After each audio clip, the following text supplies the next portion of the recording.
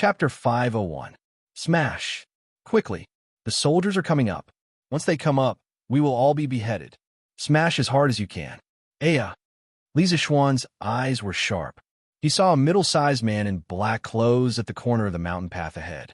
The man was trying his best to urge the disciples of the 7 cultivators of true virtue to move the rocks. He seemed to be the leader of the group. Li Zishuan lifted his leg and kicked the rock, hitting the leader's forehead. The leader screamed miserably and rolled down the side of the forest before he could call for help. The mountain path of Snake Spirit Mountain was extremely narrow. If an ambush was arranged in advance at every turn, it would indeed be possible for one man to hold the pass against 10,000 men. This was because although there were many troops attacking the mountain, only one person was allowed to pass at a time. In a team of more than 4,000 people, only one person could fight at a time. It had to be said that Snake King's initial plan was really good. If other troops had encountered such a perfect ambush, they would have suffered heavy losses. However, Li Zishuan's tyrannical strength and explosive power directly destroyed Snake King's plan. Among the more than 4,000 people present, Li Zishuan was the only one who could kick a boulder that weighed several hundred kilograms like a football. This was the effect of an expert in a chaotic battle that could decide the outcome with a single strike. Aya, second senior brother, is dead. Quickly run. Run. Run. At the first corner, the dozen or so disciples of the 7 cultivators of true virtue saw that their leader had been beaten down the mountain and began to scatter. In fact, when they saw the powerful army just now, they were already scared. Had it not been for someone watching over them, they would have run away long ago. Now that their leader was dead, how could they not run? After all, since ancient times, the common people didn't fight with the officials. People like Snake King and Batian, who were ruthless enough to go against the imperial court, were few and far between. Run, run. These soldiers aren't afraid of the poison at all. The 7 cultivators of true virtue is done for. Let's run. There was a large army blocking the path below, so they definitely wouldn't be able to cross it. Therefore, they could only go to the 7 cultivators of true virtue on the mountain path. These people didn't want to go back, so they had no choice but to run toward the forest and cliffs on both sides of the mountain path. Fortunately, this position was not very high from the foot of the mountain. Even if he accidentally fell down, as long as he protected his vital parts, he would not lose his life. Li Zishuan gestured to the Imperial Guards not to pursue these deserters. He was only interested in Snake King and Batian. As for these disciples of the 7 cultivators of true virtue, as long as they didn't help the tyrant, Li Zishuan didn't want to make things difficult for them. Keep marching. Dugu Xian furrowed his brows. After seeing that the disciples of the 7 cultivators of true virtue had already run away, he waved his hand and gave an order. Yes. The Imperial Army regained their morale and continued to climb the dangerous Snake Spirit Mountain. Sect leader. Oh no. Oh no. The first checkpoint has been broken through by the Imperial Court's army. Batian came out of the stone room. Just as he was about to go down the mountain to check on the current situation, he saw a disciple running over while panting. What? How could they be so fast? Weren't there dozens of boulders there? Batian's expression changed greatly. He opened his eyes wide and said in disbelief, "It's true, sect leader. Second senior brother was killed on the spot, and the rest of the disciples fled in all directions. The Imperial Court's army is now marching toward the second checkpoint." The messenger disciple said with a sad face, "This old man will go and take a look myself." Batian flicked his sleeves and walked down the mountain with a cold face. "Hee. You want to use your petty tricks again?" On the mountain path, the army soon arrived at the second turning point. Li Zishuan sneered and started to attack. However, he wasn't fighting alone this time. The Imperial Army had experienced the sneak attack at the first checkpoint, and they were already mentally prepared. They cooperated with each other and started to block the rolling boulders. Dugu Xian and Dugu Feng, the 2 experts, also copied Li Zishuan's methods and helped to attack the 7 cultivators' sect's disciples at the checkpoint with stones or throwing knives. Hurry up! Hurry up! We can't let the Imperial Court's army go up the mountain." Ugh. Ah. Save me. Fong Gongming. Give me a hand. Hurry up and run. We can't hold on any longer. We can't hold on any longer. Once the Imperial Court's people come up, we will all be beheaded. Accompanied by a burst of crying, begging for mercy, and fleeing, the second checkpoint of the Seven Cultivators sect was quickly broken through. After a short rest, the army set off on their journey again. However, Li Zishuan wasn't happy because of this. He had a strange feeling in his heart. His intuition told him that the attack on a mountain wouldn't go so smoothly. There would definitely be some unexpected dangers later. Huh, little Xian, what kind of bullshit Seven Cultivators sect is this? Aside from Snake King and their sect master, the others aren't that great. Dugu Feiying walked on the mountain path and laughed complacently with his hands on his waist. In the second checkpoint, his throwing knives killed 3 or 4 disciples of the Seven Cultivators sect. It could be said that he had made a great contribution. Therefore, he was now looking down on everyone in the world. Feiying, don't be so happy too early. We haven't even reached half of the mountain yet. Snake King and Batian haven't come out yet, so we mustn't lower our guard. No one knew what tricks they were going to play next. This Spirit Snake Mountain is very strange. It's not as simple as you and I think. Li Zishuan patted Dugu Feiying's shoulder and said with a serious face. Dugu Feiying waved his hand and said indifferently, "Ha, little Xian, you're thinking too much. Snake King and Batian might be good at martial arts, but we have 4,000 Imperial Guard behind us. No matter how good they are, they won't be able to escape from the encirclement of the Imperial Guards. Therefore, this Spirit Snake Mountain is ours for the taking." You. Li Zishuan gritted his teeth. This brat really doesn't listen to anything when he's being cocky. It's really annoying. Cough, cough. Feiying, little Xian is right. When marching to war, we can't be complacent at all times. Otherwise, we'll definitely lose. It's better to be careful in everything. Dugu Xian couldn't stand this idiot of a younger brother anymore and also advised him. Ugh. Dugu Feiying rubbed his nose and nodded. Okay, big brother, I know. I'll be careful. Perfunctory. Li Zishuan could tell at a glance that his brother was being perfunctory. He turned to Dugu Xian and said, Xian, tell them to be more vigilant. I keep feeling that something is wrong. Our journey has been too smooth. Batian shouldn't have only prepared these tricks for us. Chapter 502. Bastards. A bunch of trash. Such a good location and so many rolling stones. But they couldn't even stop them for an hour. What a bunch of trash. On a boulder above the mountain path, Batian watched the army break through the second line of defense and couldn't help but curse out loud. Sect leader, what should we do? Many of our disciples died at the hands of the 3 leaders in the previous 2 checkpoints. The 3 of them are very accurate with their stones and throwing knives. As soon as our people show their faces, they will attack us. They're about to reach this checkpoint. What should we do? A tall young man beside Batian mustered up his courage and asked.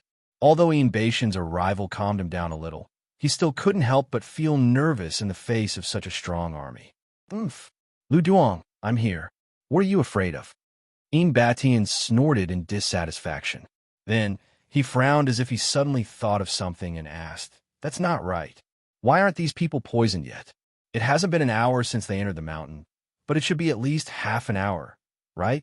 No matter how strong their Nigong is, they should be lying on the ground now. This, sect leader, I don't know either.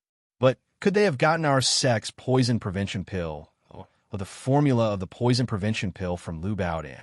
The man named Lu Duong frowned and thought for a while before guessing. That's impossible. Batian denied.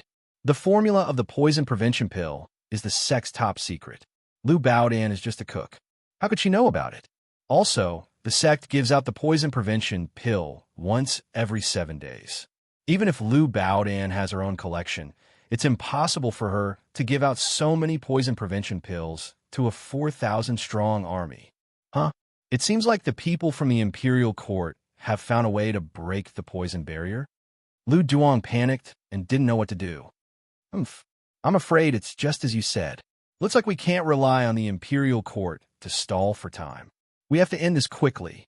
De Wong, tell them to hide behind the rolling stones and not show their heads when they throw them. Then go to the 4th checkpoint and ask Su Qingfeng to bring a group of people and bring over the good gift that I have carefully prepared for the Imperial Army. Yin Beixian's eyes flashed fiercely as he ordered in a deep voice. Lu Duong didn't ask what Yin Beixian's great gift was. Instead, he cupped his hands and replied, "Yes, sect leader." With that, he turned around and went to make the arrangements. Yin Beixian stood where he was and looked at the approaching Imperial Army. He muttered to himself, "Humph, this is not the only trick I have up my sleeve. Li Zishuan, Duguixin, since you didn't give this old man face earlier, don't blame this old man for being impolite now." Hee little Xian, look. The previous checkpoint was also a rolling stone. Didn't I say that old man Yin Beixian had run out of tricks? No matter how you play, you only know this one move. Good timing. My mystic leaf flying dagger can't wait any longer. On the mountain path, Dugu Feiying couldn't help but tug at Li Zishuan's arm and laugh when he saw the huge stones in front of them. Li Zishuan saw the huge stones before Dugu Feiying did. He couldn't help but frown. But I still feel that something is wrong. Feiying, be careful. Swoosh. Splat. Smack. When Dugu Feiying heard Li Zishuan's sudden shout, he couldn't help but be puzzled. Who knew that as soon as Li Zishuan's voice fell, he saw a cold light.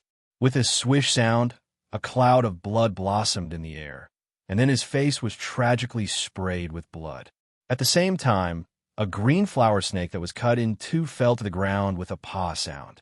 Li Zishuan was talking when he saw a snake on a tree beside Dugu Feiying. It was sticking out its tongue as it approached Dugu Feiying. It seemed like it wanted to kiss Dugu Feiying. So, in a moment of desperation, he used his wind-chasing sword as a flying dagger and cut the snake in half. Damn! Snake? It's a snake. Little Xian, hurry up and take it away. This is so scary. Dugu Feiying was stunned for a few seconds before he regained his senses. But when he took a closer look, he was scared out of his wits. He quickly jumped to the side and shouted. He was just short of crying for his parents. Li Zishuan couldn't help but laugh. I didn't expect Feiying to be so scared at your age. I've been bitten by a snake. Help. I've been bitten too. So many snakes. Oh my God. There's so many snakes. Help, I've been bitten too. Before Li Zishuan could finish speaking, he heard cries for help rising and falling from the ranks of the Imperial Army. He looked around and immediately saw countless small, unknown snakes that were joining in the fun in the crowd. Li Zishuan raised an eyebrow and channeled his qi into his voice, shouting, "Brotherly, I'm going to kill you." Quiet. Everyone, take out your realgar powder and scatter it as you walk. Yes, sir. After going through the previous two checkpoints, the Imperial Army had a better understanding of Li Zishuan's martial arts realm. People with strength would be respected wherever they went. Therefore, Li Zishuan's words were quite effective. All the soldiers hurriedly took out a large bag of realgar powder from their bags and followed Li Zishuan's instructions, scattering the realgar powder as they walked. Hiss, hiss, hiss. Finally, a bizarre scene appeared. When Li Zishuan saw the realgar powder, he thought that the snake army would retreat immediately. Who knew that at this moment, a strange and melodious tune could be heard? The snakes paused for a moment on the road. Then, not only did they not retreat, but they immediately rushed toward the army as if they had changed into another person. Oh no, it should be that they had changed into another snake. They rushed toward the army and quickly approached them. Li Zishuan's expression changed, and he knew something was wrong. As mentioned earlier, realgar wine and realgar powder had a certain repelling effect on snakes. When snakes encountered these two things, they would choose to avoid them if they had other choices. Now, there should be someone controlling these snakes. Otherwise, these snakes wouldn't be able to endure their fear of realgar powder and attack the army. Not good. Everyone, stop moving forward. 5 people form a team and help each other look behind. Kill snakes if you see them. Don't get bitten by these poisonous snakes. Li Zishuan made a hand gesture, and the army immediately stopped moving forward. He ordered the army behind him as he killed the poisonous snakes around him. Chapter 503. Snake Spirit Mountain. Halfway up the mountain, tens of thousands of venomous snakes, under the control of that strange tune, charged fearlessly at the 4,000 Imperial Army soldiers. Although many of the snakes couldn't break through the swords of the Imperial Army soldiers, and many of them couldn't even touch the sleeves of the soldiers before they were cut into pieces, they still didn't know what fear was and continued to charge at the Imperial Army soldiers. Just thinking about the scene of tens of thousands of venomous snakes in one place made one's scalp tingle. Although the Imperial Army soldiers were elite soldiers who had experienced hundreds of battles, the ones they had fought before were living humans and not these densely packed venomous creatures. Why can't these venomous snakes be killed? My arms are sore from cutting them. F***CK. How dare you bite me? I'll chop you up. Help! I've been poisoned. I've been bitten too. The 4,000 Imperial Army soldiers obeyed Li Zishuan's orders and formed small groups of 5. They formed a circle with their backs against each other to resist the attacks of the venomous snake army. However, the venomous snakes in front of them seemed to be endless. After killing one, 4 or 5 more would come. As time passed, the entire mountain was filled with venomous snakes. The stamina of the Imperial Army soldiers was rapidly depleted by the venomous snakes' attacks.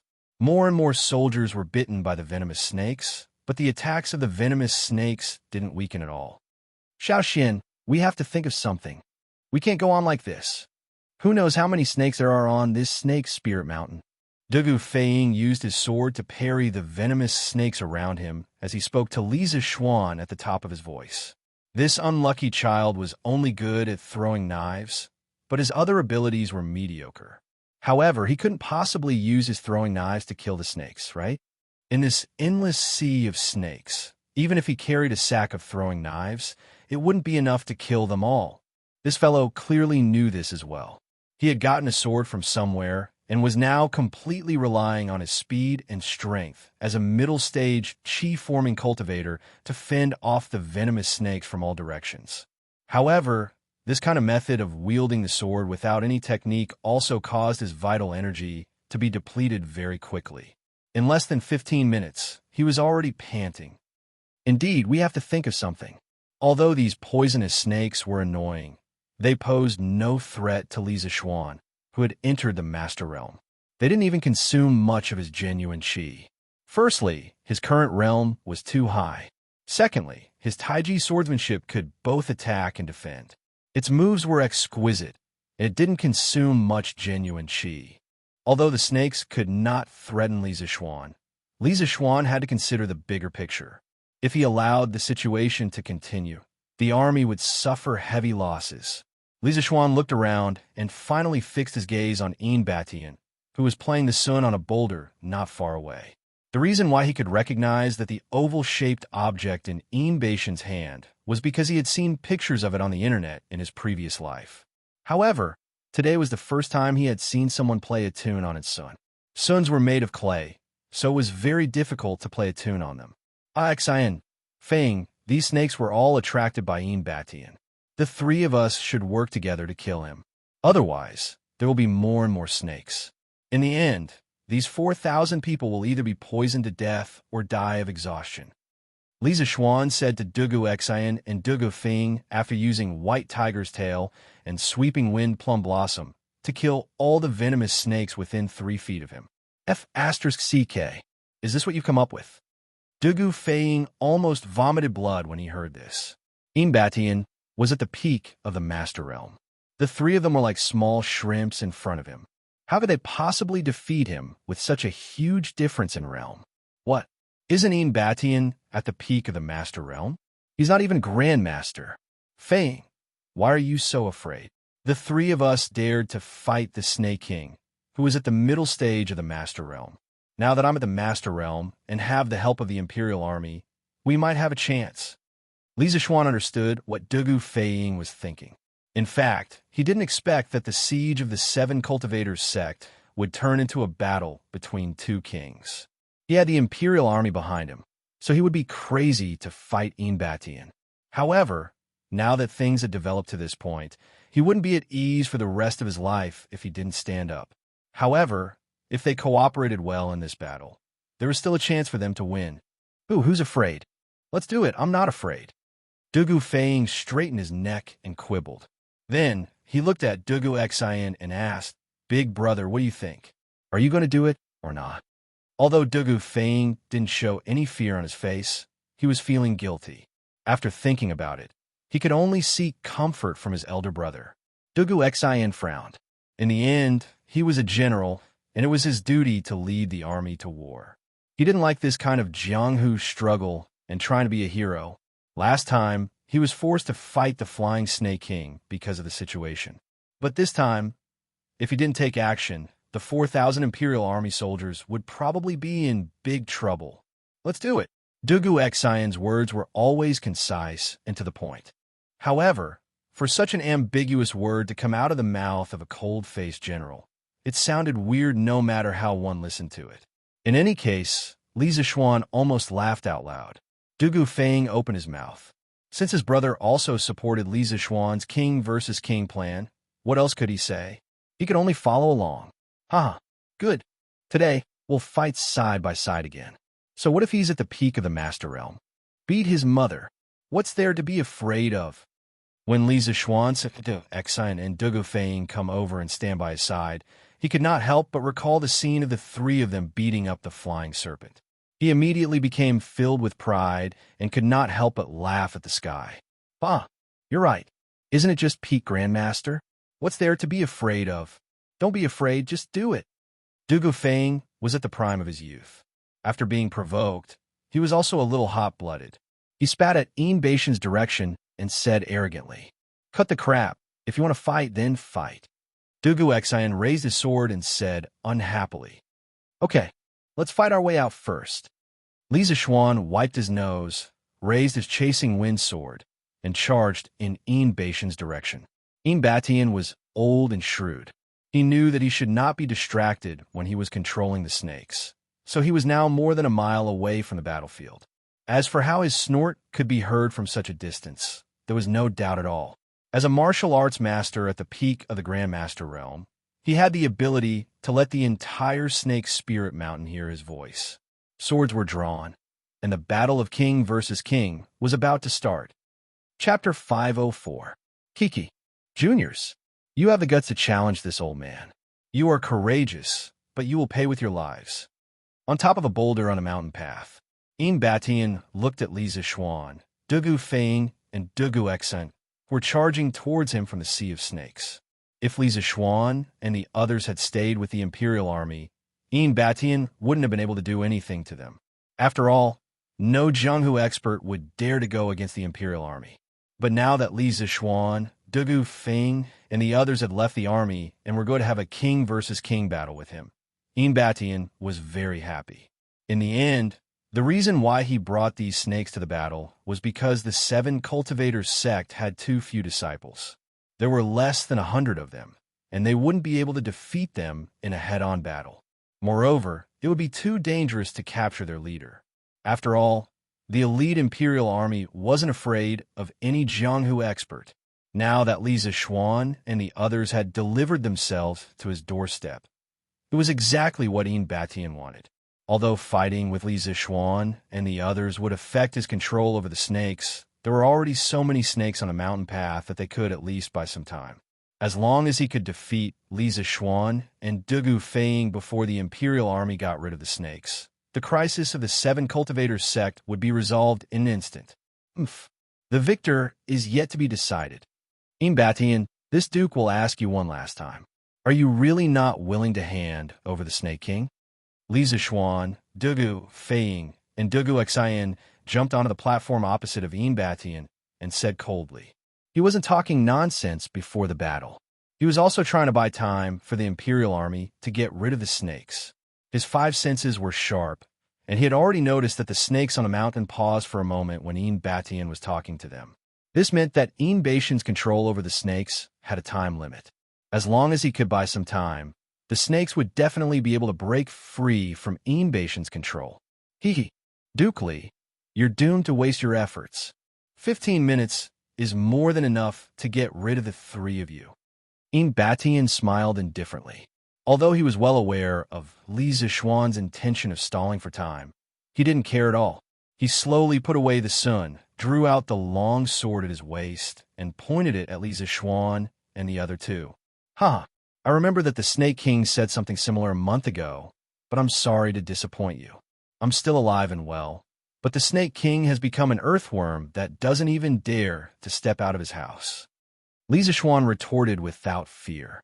"Ha ha, that's right. What bullshit Snake King? His name is quite impressive, and he is also a master at the Grandmaster middle stage. When he saw me, a junior at the Qi middle stage, didn't he run away? Ha ha ha." It was unknown whether it was intentional or not, but Dugu Feiying, who was watching from the side, didn't mind the commotion and added fuel to the fire. This guy was laughing with his hands on his waist. Coupled with what he said just now, if the Snake King were here, he would definitely be pissed to death. Batian was very close to the Snake King, and he was also very angry. A trace of anger finally appeared on his indifferent face. He waved his sword and snorted coldly. "Junior, you're courting death." As soon as he finished speaking, Batian disappeared with his sword. Li Zixuan's pupil shrank, and he shouted, "Feiying, get out of the way!" Boom! As soon as Batian finished speaking, Dugu Feiying realized that he was in great danger. He felt as if he was being stared at by a ferocious beast, and his entire body was filled with an extremely cold, murderous intent. He couldn't even move if he wanted to. Li Zixuan's shout seemed to have some kind of magical power that warmed up his cold inner breath slightly. Only then did he have the ability to move. The moment he turned his body, he felt a long sword as cold as water slashing down on the hair on his face. Dugu Feiying was so scared that he immediately used all his inner force to jump to the side. The place where he was just standing was instantly blasted into a big pit. How terrifying! The power of a peak grandmaster was indeed terrifying. The dust settled. Li Zixuan, Dugu Xen, and Dugu Feiying all had the same thought. As the person involved, Dugu Feiying was undoubtedly the one who felt it the most. At this moment, he felt so bitter in his heart. He regretted agreeing to Li Zixuan to come over and cause trouble. They weren't causing trouble, they were risking their lives. When Batian disappeared from the spot earlier, only Li Zixuan among the three of them saw his footwork in the air. Dugu Xin and Dugu Feiying could only see a series of afterimages. Almost in the blink of an eye, Batian flew down from above Dugu Feiying's head. Baishan's furious attack was obviously more powerful and aggressive than the one he used to test Li Zixuan at the foot of the mountain yesterday. If there were no accidents, this sword would definitely pierce through Dugu Feiying's body from the top of his head, and Dugu Feiying would definitely die. Unfortunately, there were many accidents in reality, and Dugu Feiying was still alive and well. Baishan's sure kill attack missed. Now, I've underestimated you juniors. To think that there are actually people who can survive my Qinkuan sword. I'd like to see how long a sharp-tongued brat like you can live. Batian was slightly surprised, and without saying anything, he raised his sword and continued to attack Dugu Feiying. As for Li Zixuan and Dugu Xan, Batian couldn't be bothered with them. He only wanted to take care of Dugu Feiying first before thinking about anything else. This was the best thing about our Dugu Feiying. Once in a battle, he would definitely pull the enemy's aggro to the max and give his teammates a lot of room to attack. But this was also the most tragic thing about Dugu Feiying. Because he attracted too much aggro, he was going to be tortured, and he wasn't a big meat shield like Cheng Yaojin or Yu Qigong. He was still a pretty boy. How could he accept Baishan's cruel torture? F***CK. Old bastard, you're still not done playing? You think I'm easy to bully? Then I'll let you have a taste of my power. When Dugu Feiying saw that Batian was still going to attack, he couldn't help but scream. He jumped far away, and then took out dozens of flying knives from his pants and threw them all at Batian, as if they were free. Dozens of flying knives flew towards Batian. Li Zixuan, who was about to help Dugu Feiying block the attack, couldn't help but have his eyes lit up. Dugu Feiying's flying knives had improved a lot compared to when he was fighting Flying Snake. Not to mention other things. Even if Flying Snake could block this rain of flying knives, it wouldn't be easy for him. This was enough to explain the problem. Although their opponents were more than one level stronger than Flying Snake, the three of them had also improved, and they might not lose this battle. Chapter 505. Bam, bam, bam, bam. With the sound of swords clashing against each other, Batian managed to nullify Dugu Feiying's extraordinary move with just a few slashes. Even so, the three of them didn't look disappointed. They knew that even if Dugu Feiying had improved a lot, he wouldn't be able to injure Batian with his flying daggers. They were already satisfied that they were able to hold Batian back for a few seconds with their flying daggers. In a fight between experts, life and death was decided in a second. Even though it wasn't as exaggerated as they said, the time that Dugu Feiying had bought was enough for Li Zixuan and Dugu Xian to do a lot of things. 9 Taishian swords, first style, ride the wind. Riding the wind to the 9 heavens. At this crucial moment, to save Dugu Feiying, Li Zixuan did not plan to use the Taiji sword technique. He wanted to use his best, fiercest, and fastest sword move without holding back. Only then could he save Dugu Feiying. Otherwise, this pretty boy wouldn't be able to survive for more than 2 seconds under Baishan's attack. Lone Wind swordplay. Almost at the same time, Dugu Xian chanted and dashed towards Batian with his sword. The sword moved, and the shadow of the sword followed. Dugu Xian leaped into the air and spun in the air. A blinding sword aura shot up like a dazzling silver dragon. Li Zixuan could feel the sharpness around Dugu Xian even from afar. He couldn't help but be shocked.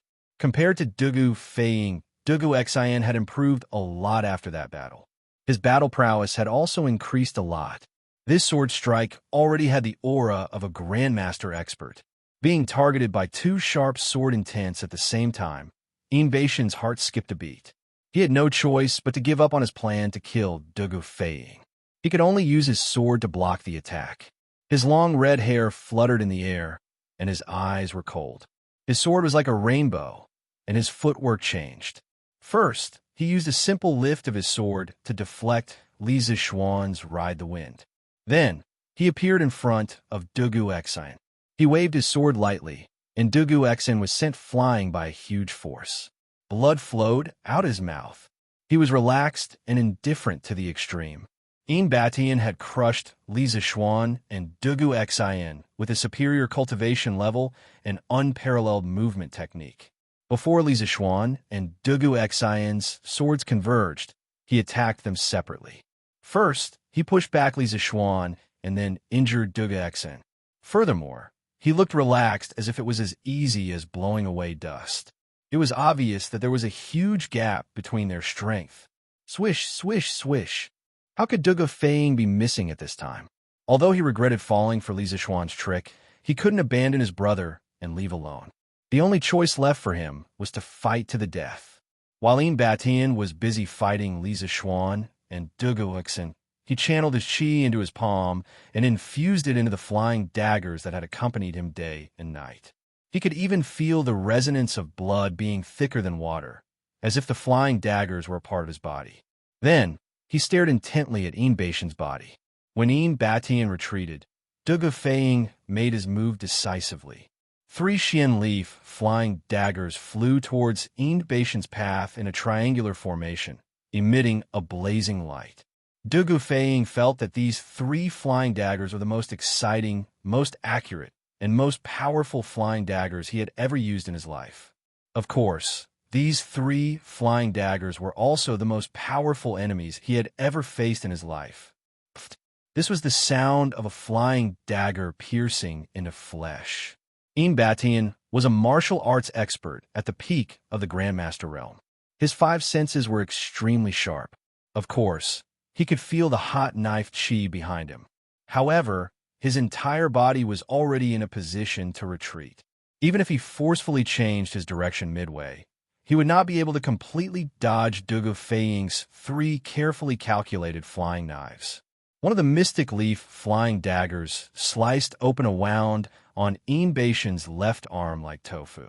If it weren't for his strong inner chi and quick reflexes that allowed him to focus his true chi on the wound at the critical moment, this flying dagger would have sunk into his arm. The battlefield fell into an eerie silence. No one would have thought that the weakest of the three, Dugu Feiying, would be able to injure Yin Batian, a peak grandmaster. Dugu Feiying's 3 flying daggers were perfectly executed because Li Zixuan and Dugu Xian had created a very good opportunity for him to attack. However, to be able to grasp the opportunity so well was enough to prove that Dugu Feiying's current ability was much better than before. This brat has suddenly exploded with power. He's now famous for injuring a peak grandmaster when he's at the chi cultivating stage. Li Zixuan smiled as he looked at Dugu Feiying, who was still in a daze. "Ah, you little bastard. I'm going to cut you into pieces." Yin Batian pulled out the flying dagger from his arm and threw it on the ground. Then, he screamed at Dugu Feiying furiously. Humiliation. He was a master at the peak of the Grandmaster realm, but he was injured by a junior at the middle stage of chi transformation. If he didn't kill Dugu Feiying today, he would become the laughingstock of the entire Jianghu. F***CK. Don't you call me that, you old bastard. If other people hear you, they'll think that I'm related to you. I'm your grandpa. If you call me that again, I'll stab you again. Dugu Feiying had been calling Yin Batian an old bastard. Now, that Yin Batian called him a little bastard, he couldn't take it anymore. An old bastard and a little bastard. If other people didn't know their relationship, they would think that they were father and son. That was why Dugu Feiying cursed in exasperation. Li Zixuan, who was preparing the second sword technique of the 9 Taishian swords, couldn't help but laugh when he heard that. He didn't expect Dugu Feiying, this unlucky kid, to be such a prankster. He didn't forget to be funny even in a life and death situation. Because of that, more than half of the sword technique that he was preparing dissipated.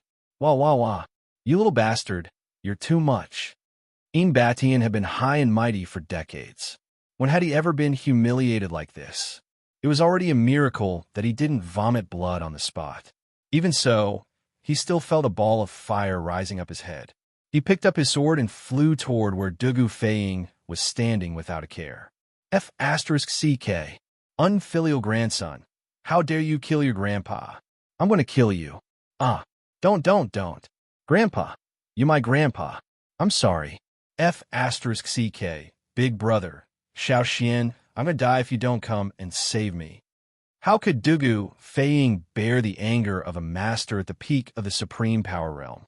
In less than 2 seconds, there were 4 or 5 sword wounds on his body. He hurriedly asked Li Zixuan and Dugu Xian for help. Chapter 506. 9 Taishian Swords, Second Style, Graceful. Li Zixuan wasn't discouraged at all after his first attack was easily deflected by Yin Batian. After he steadied himself, he followed up with the second style of 9 Taishian swords.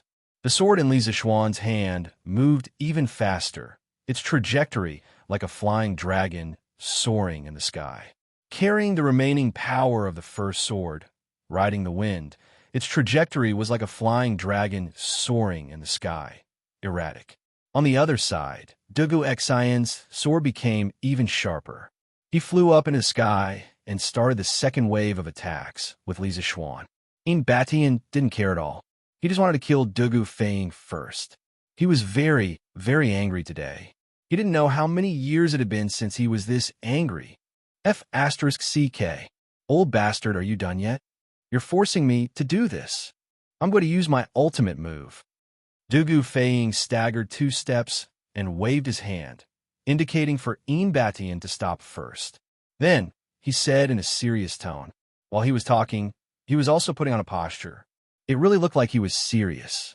Actually, he knew that he was just an empty shell now. Although only a few breaths of time had passed, the true chi in his body had been exhausted. There was no doubt that if he did not use up all of his true chi when Yin Batian attacked just now, there was a 10,000% chance that he would be dead by now. At that time, neither Li Zixuan nor Dugu Xian could save him because they couldn't make it in time. He could only rely on himself. That was why even though he looked like he was in a sorry state, it wasn't easy for him to survive. No one in the chi-forming realm could do better than him. Oomph, you're asking for it. Dugu Feiying's acting was so good that Ian Batian didn't know if it was real or fake. However, Ian Batian didn't believe that Dugu Feiying would be able to throw out 3 flying knives that could threaten a master like before. He didn't want to give Dugu Feiying another chance. He wanted to kill Dugu Feiying before Li Zixuan and Dugu Xian sword arrived. He was confident that he was faster than Li Zixuan and the others. At this moment, Ian Batian's mind was clouded by anger. He originally had the absolute advantage. As long as he fought steadily, he had a 90% chance of killing Li Zixuan, Dugu Feiying, and Dugu Xian. But now he had to take the risk of being injured by Li Zixuan and Dugu Xian in order to assassinate Dugu Feiying. It was unbelievable. It had to be said that anger could really blind a person's eyes and make them lose their rationality. However, Ian Batian's plan wasn't entirely wrong.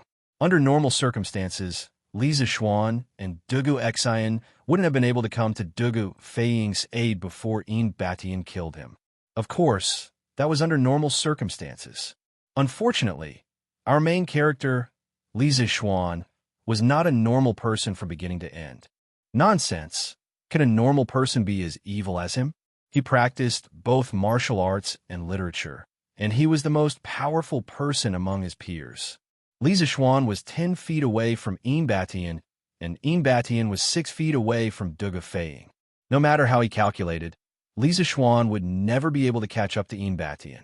At this moment, Li Zixuan's mind was unusually calm. In an instant, he relied on his immense spiritual energy to come up with at least 100 plans. After analyzing and comparing, he finally came up with the most optimal and most likely plan to save Dugu Feiying. 9 Tai-Chien swords, 3rd style, Snow Walk. Snow Walk without a trace, swift as a swallow. 9 Tai-Chien swords, 4th style, Wave Breaker. Wave Breaker, Sea Lord, Thunder Fury. 9 Tai-Chien swords, 5th style, Dust Parting. A sword parting the dust parting. Li Zixuan used the remaining power of the 2nd style of 9 Tai-Chien swords to consecutively use the 3rd, 4th, and 5th styles in less than a breath's time. He didn't want to kill anyone, but because he changed his moves too quickly, he couldn't hit anyone at all, and all of them hit the air. The reason why he did this was because he wanted to take advantage of the situation. 9 Tai-Chien swords was a supreme sword technique derived from Li Zixuan's internal energy. When he used it, the 9 styles were linked together, and it was like a storm. It was continuous and overwhelming. Moreover, the power of each style would stack with the power of the next style. Correspondingly, the speed of the sword style would also stack. Li Zixuan planned to use this method of stacking sword styles to catch up with Ian Batian's speed. This was the most feasible plan that he came up with after using his immense spiritual energy to deduce countless times. After the 5th style of 9 Tai-Chien swords was used, the tip of the chasing wind sword shone with a cold light. An extremely cold sword intent instantly locked onto Ian Batian's body. This sword was really a dust parting. Li Zixuan's speed had already exceeded his limit. Because of this extreme speed, his long hair was pulled back like a steel wire on this windless mountain path. After entering the Grandmaster realm, Li Zixuan's 5 swords were now at least twice as powerful as the 5 swords he used to fight against the devils incarnate in the Chung Mansion. 9 Tai-Chien swords was able to surpass the level of the enemy. That was why he was able to fight Chung Yaojin to a standstill when he was only at the peak of Qi refining stage. Although Chung Yaojin went easy on him, in terms of moves, he wasn't inferior to Chung Yaojin. Now that he was able to use 5 swords in a row as a Grandmaster, judging from the power of the 5th style, Dust Parting, he indeed had the ability to threaten a Grandmaster peak expert. Not enough, still not enough. Li Zixuan did a rough calculation and felt that his current speed was still not enough. Therefore, he continued to change his moves. The 6th style of 9 Tai-Chien swords, Drifting Cloud. Smoke Parting, Drifting Cloud, Never Return. Li Zixuan's speed had already reached the extreme, but now it was 40% faster. At this moment, He and his sword were like smoke and drifting cloud, never to return. Others couldn't even see his real body. This was the first time Li Zixuan used the 6 style of 9 Taishian swords in a real battle. Since he entered the Grandmaster realm after fighting with the Flying Snake last month, he had practiced this sword style at least 100 times at home. Now, he couldn't say that he had mastered it thoroughly, but he had some small achievements. Moreover, with the power of the 5 swords in a row, just now, the 6 style at this moment was like a sword that didn't belong to the human world. Its speed was even faster than Yin Batian. On the other hand, Dugu Xian was not idle. When Li Zixuan used the 4th style of 9 Taishian swords, he had already seen through Li Zixuan's intention. After all, his martial arts talent was one of the best among the younger generation. Moreover, the person who was in danger was his brother. Logically speaking, he should be more anxious than Li Zixuan. After seeing through Li Zixuan's intention, Dugu Xian jumped up and used a series of complicated sword moves. Then, his speed increased by 60%. Although he was not as fast as Li Zixuan, he was not far behind. The two of them, one in front and one behind, stabbed their swords at Yin Batian's back. Chapter 507. This is bad. When Yin Batian's sword was less than 3 inches away from Dugu Feiying's throat, he suddenly felt 2 murderous intents coming from behind him. He felt a sense of danger. But at this moment, even if he turned around, he wasn't confident that he could block these 2 killer moves. However, he had no choice but to turn around. He didn't want to die together with Dugu Feiying. During this moment of hesitation, Li Zixuan's sword got closer to Yin Batian's heart. Although Yin Batian's martial arts realm was higher than Flying Snake's, his ability to make decisions on the spot was not as good as Flying Snake's. In a moment of desperation, Yin Batian had no choice but to give up on Dugu Feiying. He quickly turned his body and tried to use his sword to parry Li Zixuan's chasing wind sword. The 2 swords clashed and a chi sound was heard. Yin Batian's hasty attack was ultimately unable to defeat Li Zixuan's flowing cloud, the 6 sword of the 9 Taishian swords that he had been accumulating for a long time. The wind-chasing sword easily cut open a wound below Yin Batian's right rib, and the sword sank into Yin Batian's body due to inertia. Dugu Xian also took the opportunity to stab his sword into Yin Batian's left rib. However, Yin Batian had time to block the attack, so Dugu Xian's sword didn't go in too deep. "Ah, shameless brat! How dare you sneak attack me?" Yin Batian roared and released his true chi at the peak of the Grandmaster realm, sending Li Zixuan and Dugu Xian flying far away with their swords. Dugu Feiying also took the opportunity to crawl to Li Zixuan's side. He had just survived a disaster. At this moment, this guy's heart couldn't help but thump, thump, thump. He thought he was going to die just now because Li Zixuan and Dugu Xian were still far away from him. Now that he found out that he was still alive, he had to cherish this hard-won chance of survival. Dugu Feiying swore in his heart that he would never do this kind of work again, even if he was beaten to death. Damn it! As soon as Yin Batian finished speaking, he flew over with his sword in hand. The 2 wounds on his body were dripping with blood, making him look extremely horrifying. Of course, the expression on his face was even more horrifying. This old man probably hadn't been injured for more than 10 years, and now he was so angry. That's right, Yin Batian was furious. At this time, he threw out all of his sword moves as if they were free. It looked like he wanted to quickly cut down the 3 little trash fish in front of him. At this moment, of course, Li Zixuan would not be so stupid as to fight head-on with a master at the peak of the supreme power realm who was in a berserk state. He stood in the middle of the 3 people, combined with the analysis of his powerful spiritual force, and used the full defense version of the Taiji sword to bear and resolve a large number of attacks for the whole team. Bang! Bang! Bang! Just when Yin Batian was about to attack again, the sound of hundreds of people running together suddenly came from the mountain path, and the sound was getting closer and closer. Yin Batian took a closer look and saw that it was a team of 100 Imperial Guards. How can they be so fast? Yin Batian was not the only one who thought so. Li Zixuan, Dugu Xian, and Dugu Feiying all had the same thought. Although the three of them wanted the Imperial Guards to leave the snake swarm and come to save them, they never thought that the Imperial Guards would come so quickly. In fact, when Eanbatian was hit by Dugu Feiying's flying dagger, the connection between him and the snake swarm immediately weakened by 30%.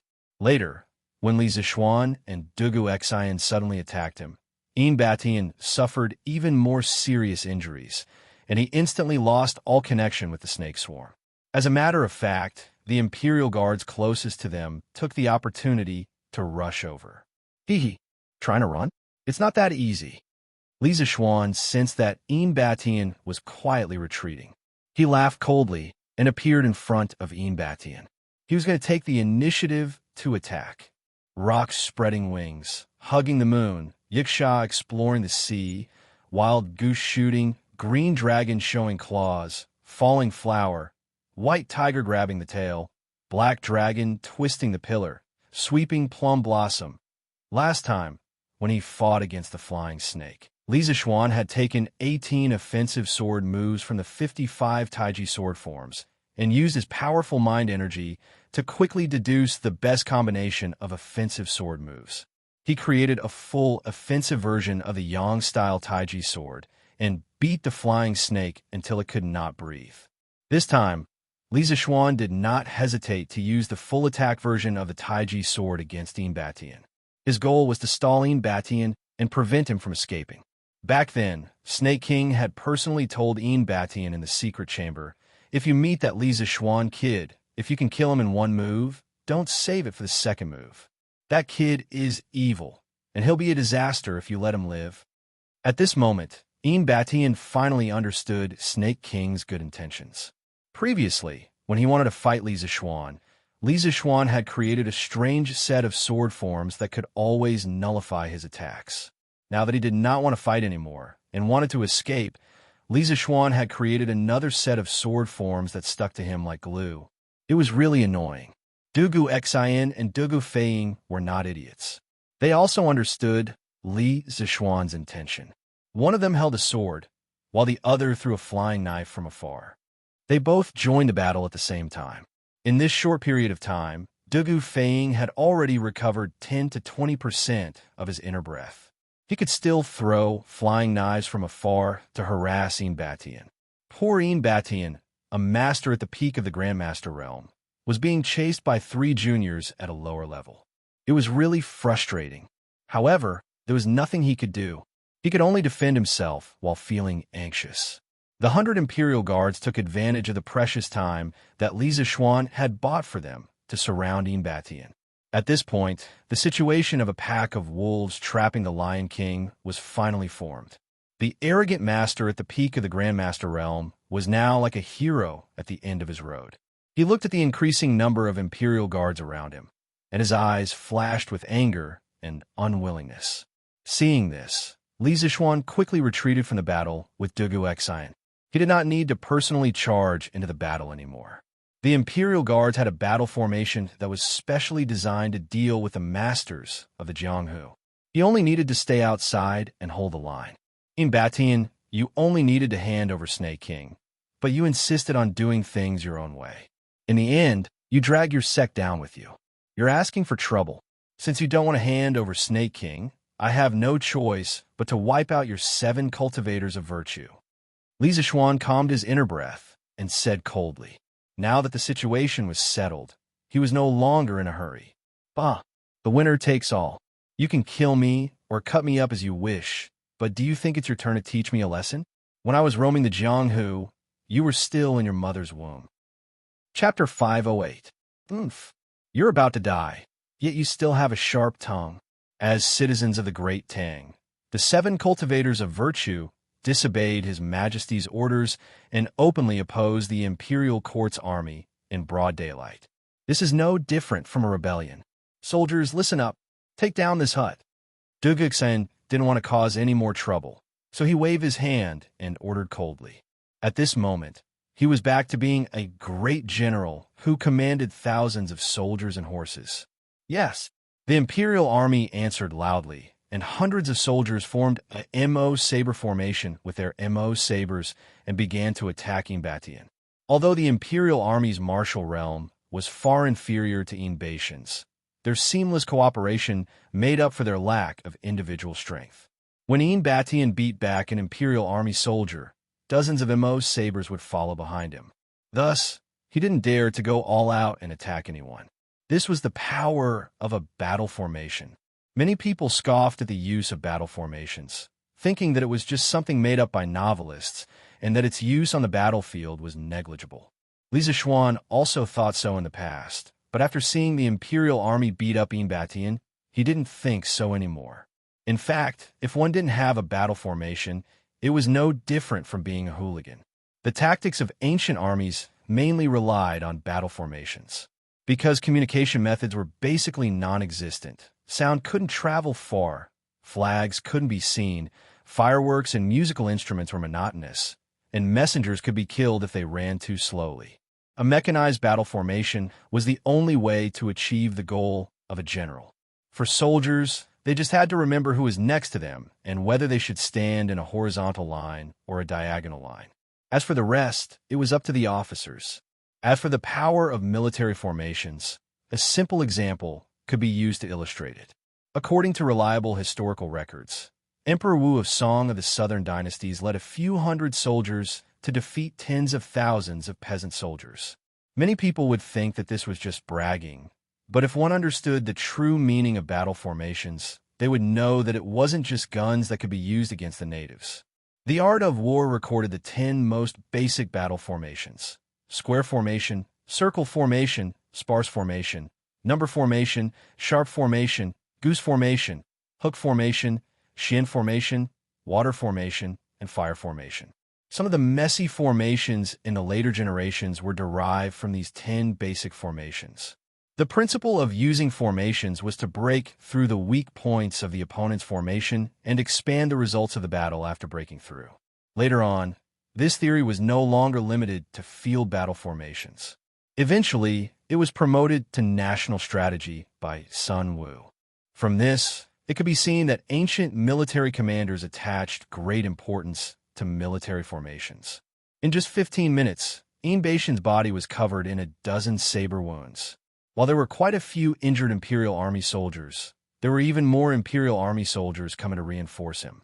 What made Batian want to curse the most was that while he was fending off the soldiers, he also had to be on guard against the shameless sneak attacks of Li Zishuan, Dugu Exin, and Dugu Fading.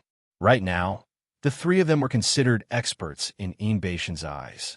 They were experts who could threaten his life. The wounds on his body were proof of that. Under the influence of various unfavorable factors, Baishan's true chi was being depleted faster and faster. The saber wounds on his body were increasing, and he had entered a vicious cycle. If this continued, he would be hacked to death in less than 15 minutes because of his true chi. After all, even a martial Dao master could not have an endless supply of true chi. Batian, why don't you just surrender? You're also a formidable person. I don't think you want to end up being hacked to death, right? If you surrender, I can leave you with an intact corpse. Li Zishuan's eyes were like torches. He had already seen through the situation on the battlefield. He crossed his arms and looked at Batian coldly. Yes. Batian, if you call me Grandpa, I might be kind enough to give you a quick death. Don't make any more pointless struggles. Ha! Dugu Feiying laughed as he played with the Xian leaf flying dagger in his hand. To him, there was no way he would let go of such an opportunity to beat a drowning dog. Moreover, this was a peak grandmaster. He would be proud to brag about such a drowning dog in front of others. But he had forgotten who was the one who shamelessly called him Grandpa and begged for mercy during the battle. Shameless brat, if I have the chance, I will definitely kill you. New and old grudges surged in his heart. Looking back at the battle just now, Batian realized that he had lost because of Dugu Feiying's foul mouth. That was why he had made several wrong decisions. Therefore, the person Batian hated the most was not Li Zishuan or Dugu Exin. It was definitely Dugu Feiying. He wanted to eat his flesh and drink his blood. Ha ha ha! Come at me. Come at me if you dare. Unfortunately, you can't hit me. Let me ask you, are you angry? Are you angry? Ha ha ha. Dugu Feiying continued to use his foul mouth. But this time, his foul mouth was going to cause trouble again. Sha sha sha. Suddenly, a very clear sha, sha, sha sound came from above the mountain path. Li Zishuan and the others looked up in confusion and were shocked. It was a giant python with 7 heads. When it stood up, it was as tall as 4 people. Li Zishuan cursed in his heart. At this moment, he wondered if the world he had transmigrated to was the real world of Tang Dynasty. Why does it feel like a magical world? Even a giant python with 7 heads has appeared. What the hell is going on? Following behind the huge snake was a man with a thin face and snow-white hair. The man snorted and said, "Don't worry. Umph. Do you really think that the 7 cultivators of true virtue is a pushover? Flying snake?" Li Zishuan's pupils shrank as he suddenly spoke. He recognized the person in front of him at first glance. Although the flying snake was masked when he tried to assassinate him, Li Zishuan still remembered the pair of eyes. Therefore, even though the flying snake had a withered face and snow-white hair, Li Zishuan still recognized him. Although the flying snake didn't have much true chi fluctuations on his body, he looked even more sinister and terrifying when he stood next to the giant 7-headed snake. Hee hee. Mr. Li, you really have good eyesight. You can actually recognize me. The flying snake put his hands behind his back and sneered. Junior Marshal Brother, your hair. The Imperial Army was also frightened by the giant 7-headed snake and stopped attacking. Een Batian looked at the withered face and snow-white hair of the flying snake and couldn't help but exclaim in shock. It's fine. Senior Marshal Brother, you should heal your wounds first. Next, let these people see the real 7 cultivators of true virtue. Ha ha ha. The flying snake waved his hand and laughed maniacally. Chapter 509. The real 7 cultivators of true virtue. On the mountain path, Li Zishuan murmured. Then, a trace of horror flashed through his eyes. He looked at the flying snake and asked in confusion, "Is this the 7 cultivators of true virtue?" When Qin Xiong and Cheng Yaojin came to the Li residence, they told Li Zishuan that there was a rare poisonous snake called the 7 cultivators of true virtue in the Miaojiang region. It had 7 heads and was extremely poisonous. Regardless of whether it was a human or an animal, as long as one of its heads bit someone, they would immediately die. At that time, Qin Xiong guessed that the so-called blood rain of true virtue was related to the 7 cultivators of true virtue. Now that he saw such a huge 7-headed snake and the 7 cultivators of true virtue on the mountain, how could Li Zishuan not know that this huge snake was the 7 cultivators of true virtue that Qin Xiong mentioned?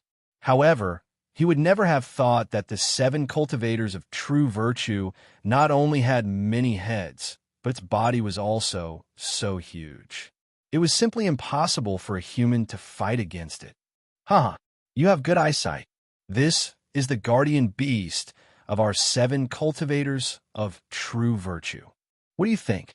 Isn't it very awe-inspiring? Hee hee. Unfortunately, you will all become food in its stomach today. Ha ha.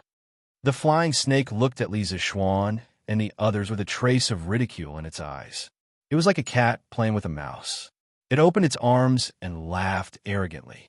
In stark contrast, the Imperial Army that had been besieged by the snakes had gradually rushed over.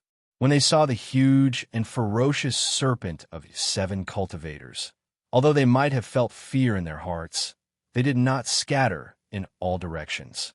They only clenched the Modeo in their hands and quietly stood behind Dugo Ixin, waiting for their commander's orders. At this time, the military discipline of the Northern Yamen Imperial Army was reflected. If it were any other army, they would have already fled in all directions after seeing such a terrifying monster. It was really rare for the Imperial Army to be able to overcome the fear in their hearts and not forget military discipline at such a critical time. Don't flatter yourself. If this 7 cultivators of true virtue was really the guardian beast of your 7 cultivators of true virtue, why didn't you bring it out earlier? You are merely at the middle stage of the Grandmaster realm. It is impossible for you to fully control the giant snake of 7th cultivator of true virtue. Now that you're able to bring this snake out, I'm afraid you have to pay a heavy price, right?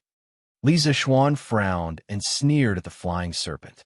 Li Zishuan reckoned that in the current world, only his spiritual master spirit Su, would be able to match such a huge seven-virtue serpent. Moreover, the most powerful expert of the seven cultivators of true virtue, Batian, was only at the peak of the Grandmaster realm. Therefore, he didn't believe that the flying serpent would be able to subdue such a ferocious beast. If they had the ability to subdue this snake, the seven cultivators of true virtue would have become famous in the Wulin world a long time ago.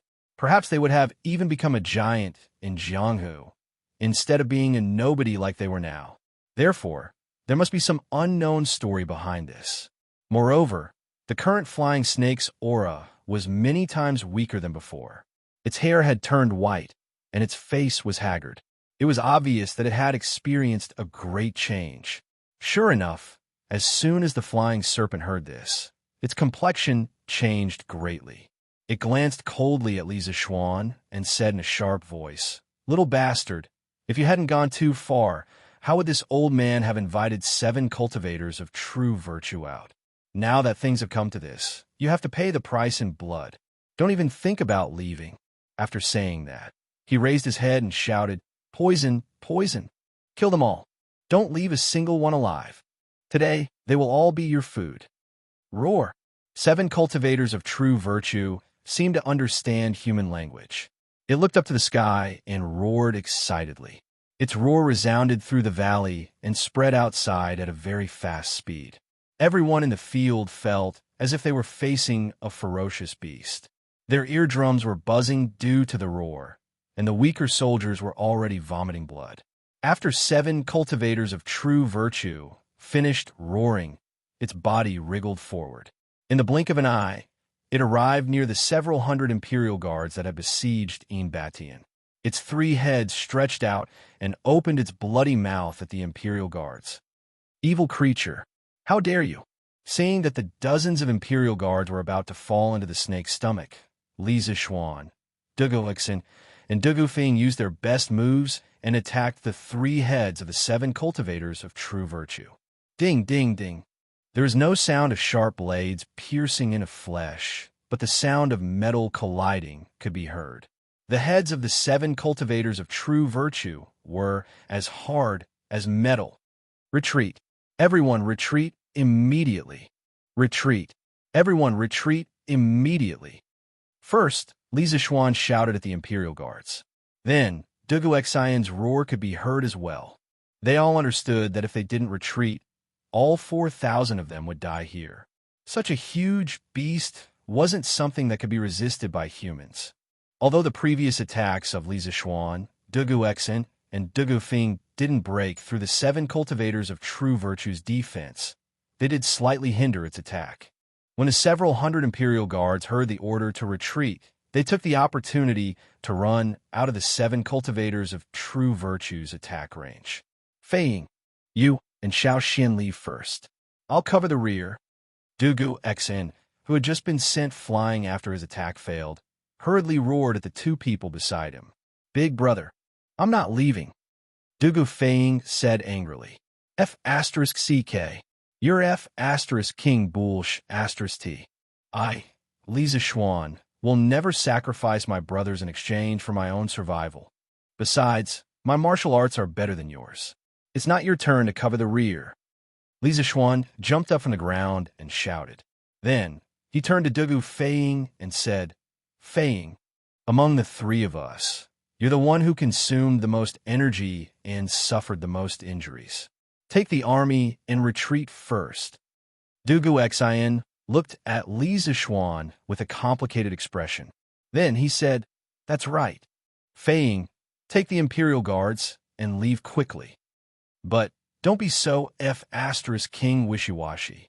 At this time, no one will be able to leave." Dugufeng wanted to refute, but he was interrupted by Li Zishuan's shout. When Dugufeng heard this, he gritted his teeth and no longer hesitated. He jumped on his horse and shouted as he ran, "Retreat! Everyone retreat!" The Imperial guards, who were further away from the battlefield, were silent for a moment. Then, they followed Dugu Feiying and ran down the mountain. In such a short time, the 7 cultivators of true virtue's tail had already swept away a large group of soldiers. When it saw that the army was about to retreat, it hissed and was about to snake its body to chase after its food. "Umph, evil creature, your opponent is us." Duguxin and Li Zishuan led the remaining 100 or so Imperial Guards and began to attack the 7 cultivators of true virtue's body in an attempt to stop the beast from harming the army. Chapter 510. Roar, roar, roar. Seeing that a group of ants actually dared to block its path, 7th cultivator of true virtue swept its huge tail horizontally. More than 30 Imperial Guards couldn't dodge in time and were sent flying backward while vomiting blood. Li Zishuan and Dugu Xian barely dodged the attack by relying on their realms and agility techniques. Facing 7th cultivator of true virtue, they only had the strength to protect themselves. Therefore, while stabilizing their bodies, Li Zishuan shouted to the Imperial Guards around him, "You guys retreat first. General Dugu and I can hold on for a while." At present, Batian was seriously injured, and the flying snake seemed to have encountered an inexplicable accident. It probably had less than 10% of its strength left. Therefore, 7th cultivator of true virtue was undoubtedly 7th cultivator of true virtue. Zhao Siwei, take the brothers and retreat first. Li Xianan, and I will catch up later. Upon hearing Li Zishuan's words, Dugu Xen furrowed his brows. He had led soldiers for so many years, but he had never encountered a commander who would cut off the path of retreat for his subordinates. He couldn't help but feel a little strange. However, in the current situation, the Imperial Guards were indeed of no use.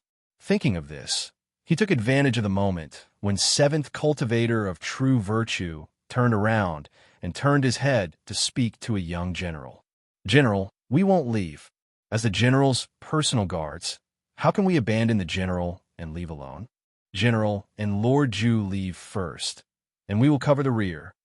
Zhao Siwei said to Dugu Xan while holding the Modeo and guarding against 7th cultivator of true virtue's movements. "Hee, leave? Don't even think about leaving. Poison, poison, kill them quickly. Kill them as well as the group that just escaped. How can a mere ant block your path? Kill them all." At this time, the white-haired flying snake behind them roared with a crazed expression. Roar, roar, roar. 7th cultivator of true virtue seemed to be able to understand the human language. Its huge tail twisted at an extremely fast speed, bringing about gusts of wind. The fallen leaves in the forest were swept up and fluttered in all directions. At the same time, its 7 heads opened their mouths and flicked their tongues, reaching toward the crowd. Roar, roar, roar. Retreat, retreat. How could petite humans possibly contend against such a huge, vicious beast? Facing the enraged great serpent of 7th cultivator of true virtue, everyone had no choice but to retreat. The soldiers that were too slow were either swept away by the tail of the serpent or unfortunately fell into the belly of the serpent. Most of them were poisoned to death by the poisonous fog that the serpent spat out. The enraged 7th cultivator of true virtue immediately caused the Imperial Guards to suffer heavy losses. Li Zishuan was also shocked. He hadn't expected that 7th cultivator of true virtue would be so terrifying when he was angry. Roar, roar, roar. 7th cultivator of true virtue didn't give up and continued to chase after them.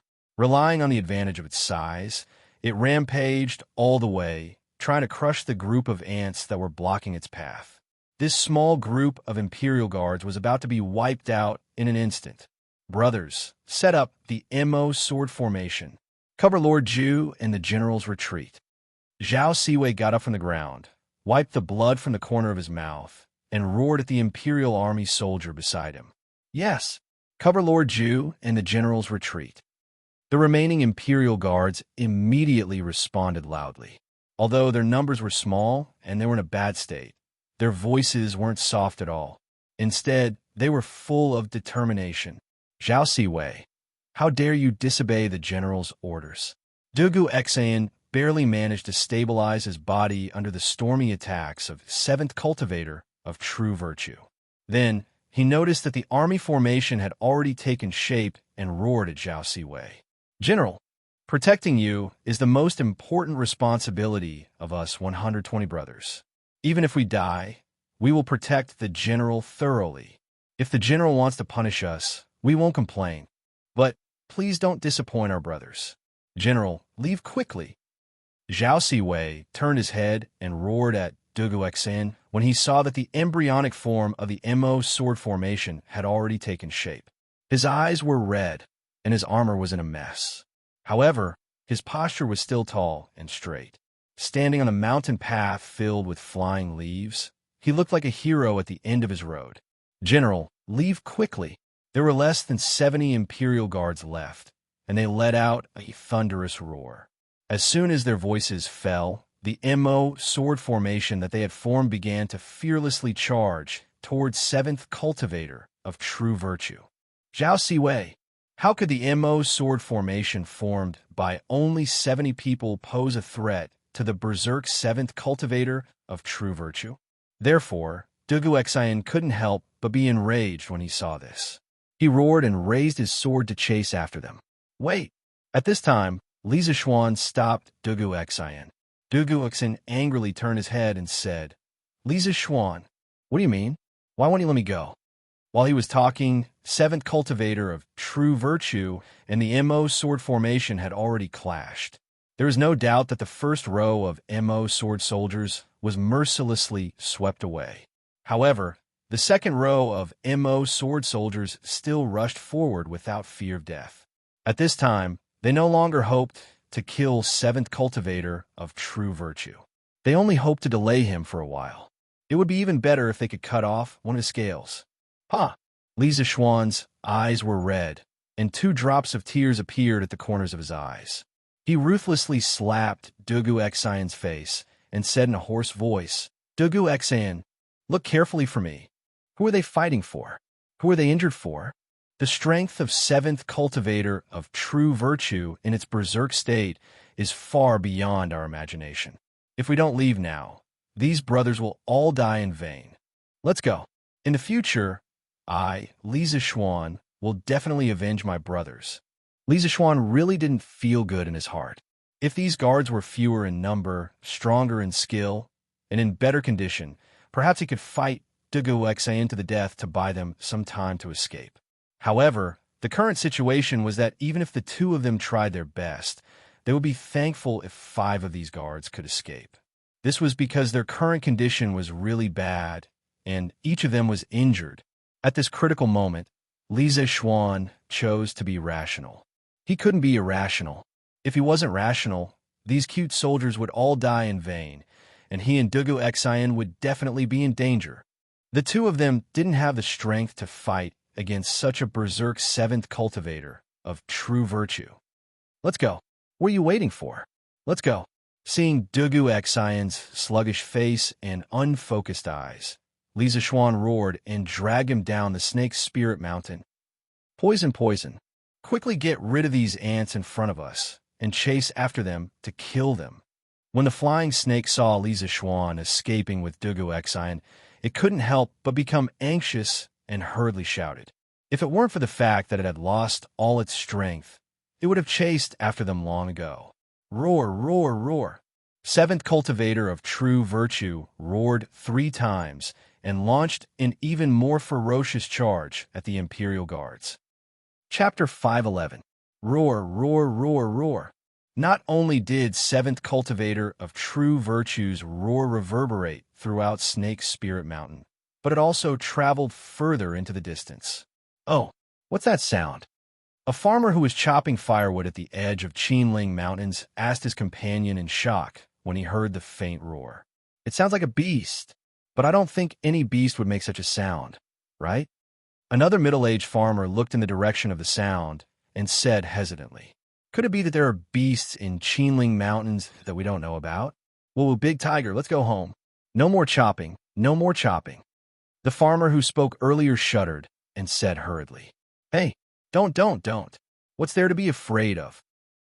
The two farmers weren't the only ones who heard seventh cultivator of true virtues roar. On the official road outside Qinling Mountains, pedestrians with sensitive ears could vaguely hear the beast-like roar coming from inside Qinling Mountains. Some of the more timid people rushed into Chang'an City. News of unknown beasts in Qinling Mountains spread like wildfire. Reporting, "Come in." Li Er, who was in Ganlu Palace, couldn't help but frown when he heard a soldier asking for an audience. "Your Majesty, I heard many people at the city gate saying that there are beasts roaring in Qinling Mountains. I thought that Sir Li and General Dugu are still in Qinling Mountains with their army, so I'm here to report to your Majesty." The person who came was Dugu Feiying's colleague, one of Zhuo Wuwei's soldiers. After Dugu Feiying went to Snake Spirit Mountain with Li Zishuan, he temporarily took over that guy's position and guarded the city gate. "There are beasts in Qinling Mountains?" Li Er's expression changed when he heard that. He stood up and asked Zhao Song, "Zhao Song, how's Dugu Xian and the rest? Have they started attacking the mountain?" Zhao Song quickly went forward and cupped his fists. "Your Majesty, according to the latest report from General Dugu, the two doctors from the Imperial Physician Department that Dugu Feiying brought with him yesterday have already concocted the antidote to the poison in Snake Spirit Mountain this morning. They should have started attacking the mountain in the afternoon." "What? Looks like there's a change in the Snake Spirit Mountain." Li Er's face became gloomy. He frowned and sat back on the dragon throne, worriedly saying, "At the foot of Snake Spirit Mountain, the atmosphere was extremely solemn. Dugu Xian, who had always been cold and aloof, now looked even colder than before. It was as cold as ice. Dr. Wang, Dr. Qin, please bring some people to help treat the poisoned and injured soldiers." Dugu Xian frowned and said in a deep voice as he looked at the wounded in the camp, "Don't worry, General. We know. We will do our best to treat him." The two doctors from the Imperial Physician Department hurriedly cupped their hands and said. Dugu Xian nodded. Seeing that Wang and Qin had gone to the side, he said to Dugu Feiying, "Do an inventory of the army and count the casualties." When he mentioned the word casualties, everyone could hear the slight tremble in his voice. "Yes, big brother." When he saw that only Li Zishuan and Dugu Xian had returned, Dugu Feiying had already guessed that something big must have happened on the mountain. When he heard his elder brother's orders, his heart ached. He opened his mouth, wanting to persuade his elder brother. However, after hesitating for a long time, he did not say anything and walked away. Bam! After Dugu Feiying left, Dugu Xian sat down on the grass behind him. Li Zishuan also sat down. Ever since they left the mountain, Li Zishuan had not said a word. The sorrow and anger in his heart were definitely no less than Dugu Xian's. As a result, there was a strange scene outside the camp. The two men sat on the grass without saying a word, as if they were a couple who had just finished arguing. If it wasn't for the heavy atmosphere in the camp, Dugu Feiying would have laughed out loud. After a while, Dugu Feiying walked back and said in a deep voice, "Big brother, 651 Imperial Guards were injured this time." "Your Majesty, 651 Imperial Guards were injured and 215 dead on this trip to Snake Spirit Mountain. This general was unable to complete the mission. Please punish me, Your Majesty." After reorganizing the troops at the foot of Snake Spirit Mountain, Dugu Xian ordered the army to retreat 3 miles. He also ordered the army to send scouts 24 hours a day to see if anyone had escaped from Snake Spirit Mountain. After that, Dugu Xian and Li Zishuan rode out of Qinling, entered Chang'an, and entered the palace. When they saw Li Er, Dugu Xian quickly got down on one knee and cupped his fists. "It's just a small sect. Why would there be so many casualties? Could it be that something has happened?" Li Er frowned deeply and said, "The Northern Yamen Imperial Guards were one of the most elite forces under Li Er's command. Even if only 3 or 5 of them died, let alone 100, Li Er would feel heartache." Thus, when he heard about such a tragic result, his first thought was disbelief. "Your Majesty, we had already wiped out the top forces of 7 Cultivators sect. But in the end, they invited a giant seven-headed snake. Dugu Xinhuai once again recounted the events of the great battle in the mountains.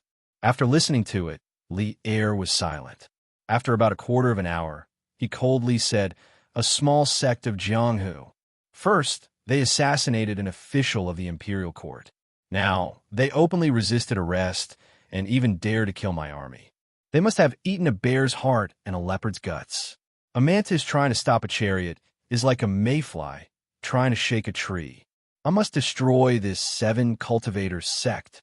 Your Majesty, the most important thing right now is to send reinforcements at the foot of Snake Spirit Mountain to ensure that the giant serpent won't come down and affect the lives of the people outside Qinling Mountain. Otherwise, the consequences will be unimaginable." Dugu Exin lowered his head and continued. "That makes sense." Li Er nodded and said, "Summon Qin Xiong, Cheng Yaojin, Yu Qigong, Niu Jinda, Li Jing, Zhang Sun Wuji, and Fong Xianling immediately." "Yes, Your Majesty." "What? There's a giant serpent on Snake Spirit Mountain, and it caused heavy losses to the Northern Yamen Imperial Army?" After half an hour, all the important officials gathered by Li Er arrived at the Sweet Dew Palace. After they were all seated, Li Er asked De Exayan to repeat what he said earlier. After hearing it, Cheng Yaojin's eyes widened in disbelief. "Little Xian, could it be the legendary serpent of 7 cultivators?" Qin Xiong raised his eyebrows and asked. The others were also shocked. The Tang Empire's military strength was extremely strong. Everyone knew that a mere sect of Jianghu was no match for Li Zishuan. Who would have thought that the result would be like this? "Uncle Qin, it's indeed the serpent of 7 cultivators." Li Zishuan cupped his hands and said, "Bah, who cares if it's the serpent of 7 cultivators or the serpent of 8 cultivators? The 7 cultivators sect dared to resist the imperial court's army and even released such a ferocious creature. Your Majesty, this old official request to go to war and avenge our dead brothers." Cheng Yaojin took a step forward and cupped his fists at Li Er.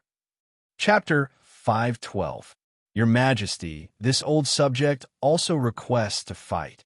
The 7 cultivators of true virtue is in Great Tang's territory, but they didn't abide by the laws of Great Tang. They assassinated the court officials and ambushed the army. If such arrogant people aren't severely punished, the imperial court will lose face. Your Majesty, if you give me 5,000 troops, this subject will definitely take down the 7 cultivators of true virtue in one fell swoop. In the first year of Zhengguan, Great Tang was peaceful. There were basically no large-scale wars. Therefore, these old generals had long been bored to death. Now that they heard that there was a force in Great Tang that dared to jump out and fight against the imperial court, they were both angry and excited. As soldiers of Great Tang, they were very proud. Now that the elite Northern Yamen Imperial Army had suffered heavy losses because of a small sect, they naturally had reason to be angry. However, anger was anger, and the thought of fighting a war made them excited. The soldiers of Great Tang were never afraid of war. They were only afraid of not having a war to fight. Therefore, after hearing Cheng Yaojin request to fight, how could Yuqi Jingda sit still? He quickly jumped out and said loudly, "Huh, Old Black, you still need 5,000 troops?" How could Cheng Yaojin be willing to let Yuqi Jingda steal the limelight?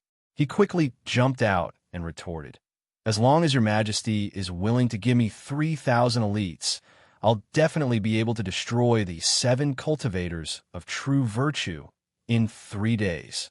If not, I'm willing to offer my head to you."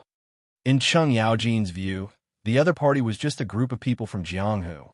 He had met many of them in his early years, so he felt that those free and undisciplined Jianghu people couldn't be compared to the disciplined and well-trained imperial court army. He said 3,000 troops just now because he was giving face to 7th cultivator of true virtue. Otherwise, 2,000 would be enough. However, it was clear that this old man didn't have the slightest idea of the situation. If the 7 cultivators of true virtue sect was so easy to take down, Li Zishuan and Duguexen wouldn't have returned in defeat with the 4,000 Northern Imperial Army soldiers under their command. You, lunatic Chung, are you really trying to go against me? Yuchi Jingda glared at him and cursed. Seeing that these two old fellows were about to fight again, Qin Xiong quickly grabbed Chang Yaojin and said, Jijia, don't mess around in front of His Majesty. This Snake Spirit Mountain is not as simple as you think. Lord Li Jing also stepped forward and said, what Xu Bao said makes sense. If the 7 cultivators of true virtue sect was really so easy to deal with little Xian and Dugu Xian's ability, they wouldn't have caused the Northern Yaman's Imperial Army to suffer such heavy losses. Therefore, the most important thing right now is to figure out how powerful the 7 cultivators of true virtue Great Serpent that little Xian and Dugu Xian encountered was. Only then can we make the appropriate deployment. This was one of the reasons why Li Jing was the war god of the Great Tang, while Cheng Yaojin and Yuchi Jingda were not. Every time they encountered a war, Li Jing was the calmest. He could always see the most crucial problem. Li Er nodded his head and praised. Medicine Master is worthy of being called a Medicine Master. Today, I called all of you here so that you can think of a way to thoroughly kill that 7th cultivator of true virtue on the Serpent Spirit Mountain. Otherwise, if such ferocious beasts were to spread among the people would definitely be plunged into misery and suffering. Duguixin, why don't you tell the other ministers about the size, speed, and lethality of the 7th cultivator of true virtue? This subject obeys your majesty. Duguxian cupped his fists and replied in a loud and clear voice. Then he turned around and continued to speak to everyone. Minister Fong, generals, the overall strength of that 7th cultivator of true virtue is above that of a great grandmaster. In terms of strength alone, it is much stronger than a great grandmaster. Therefore, it is very difficult to defeat it with brute force. Moreover, its body is covered with a layer of hard scales. It is very difficult for ordinary swords to break its defense. 7th cultivator of true virtue has 7 heads, and each of them can be used to attack. Its fangs are highly poisonous, and its mouth can spray poisonous fog. Anyone who touches it will die. However, in terms of speed, 7th cultivator of true virtue is inferior to that of a great grandmaster. At best, it can only be compared to a peak great grandmaster. In addition, the strength of its tail is also very great. If an ordinary person is hit by its tail, even if they don't die, they will be seriously injured. Silence. After Duguxan finished speaking, the Sweet Dew Hall fell into silence for a while. Everyone was shocked by the fighting strength of 7th cultivator of true virtue. Yuchi Jingda and Chang Yaojin, who had previously boasted that they only needed 5,000 or 3,000 elites to destroy it, no longer dared to say such words at this moment. The 2 old generals were so shocked that they couldn't help but swallow their saliva. Fong Xianling came back to his senses and stepped forward. Your Majesty, this old subject believes that the most important thing right now is to send an army to seal off Snake Spirit Mountain. Otherwise, the people around Qinling Mountain will suffer a calamity.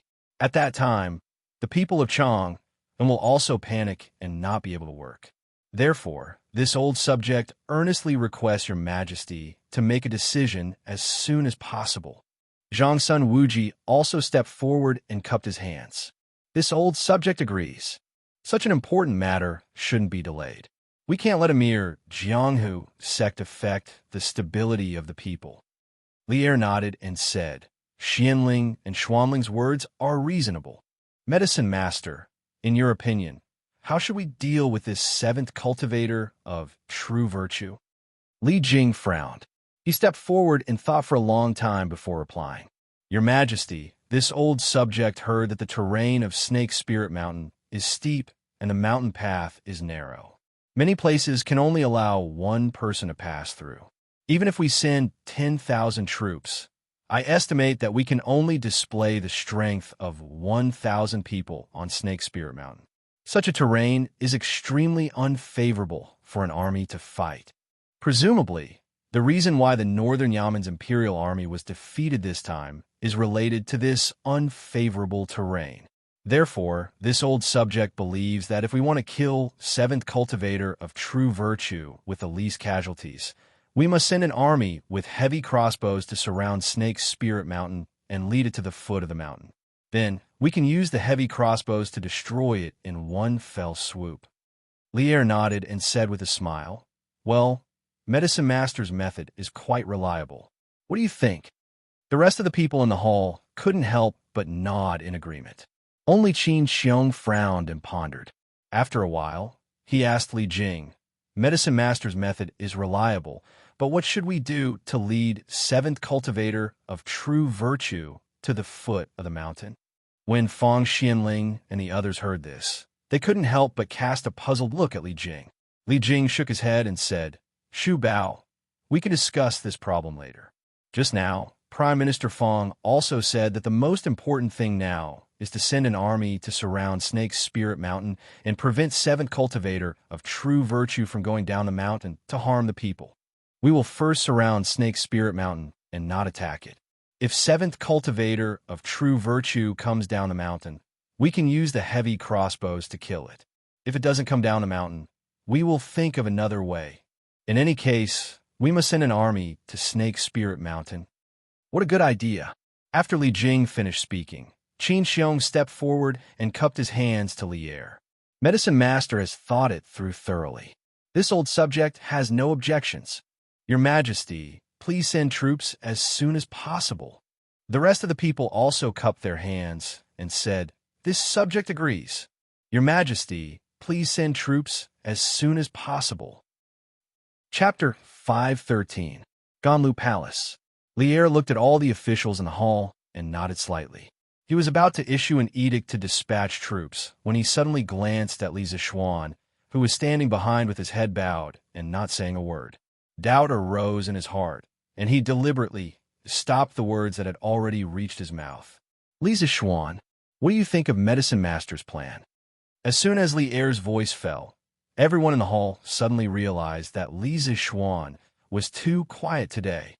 Fang Xianling, Zhang Sunwuji, Cheng Yaojin, and the others had discussed matters with Li Zixuan in the imperial court before.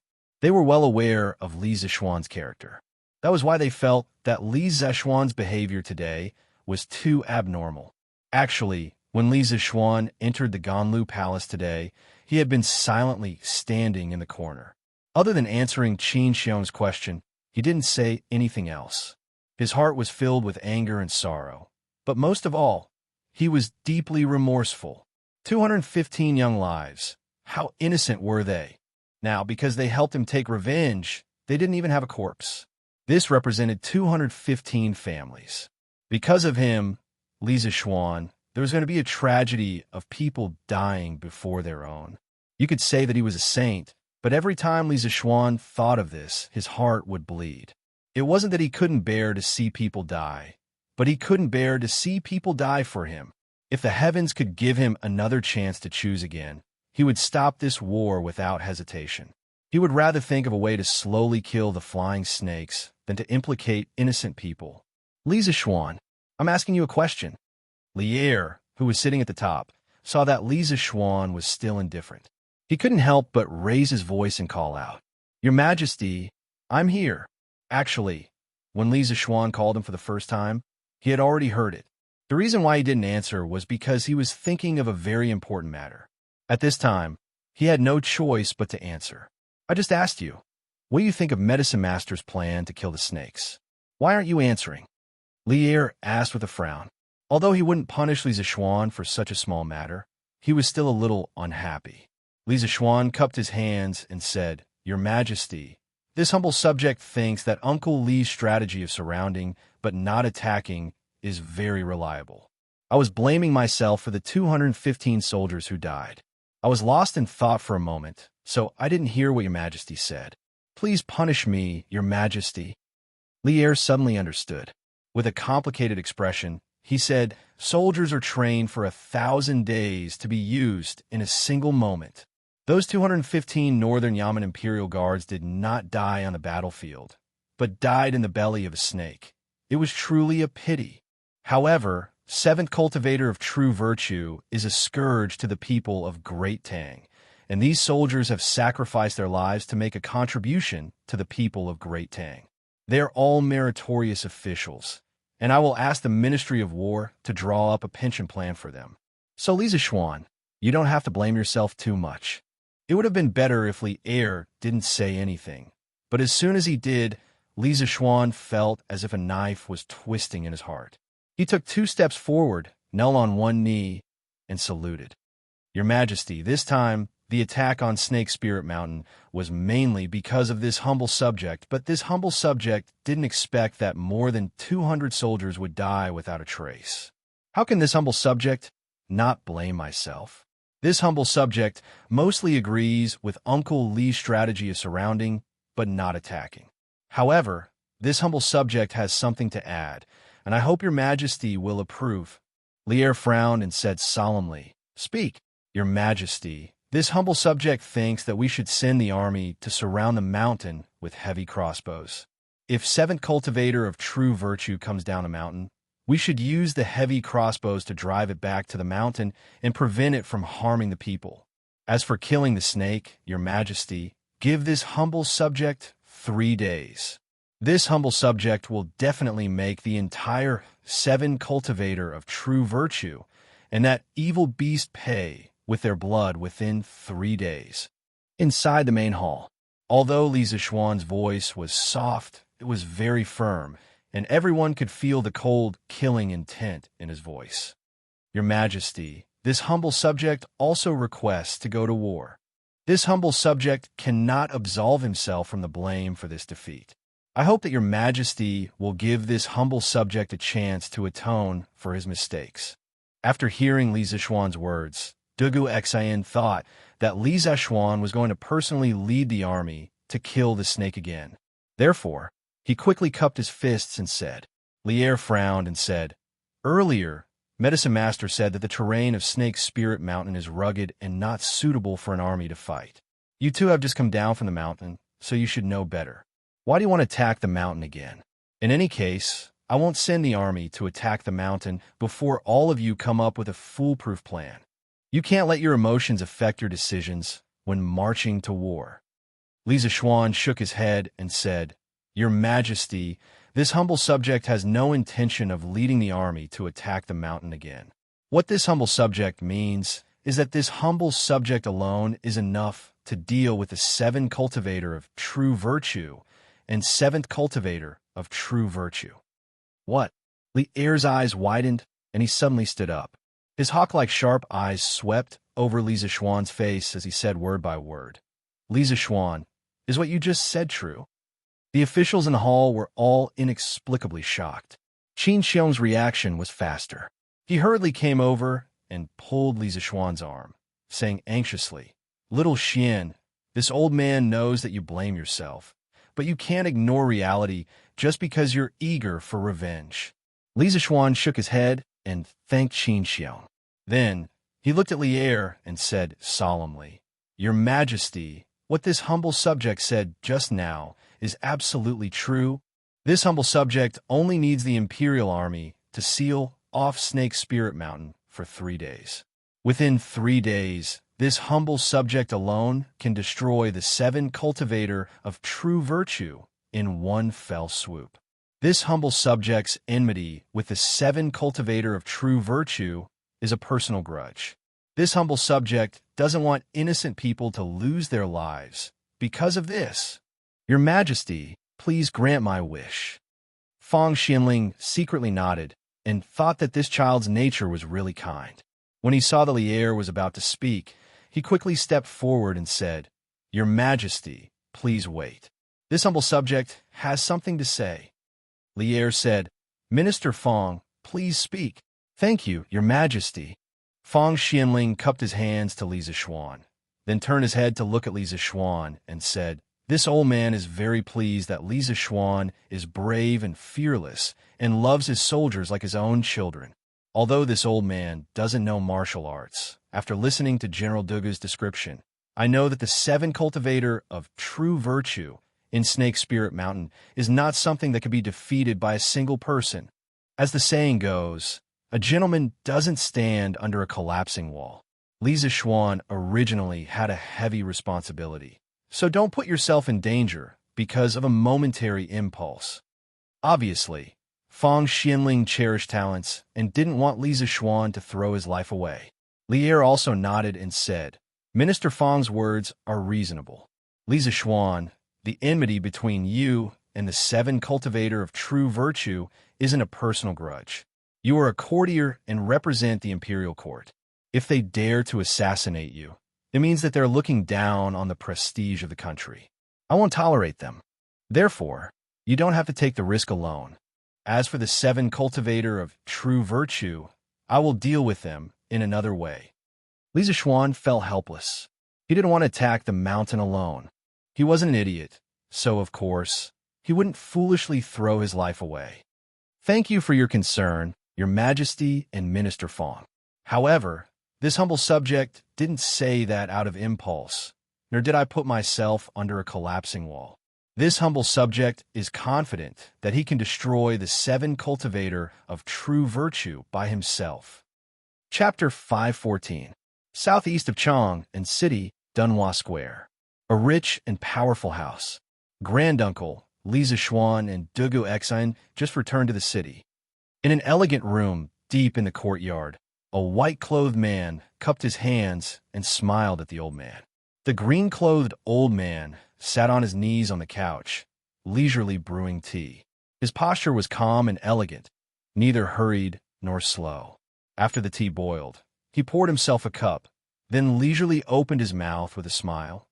Oh, Xianji, judging from your expression, Lisa Schwan and Dugu Exine must have returned in defeat, right? The white-clothed man cupped his hands and said, Granduncle is wise.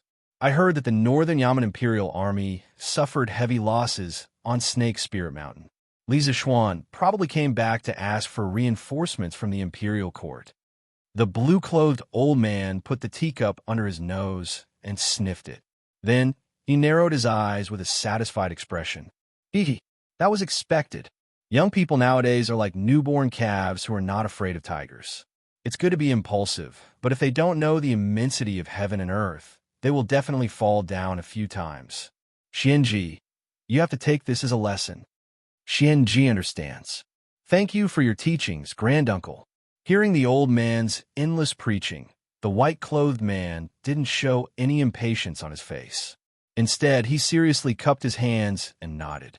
After a while, he frowned and asked tentatively, Granduncle, you don't seem to be optimistic about the Northern Yamen Imperial Army besieging the Seven Cultivators sect. Xianji doesn't understand. Is the Seven Cultivators sect really that strong? The blue-clothed old man glanced at the young man with a smile that wasn't a smile and said, they might not be strong.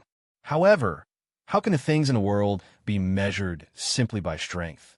Taking advantage of the situation and borrowing the power of others can defeat the strong. And although the seventh cultivator of true virtue sect is small, it has an extraordinary item. Xianji understands. But what is this extraordinary thing that Granduncle is talking about? The old man waved his hand and smiled.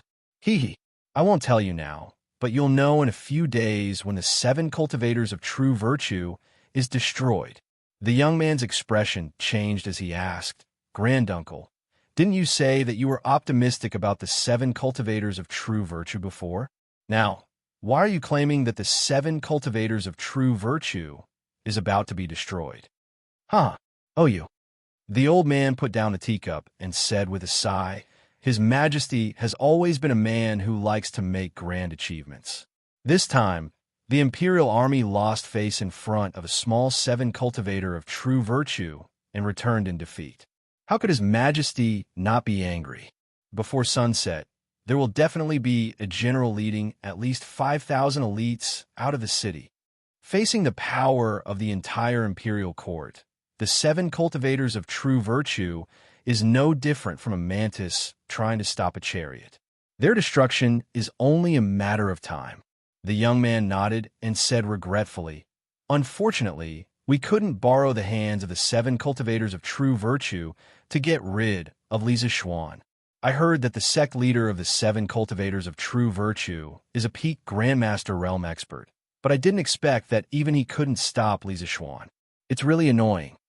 Shinji, Granduncle has told you before that the Jianghu is just a bunch of weeds, not enough to make plans.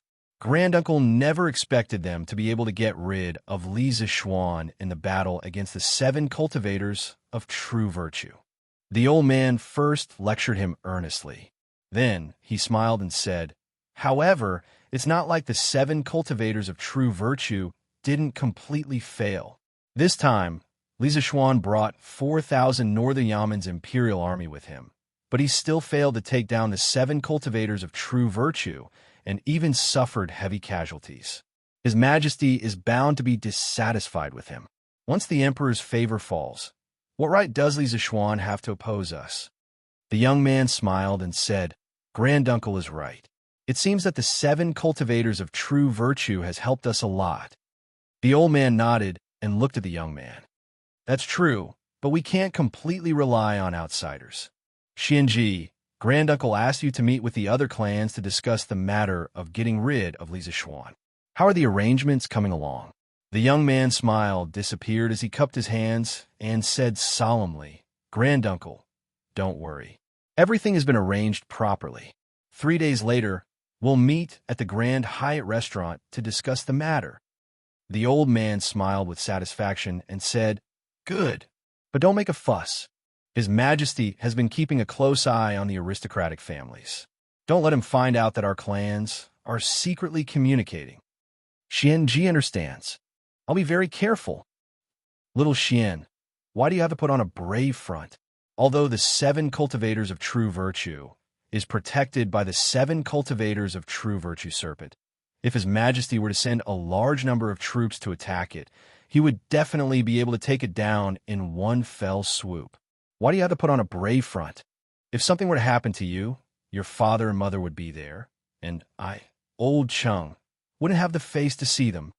On the Vermilion Bird Avenue, Chung Yaojin stood beside Lisa Schwann and nagged at him in disappointment.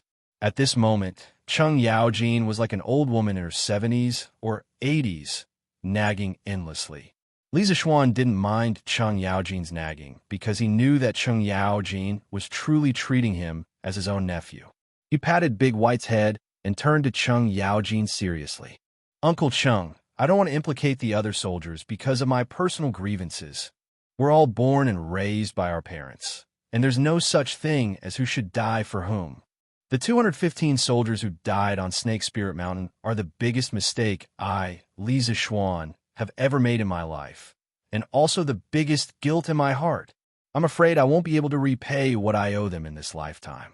A person's life is like a plant's autumn, and living in debt will always make one unhappy.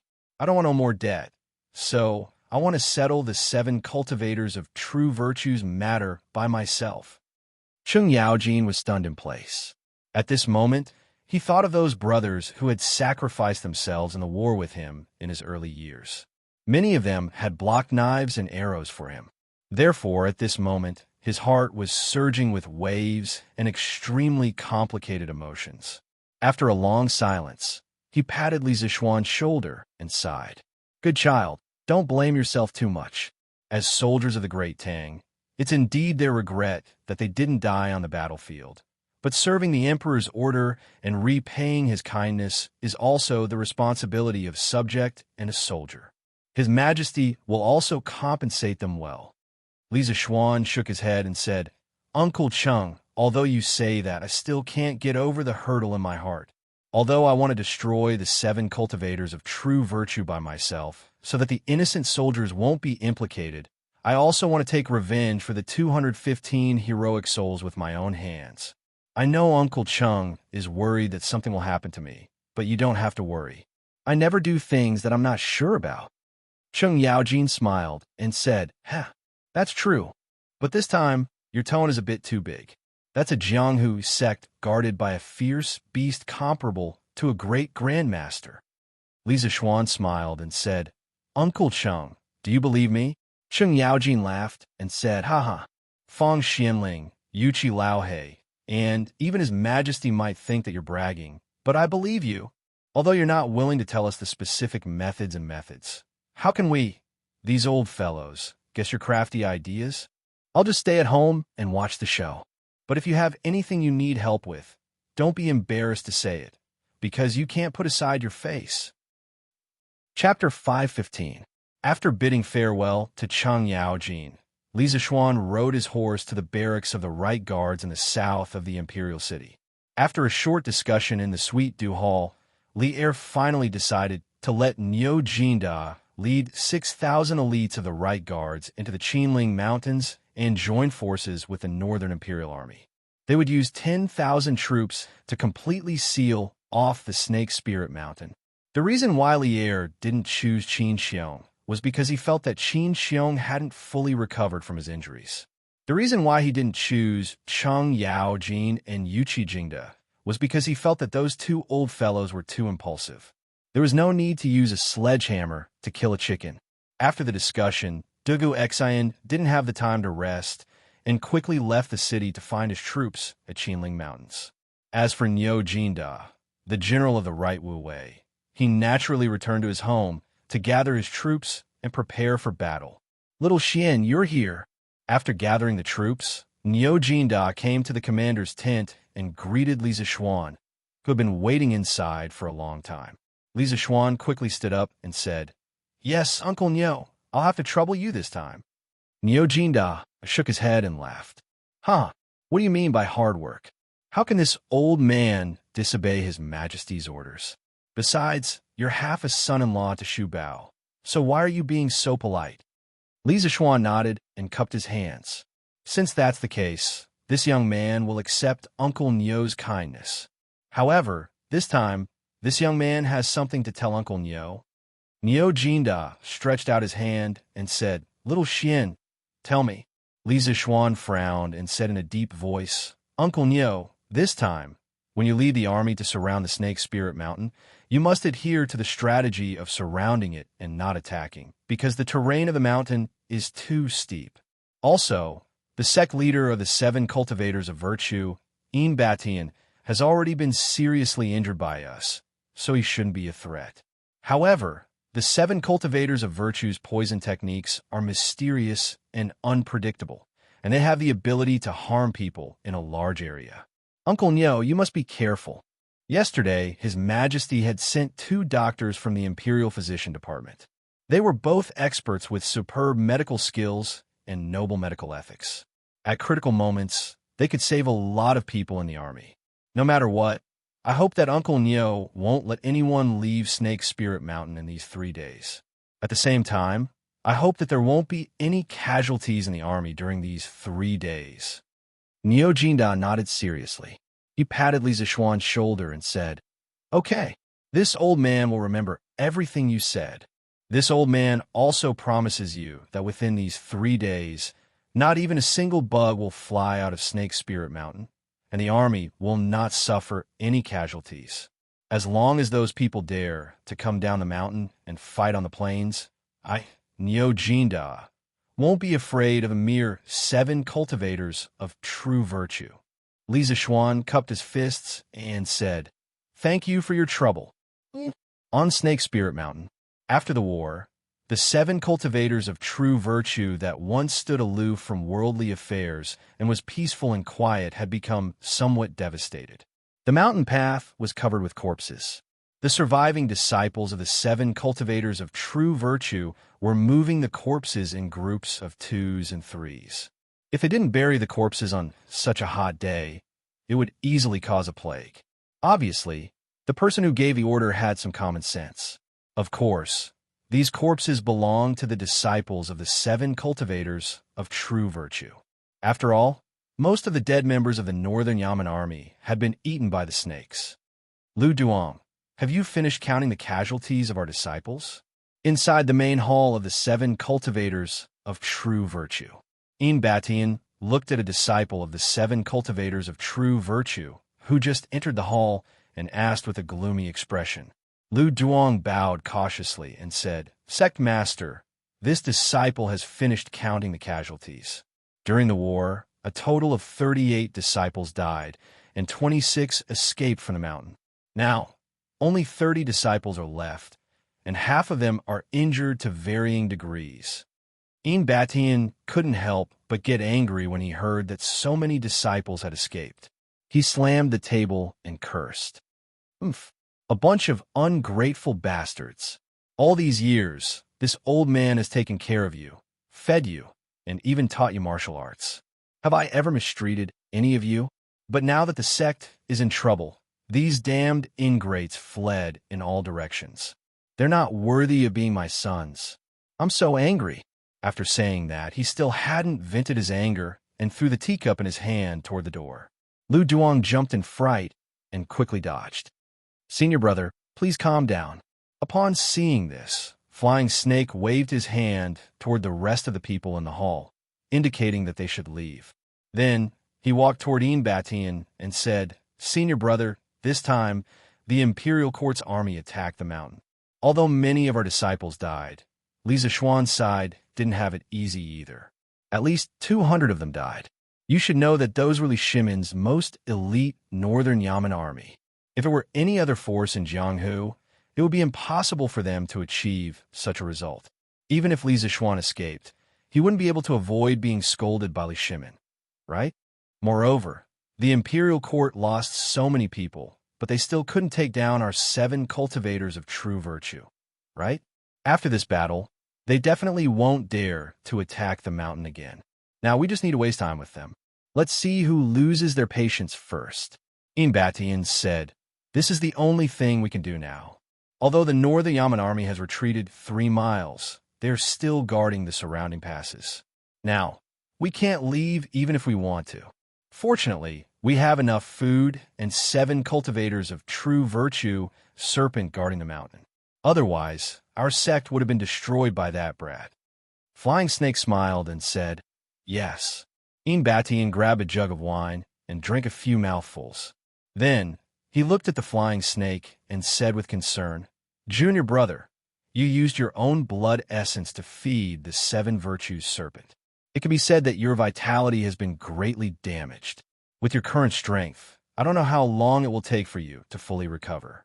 Moreover, we are in troubled times now." Flying Snake was silent. After a while, he opened his mouth and said, "It doesn't matter. This time, the 7 cultivators of true virtue sect was in danger because I was too confident in the terrain and poisonous miasma of Snake Spirit Mountain. I also underestimated the strength of the Imperial Court's army. Of course, I have to bear the responsibility for my mistakes. In that case, if I didn't restore 7 cultivators of true virtue serpent to its peak state, I'm afraid it would have been difficult to turn the tide. As for the future, I believe senior brother won't abandon me." Batian patted his chest and said, "Of course. How could I, Batian, ignore the feelings between fellow disciples? Junior brother, don't worry. Even if you lose your martial arts, senior brother will do his best to protect you." Flying Snake was slightly relieved. He cupped his hands and said, "Thank you, senior brother. Sect leader. Sect leader. Bad news, bad news." At this time, a hurried shout came from outside the hall. Judging from a voice, it was Lu Duong, who had just left. "What's the matter? Come in and tell me." Batian frowned and shouted. Lu Duong crawled in, bowed, and cupped his fists. "Sect leader, a lot of the Imperial Court's army has arrived at the foot of the mountain. There are even more of them than the previous batch. Now our Snake Spirit Mountain is surrounded. I don't think even a fly can escape." Chapter 516. This must be an army of over 10,000, right? On top of the Serpent Spirit Mountain, Flying Snake and Batian led the remaining disciples of the 7 cultivators of true virtue to the edge of the cliff and looked down at the army that surrounded them. Even from such a distance, they could see that the ground was full of people. Flying Snake's eyes couldn't help but twitch in shock. At this point, he no longer dared to underestimate the strength of the Great Tang army. Previously, he thought that the 7 cultivators of true virtue had the advantage in terms of timing, location, and manpower. If the Imperial army wanted to capture them, they would have to suffer at least several thousand casualties. But today, Li Zishuan, Dugu Exin, Dugu Feng, and the Northern Yaman's Imperial Army taught him a lesson. The loss of more than 200 people was a huge number for Li Zishuan. But for Flying Snake and the 7 cultivators of true virtue, it was far from their initial expectations. Moreover, if Flying Snake hadn't abandoned his cultivation at the last moment and brought 7 cultivators of true virtue, who had recovered to his peak state, the 7 cultivators of true virtue might have already been destroyed by the Imperial Army. Oomph. That Li Shimin is really muddle-headed. He actually mobilized such a large army for the personal grudge between Li Zishuan and you, junior brother. Sigh. Fortunately, they didn't attack us. Otherwise, we wouldn't have been able to hold on even with the help of 7 cultivators of true virtue. Batian frowned and sighed in a voice that only he and Flying Snake could hear. At this moment, he was somewhat regretting his decision. Senior brother, I'm afraid that we can only hold on until the end of the mountain. Previously, the food reserves of the sect were enough to feed all the disciples for half a year. Now that we've gone through such a big battle, less than half of the disciples are left. The food reserves are enough to last us for more than a year. As long as the Imperial Army doesn't attack us, we'll be safe for another day. Flying Snake turned around and looked at Batian with a worried expression. Batian shook his head helplessly and said, "What else can we do besides holding on until the end of the mountain? The food consumption rate of the army of 10,000 is much faster than that of us, right?" Flying Snake nodded and said, "That's right. But, senior brother, just in case, we have to let the disciples dig some traps on the mountain path tomorrow. Otherwise, if they really attack us, we'll only have 7 cultivators of true virtue left to rely on." What junior brother said makes sense. Husband, hubby, you're back? Li Zishuan couldn't bring himself to feel happy at the thought of how Dugu Xian's guards had desperately covered his retreat on Snake's Spirit Mountain. He dragged Bai along and returned to his home in Yongle City listlessly. As soon as he entered the house, Han Yushi, who had been lying on the stone table in the front yard waiting for him, hurried over with a joyful expression and grabbed his hand. Li Zishuan's heart warmed. No matter how much wind and rain he had experienced outside, when he returned to this home, he could receive the greatest comfort and support from his wife and other family members. He squeezed the soft hand in his hand and then pulled Han Yushi into his arms. He closed his eyes and said tiredly, "Wife, I'm back." Smelling the fragrance of Han Yushi's hair and feeling her heartbeat, Li Zishuan's chaotic heart instantly calmed down. Home was really the harbor of everyone's soul. Hubby, what's wrong with you? Did something happen to you?" Even if this person was her husband, it was still inappropriate for her to be hugged by someone of the opposite sex in public. Hence, Han Yushi instinctively wanted to break free. However, as the saying went, husband and wife were of the same mind. She quickly sensed her husband's exhaustion and heartbreak. Hence, she gently patted Li Zishuan's back and asked gently, That's right. Hubby, I implicated so many innocent people and caused them to die tragically today. Do you hate me? Hubby, didn't you go to encircle the 7 cultivators sect these few days?" Could it be? Han Yushi recalled that Li Zishuan had been at Snake Spirit Mountain recently. She couldn't help but raise her head and exclaim in shock. My wife's guess is right. The army suffered heavy losses in the battle at Snake Spirit Mountain today. Many of our brothers died while covering for Dugu Xian and me as we retreated. I just returned from the palace. Li Zishuan sighed and let go of Han Yushi. He took her hand and continued walking forward. As he walked, he said, I'm a defeated general, and I even caused the death of so many brothers. I even hate myself now. Han Yushi frowned, and her face was full of heartache. She raised her head and said, Hubby, although I'm a married woman, I know that victory and defeat are common in war. Hubby, you mustn't be discouraged because of a moment of disappointment. I believe that there's nothing in this world that can stop you. As for the soldiers who unfortunately died, I will often go to the temple to burn incense and pray for them. If my husband feels guilty, you can take care of their families when you have time in the future. I believe that their souls in heaven will be very happy. When Li Zishuan heard this, he was suddenly enlightened. He smiled in relief and said, my wife's suggestion is really good. Since things have already happened, there's no benefit in sighing in vain. It's better to do as you said and take some remedial measures. My wife, you're really my great benefactor. Han Yushi said embarrassedly. How can I be as good as you say? Hubby is just a bystander. Oh, by the way, hubby, you didn't fight well this time. His Majesty didn't blame you, right? Li Zishuan shook his head and said softly, No, he didn't. The situation of the 7 cultivators sect is special. The result of this battle would be the same no matter who went. His Majesty isn't an unreasonable person. Of course, he won't blame me. However, I lost so many brothers. Even if he doesn't blame me, I'll blame myself. Therefore, I still have to find a way to destroy the 7 cultivators sect. Han Yushi knew that she couldn't persuade Li Zishuan to change his mind. She could only force a smile and said, Hubby, you must be careful. You promised me before that you wouldn't personally take risks. Li Zishuan pointed to his head and said with a smile, Of course. Don't worry, my wife. There's not much danger this time. Fighting doesn't only rely on the fist, but also the brain. After saying that, he looked around and asked, Where's father, mother, and Lon? Why don't I see them? Han Yushi replied with a smile. Father went to the tea house to play chess. Mother was invited by Duke Lu's wife to watch a play. As for Lon, she went to Cloud Mountain with Iron Egg yesterday. She said that she would help you build an academy and stayed at my father's place last night. I don't think she'll come back for the next 2 days. Li Zishuan nodded and said with a smile, Well, it's good that they're all fine.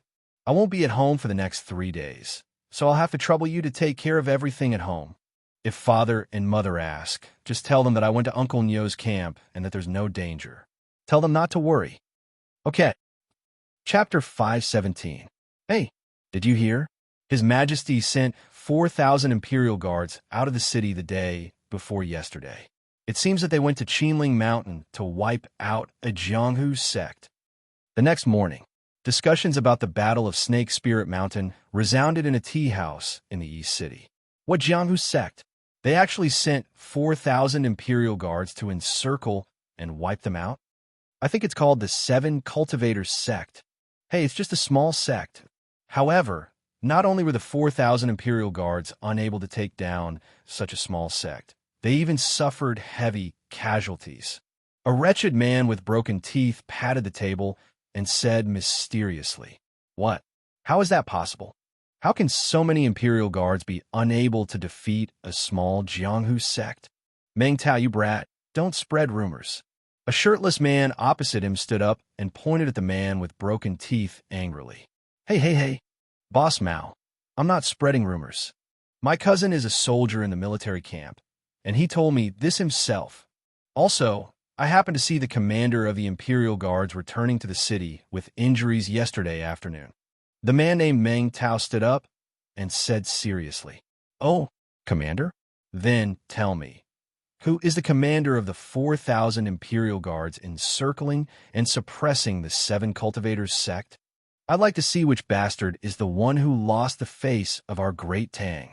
Meng Tao sat down, took a sip of tea, and said mysteriously, The commander's identity is closely related to the reason why the imperial court encircled and suppressed the 7 Cultivators sect. F*CK.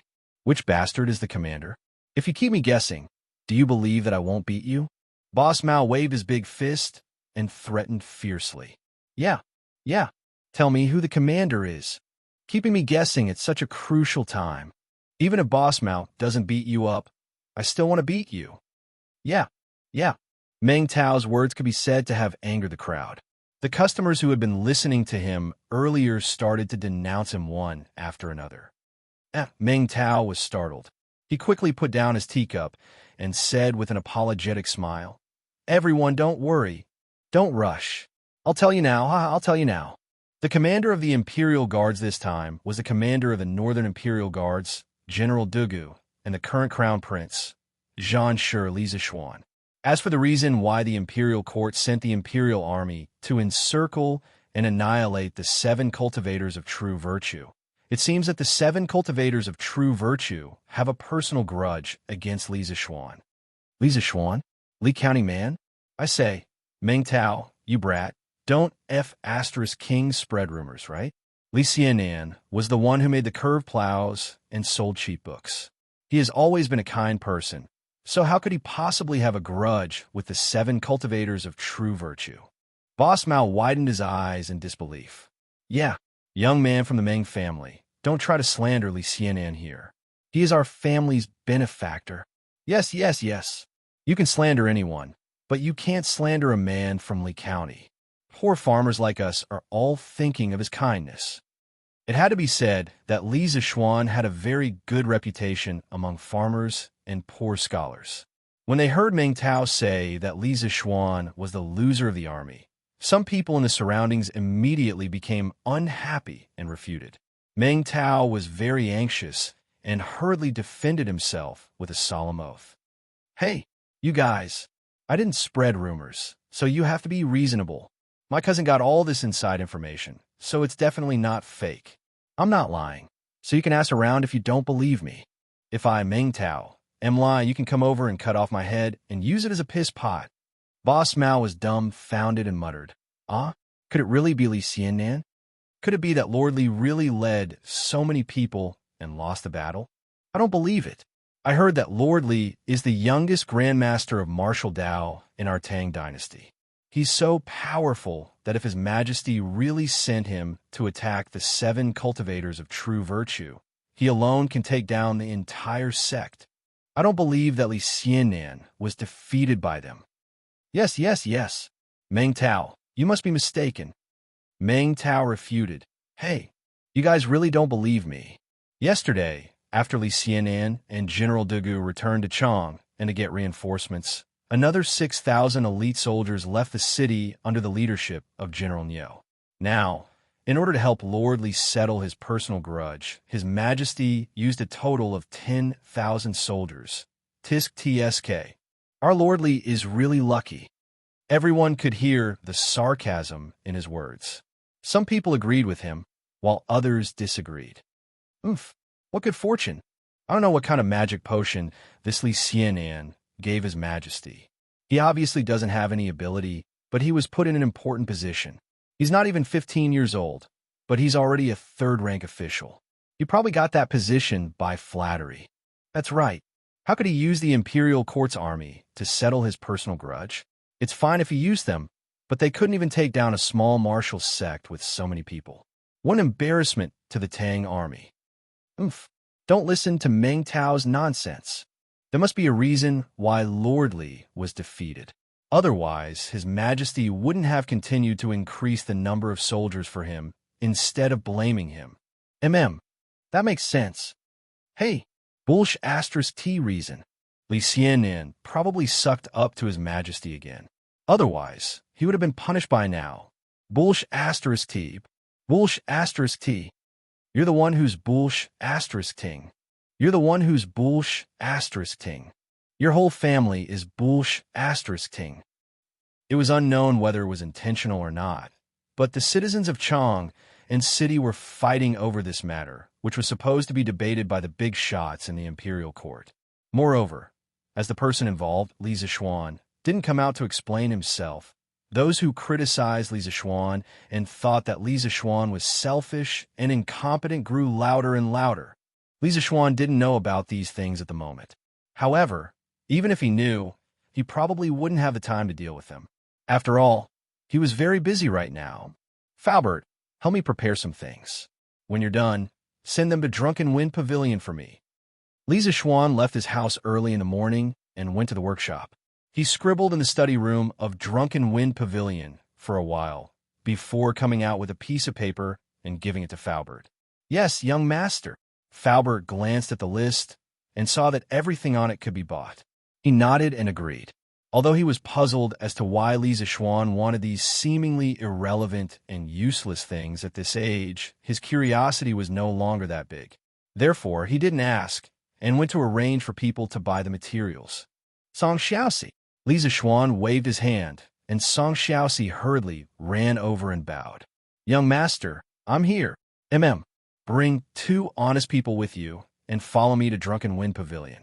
You guys will guard the door and don't let anyone in. Do you understand? Understood, young master. Chapter 518. Zhao Siwei, the left lieutenant of the Imperial Army, was a brave warrior. However, during the Battle of Snake Spirit Mountain yesterday, Zhao Siwei protected his commander and died bravely. My condolences. Such a brave and loyal soldier is the role model of the Tang Empire's soldiers. I hereby confer upon Zhao Siwei the title of Xianwei General and bestow upon his widow, Yongya, 300 mu of farmland, 100,000 yuan, and 20 horses. South of Chang and city and Lu House. In a 2-story house, the courtyard was filled with mourning dresses. I accept the edict. Thank your majesty for your grace. In the courtyard, in front of the mourning hall, an old woman knelt down, a young woman who was weeping like a pear blossom in the rain, and a 4 or 5-year-old girl whose small mouth was pursed and whose face was full of tears. After the inner attendant of the yellow door finished reading the imperial edict, the old woman stood up from the ground and bowed slightly. My condolences, old lady. His Majesty also said that if you have any other requests, you can let me know. If it's reasonable, His Majesty will definitely grant it. The servant of the yellow door handed the edict to the old lady and asked gently. The old lady shook her head and said, His Majesty's grace is already very generous. I don't dare to ask for more. Rank 4 Xianwei General and 300 mu of farmland. Logically speaking, Lier had already given Zhao Siwei's family a very generous reward. Yongye Fields were also known as Shiye Fields. In the Sui and Tang dynasties, from the various kings to the military governors and rank 5 officials, they were given Yongye Fields according to their ranks. Their descendants were exempted from paying taxes. Such things were like iron rice bowls. With a few hundred mu of farmland, their descendants would not have to worry about food and clothing anymore. All right, then I'll return to the palace to report. The servant of the yellow door was stunned for a moment before he bowed and said goodbye. Angel, please wait. I wonder if your majesty can send my husband's body back. Sob. There's only my husband's clothes in the coffin now. The young woman in mourning clothes stood up and cried. Body? The old eunuch looked troubled.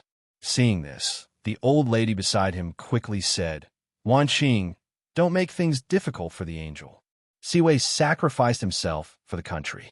Even though he died, it's an honorable death. Mother, but this daughter-in-law wants to see her husband for the last time. Woo. The young woman couldn't hold it in any longer. She knelt on the ground and wailed. Mother, one also wants to see father. Sob. One also wants to see daddy. The little girl who was kneeling at the side came over and hugged the young woman's arm, as she said with tears in her eyes. Seeing this scene, no matter how strong the old woman was, her eyes could not help but turn red. I will pass on Madame Zhao's message, but you have to be mentally prepared. Snake Spirit Mountain is not an ordinary mountain. The attendant of the yellow door sighed, then turned around and left with his entourage. Are you serious? Was my husband really killed because of Li Zishuan's random command? Today in Chang, and many families were holding funerals. In a dilapidated courtyard in the west of the city, a woman dressed in mourning clothes and another woman in her 30s wearing red silk were squatting in the corner and whispering to each other. How can it be fake? Chana family, think about it. How old is Li Xiannian this year? He's not even 15 years old. How can such a young child have the ability to lead troops? Didn't he get this position by flattering the emperor? He did get promoted, but he caused the deaths of so many soldiers. Now in Chang'an City, everyone is talking about it. The middle-aged woman looked around. After confirming that there was no one around, she pulled the young woman aside and whispered, But Li Xianin doesn't look like such a person. The young woman said in disbelief. The middle-aged woman said earnestly, Sigh. Chang'an family, as the saying goes, you may know a person for a long time without understanding his true nature. You haven't interacted with him before. So how do you know what kind of person he is? Now, the families of the soldiers who died in the battle are all crying for justice for their men. There's such a thing? But didn't the imperial court already give us compensation? It's useless for them to cry for justice. The middle-aged woman said resentfully, compensation? Chanda family, let's not beat around the bush. How much compensation did the imperial court give to your family? Is it 8 strings of coins and 10 mu of Yongya farmland? Ah, Aunt Jiang, how did you know? The middle-aged woman snorted and said, why can't I know?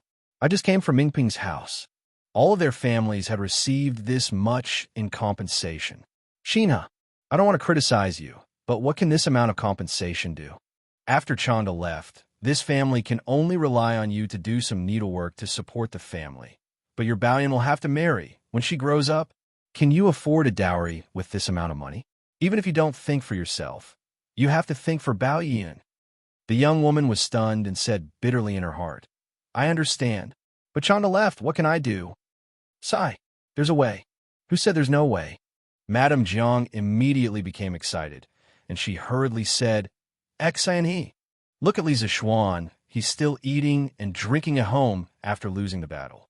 His Majesty didn't punish him at all. Changde, Mingpeng, and the others were ordered by Li Zishuan to go through fire and water, but he's rich and has nothing to worry about. Is this fair? The middle-aged woman's words were very harsh and could easily bewitch people. After hearing this, the young woman's heart began to waver. It's not fair. This is definitely not fair. That's why the other families are all discussing going to Li Zishuan's house tomorrow morning to cause trouble. Even if they can't get His Majesty's attention and punish Li Zishuan for his crimes, they can still get more compensation from the Li family. Aunt Jiang, this isn't good. I heard that many soldiers died in the battle this time. Even if the Li family is willing to pay, it can't be that much, right? Aunt Jiang raised her orchid fingers and said with a smile, ha, silly child, you're thinking too much. Do you know how much money the Li family has? Even if all 200 families go over, the Li family can still afford it. You know about Li Zishuan's wedding last month, right? The cost of that wedding was more than 100,000 strings of cash. More than 100,000 strings of cash? So much? The young woman covered her mouth in surprise. A hint of smugness flashed across the middle-aged woman's eyes. Then she probed, of course. So, Shinha, do you want to go with them tomorrow to ask for an explanation? The young woman struggled for a moment and finally nodded. All right. That's good. That's good. We'll gather at Mingda's house tomorrow. We'll go to the Li family together to ask for an explanation. Li Zishuan caused so many families to lose men. How can he not pay the price? Chapter 519. How is it? Did she agree? In a private room of the Grand Hyatt restaurant, a black-robed man with a hood covering his face sat on the couch. He looked at the woman in red silk below and lowered his voice as he asked in a hoarse voice. Looking at the woman's appearance, it was the middle-aged woman, surnamed Jiang, from before. She agreed. Although that girl is a bit stubborn, she was still convinced by me. The middle-aged woman said proudly. Clap, clap, clap. Very good.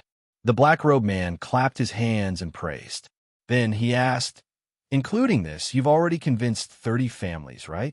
The middle-aged woman quickly nodded and said, yes. Boss, you really have a good memory. Hee. Not bad. I'm very satisfied. Next, as long as you can persuade that family, I'll give you 10 times the reward. The black-robed man laughed and said, 10 times? Boss, tell me quickly. I'll definitely help you do it. Hearing that there was 10 times the reward, the middle-aged woman was afraid that she would miss such a good opportunity and quickly replied. The black-robed man shook his head and said, don't be in a hurry to agree. This family shouldn't be that easy to convince. Sigh, boss, what you said is wrong. The middle-aged woman put her hands on her hips and said, I, Jiang Hua, don't have any other abilities, but this mouth of mine, if I say I'm second, no one dares to say they're first. So, boss, if you want me to persuade anyone, just say it. The black-robed man clapped his hands and laughed. Ha. Then you better listen carefully. Next, go to Zhao Siwei's house at Lufang. If you can convince his wife, Xiao Wanqing, to go with you tomorrow. I will give you 10 times the reward. Jiang Tsuhua's face fell when she heard this, and she muttered, Ugh, Xiaoqing. The black-robed man frowned and said, What's wrong? From what you said earlier, didn't you say that there was no one you couldn't convince?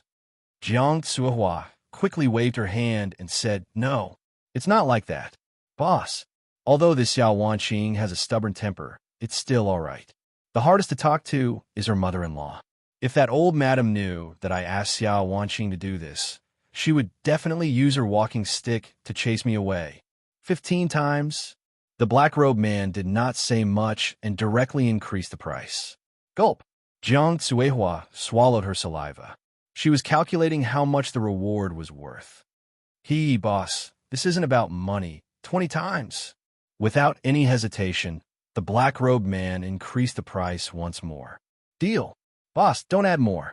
Don't worry, even if I, Jiang Tsuehua, have to go through water and tread on fire, I will do what you asked me to do. Just you wait and see. And Jiang, you're here. Happy Lane, Zhao Siwei's residence. Xiao Wanqing had just added an incense stick to the memorial tablet when she saw someone walk in from the courtyard. Oh, that's right. I'm here to pay my respects to Lieutenant Zhao. Wanqing, do you still smell good? Let me light some incense for Siwei. Jiang Tsuhua walked over quickly and said with a smile, Yes, and Jiang. Thank you for coming to see Siwei. At this time, only she and Jiang Tsuehua were in the courtyard. As for the old and the young, they couldn't withstand the hot weather and had returned to their rooms to rest. Sai, we're neighbors. What are you thanking me for? It's just that Siwei was such a good young man. He finally entered the guards and even became a lieutenant. He had a bright future ahead of him. How could he be gone just like that? Jiang Tsuehua said with a regretful expression. Then she took the incense stick, lit it, and bowed 3 times to the memorial tablet. Finally, she placed it on the incense table. Hearing Jiang Tsuehua mention Zhao Siwei, Xiao Wanqing couldn't help but start sobbing softly. Jiang Tsuehua quickly came over to support her and comforted her. Hey, don't cry, Wanqing. It's Aunt Jiang's fault. Aunt Jiang shouldn't have mentioned Siwei. Boo-hoo. It's not your fault, Aunt Jiang. I couldn't help it. Boo-hoo. Mother is already so old, and Wonder is still so young. With Siwei gone, I really don't know how I'm going to live in the future. It would have been better if she didn't say it. Now that she said it, Xiao Wanqing couldn't stop crying. Sigh. Wanqing, don't cry. Our lives still have to be lived slowly. All right, didn't the imperial court give us a pension? That money should be enough, right? Xiao Wanqing wiped away her tears and said, Yes, there is a pension. Although that money is enough for our family to live for a lifetime, I didn't give birth to a son for Siwei when he was alive, who will inherit the family business in the future. Jiang Tsuehua was shocked. She didn't expect that the imperial court would give Zhao Siwei's family such a generous pension. It was actually enough for a family to live for a lifetime. If that was the case, she couldn't persuade Xiao Wanqing like she did with the others. Actually, this was very easy to understand. As the commander of Dugu Xian's personal guards and the first lieutenant of the Imperial Army, Zhao Siwei was the highest-ranking soldier among the 215 soldiers who sacrificed themselves this time. His pension and reward would naturally be the highest, but the other ordinary soldiers definitely couldn't be given according to this standard. Otherwise, no matter how rich the imperial court was, they would still go bankrupt. At Wanqing, you still have to restrain your grief. Siwei's spirit in heaven will also be happy to see your family living well. Jiang Tsuehua was helpless and could only think of another way. Xiao Wanqing shook her head and said, But I didn't even see my husband for the last time. My husband was wise all his life, but now he's dead without a corpse. I feel very uncomfortable in my heart. Jiang Tsuehua's eyes flashed with an imperceptible light as she said, Sigh. Speaking of which, it's strange. This time, a total of 215 Imperial Guards died in battle, but many family members didn't receive the bodies of their loved ones. They only received a notice of death from the Ministry of War. Xiao Wanqing raised her head and asked, Why is that? Aunt Jiang, can my husband's body still be sent back? Jiang Tsuehua pretended to be troubled and said, Sigh. What else could it be? Isn't it because Li Xianan brought the Imperial Guards to attack Snake Spirit Mountain? The mountain path up there is steep, and it would take a lot of effort to transport the corpses of the soldiers back. Li Xianan was probably afraid of trouble, so he didn't bring them back. What? A trace of anger flashed across Xia Wanqing's face. She stood up and said, "Is it because Li Xianan was afraid of trouble that he didn't bring my husband's body back? How could he do that?" This is just my guess. However, this time, when the Imperial Guards attacked Snake Spirit Mountain, the people outside all said that Li Zishuan's command was improper, causing the army to return in defeat and heavy casualties. If it wasn't for him, there definitely wouldn't have been so many casualties. And Jiang, are you serious? Xia Wanqing pulled Jiang Cuihua's hand and asked anxiously. Of course. Wanqing, if you don't believe me, Aunt Zhao will accompany you to the Li residence to question Li Zishuan tomorrow. Chapter 520. Heartless Villager, pay with your life for my husband. Heartless Villager, pay with your life for my husband. On this day, early in the morning, 40 to 50 women wearing mourning clothes gathered at the entrance of the Li family in Yongla Lane, loudly shouting slogans. The strange clothes and special slogans of this group quickly attracted a large number of onlookers. The Li family should have been established in Chang and city for at least 20 years. Before Li Zishuan was born, the Li family led by Li Jingmao was a true merchant family. But unlike most of the rich and heartless merchants who valued profit over righteousness, Li Jingmao and Mrs. Li had always insisted on being kind to others. Except for their business competitors, almost no one hated the Li family. In the Yongla Lane area, and even in the neighboring areas, the Li family's reputation were excellent. Later, the son of the Li family, Li Zishuan, returned from Mount Longhu and made many outstanding achievements, being conferred the title of Baron. The head of the Li family also became Li Zishuan. Under the leadership of Li Zishuan, the Li family still adhered to the principle of being kind, especially to the poor farmers and the children of humble families, bringing great benefits. The Li family's reputation among the people also rose to another level. Now, a group of women gathered at the entrance of the Li family's residence to make a crusade. Many people felt it was inconceivable, and the onlookers kept increasing. They all pointed at the women in front of them and talked about them. Hey, whose daughters-in-law are they? Why are they wearing mourning clothes and coming to the Li family to make trouble?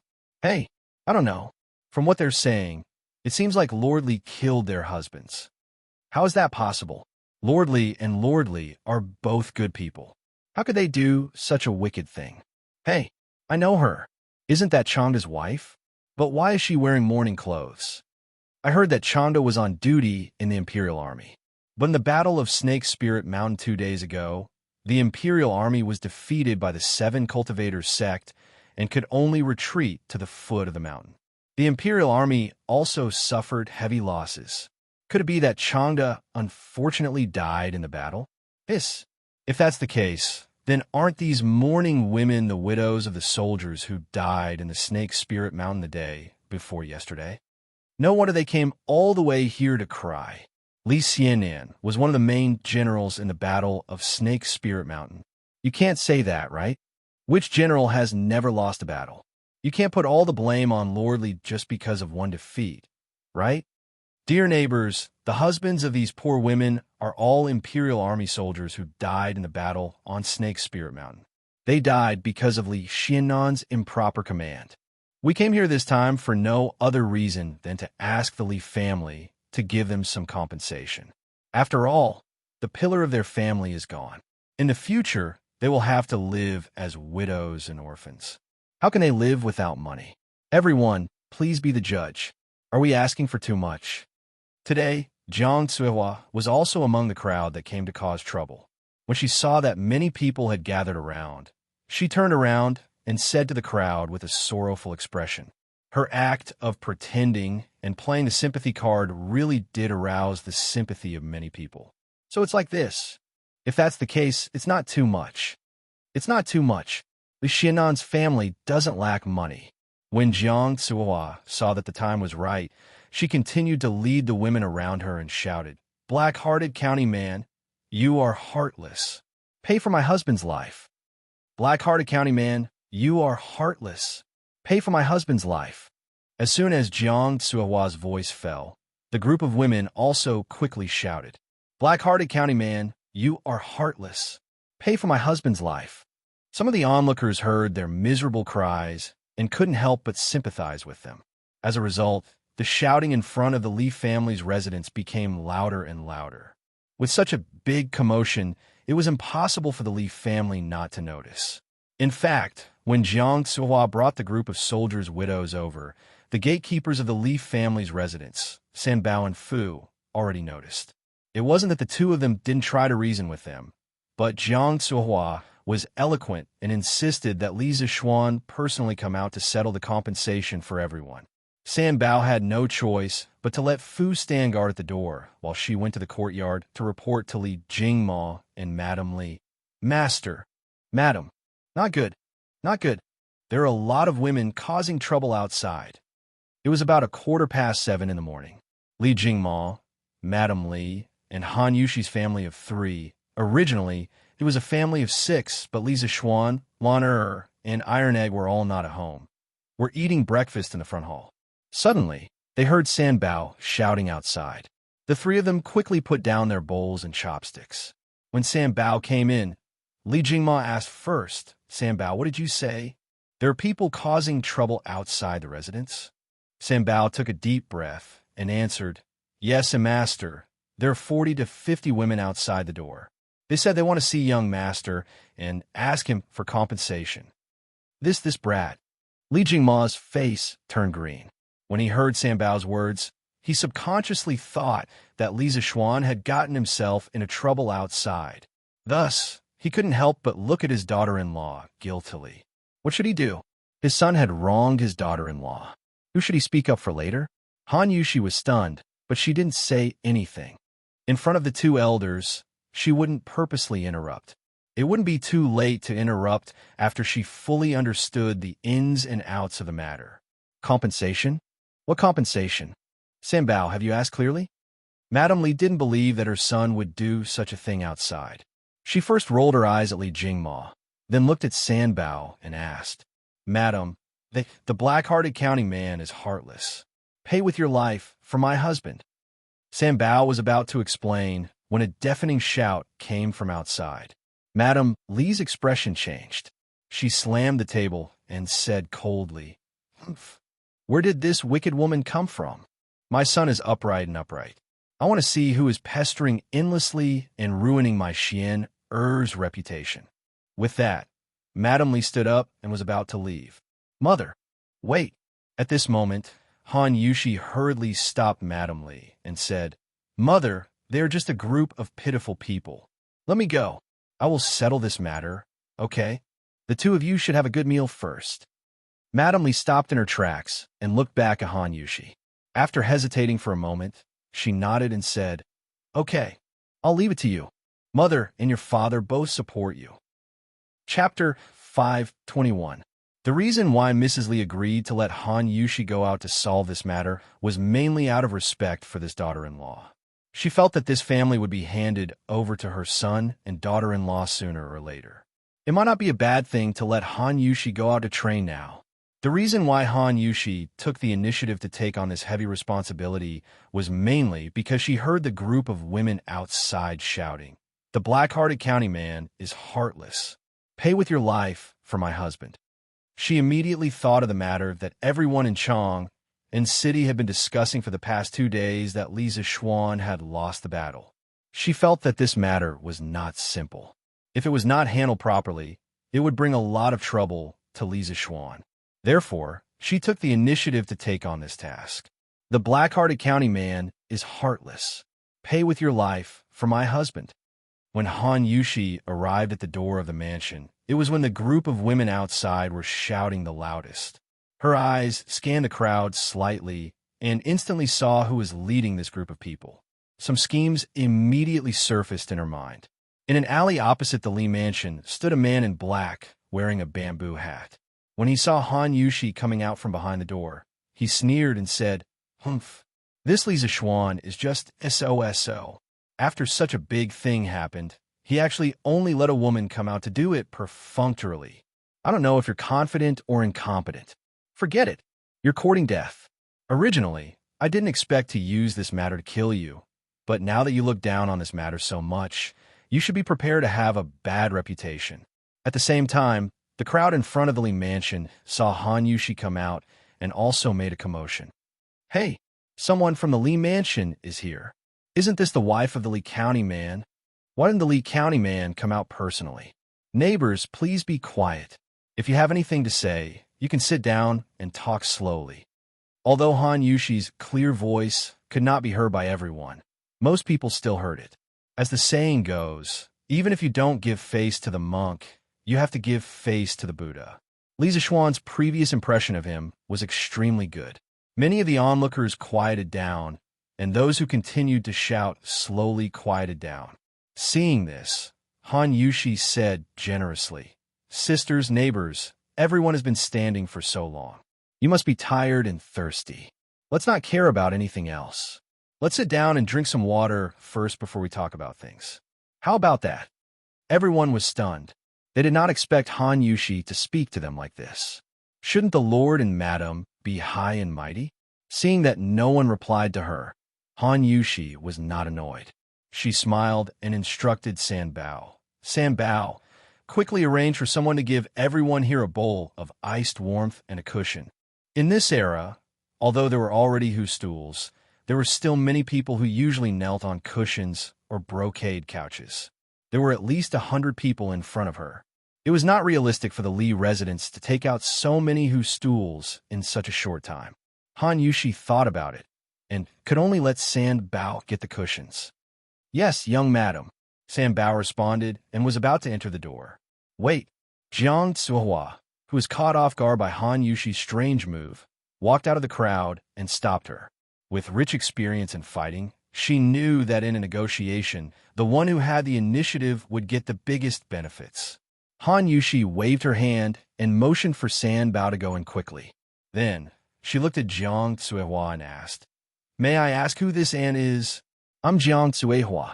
I'm not worthy of being called aunt by Lord and Madam." Jiang Tsuehua pretended to be polite and said, "Madam Ju, there's no need for you to spend money. These are all poor people who lost their husbands in the battle on Snake Spirit Mountain 2 days ago. They're here today to seek justice from Li Xianan. So, Madam Ju, please ask Li Xianan to come out." Han Yushi shook her head gently and said, "I'm sorry, my husband is not at home at the moment. His Majesty has sent troops to attack the 7 cultivators of true virtue for the 2nd time. My husband is trying to find a way to destroy the 7 cultivators of true virtue at the smallest cost and avenge the soldiers who died in the battle. Yushi is sad about the unfortunate experience of my sisters. If I were in your shoes, I believe I would be even more miserable than you. Today, let's not talk about right and wrong. Since you're all guests, please drink some water to cool down. Then we can sit down and have a good talk." At this moment, the maids and servants of the Lee residence came out of the door one after another with wine bowls and futons. Looking at the pink and gentle land that was emitting a cool air, many people couldn't refuse anymore. Although it was still early in the morning, it was still very hot in the summer. The women who had been shouting slogans were the ones who felt it the most. The weather was hot to begin with, and they had been shouting for so long. It would be a lie to say that they weren't thirsty. Moreover, the sight of the warm and gentle land in front of them made them salivate. No one could resist its attraction. Hey, don't drink." Jiang Tsuehua saw that most people had picked up their wine bowls and started to taste the warm and gentle land. She couldn't help but feel anxious. As the saying goes, one's eyes blind one's eyes. They were here to collect debts. How could they drink other people's wine in front of other people's homes? However, no one listened to her at this time. What the hell is this? Jiang Tsuehua stomped her feet in anger. Then, she picked up her wine bowl and drank. Drinking this warm and gentle land is really cool and thirst-quenching. Cough, cough. We've drunk this water and sat down. Lord Ju, madam, can we talk about business now? After a while, Jiang Suihua licked her lips and asked embarrassedly. She was still thinking about the warm and gentle land that she had just drunk. She had never drunk this kind of thing before. Han Yushi swept a glance at the crowd. Seeing that most of them had calmed down and weren't as irritable as before, she heaved a sigh of relief. When she heard Jiang Suihua's question, she smiled and said, "Of course, but what?" Jiang Suihua was overjoyed. She thought that Han Yushi was in trouble. "But before that, sisters, please allow me to tell you about the decision that my husband made." Han Yushi ignored Jiang Suihua and looked at the 40 to 50 women in mourning clothes in front of her. She said in a deep voice, "The Battle of Snake Spirit Mountain was far more unfavorable to the Imperial Army than you imagined. In the end, they were unfortunately defeated, causing 215 heroic souls to be buried here forever. My husband blamed himself deeply for this and couldn't sleep for the entire night. He had already decided that the Leaf family would provide for the lives of these sacrificed soldiers and their families in the future. Putting aside the compensation from the Imperial Court, the Leaf family will give every soldier's family members 10 strings of money every year. If you are willing, you can send the children of the soldiers to study in the Yanhuang Academy in the future. There will be no fees. My husband originally planned to inform everyone of this decision after the Imperial Army completely annihilated the 7 cultivators of true virtue. At the same time, I also wanted to comfort your husband's soul in heaven. But since you've come to find me, I'll inform you in advance. My husband has a clear conscience and only wants to live up to his conscience." Chapter 522. Han Yushi's words completely turned the passive situation into an active one. If Li Zixuan were here, he would definitely give his wife 32 likes. Every family can get 10 strings of money every year. When the people below heard Han Yushi's words, they could not help but start whispering to each other. Among them, most of them had come here to seek money. Now that Han Yushi had given such a generous compensation plan, almost no one was dissatisfied. "Lord Li is so generous. This is really generous." "Yes, every family gets 10 strings of money every year. No matter what, it's enough to live. Tisk TSK. Just based on these conditions, I want to work for Lord Li." I told you that Lord Li is kind-hearted and wouldn't do such a thing that goes against his conscience. How about it? I was right? You guys just had to blindly follow along. Yes. Boss Mao, you're right. We were the ones who didn't distinguish between right and wrong. Madam Ju, we've all let you down. Yes, Madam Ju, we've let you down. We shouldn't have followed along.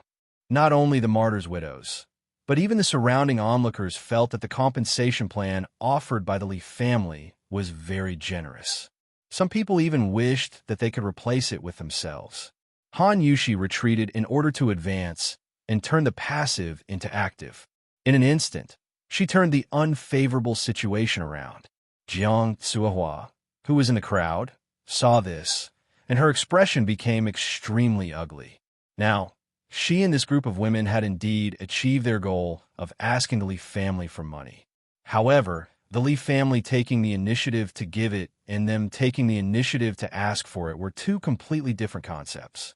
Han Yushi's actions completely ruined her established plan, to completely ruin Li Zixuan's reputation in the name of asking for money. However, looking at the reaction of the surrounding crowd, she knew that not only was Li Zixuan not ruined, but it also gained a good reputation for being benevolent and righteous. Madame Ju is really benevolent. I just don't know how long the Li family can give them the 10 strings of money every year. The more Jiang Suihua thought about it, the angrier she got. Suddenly, she thought of a flaw and asked.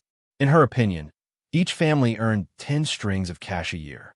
More than 200 families would earn more than 2,000 strings of cash.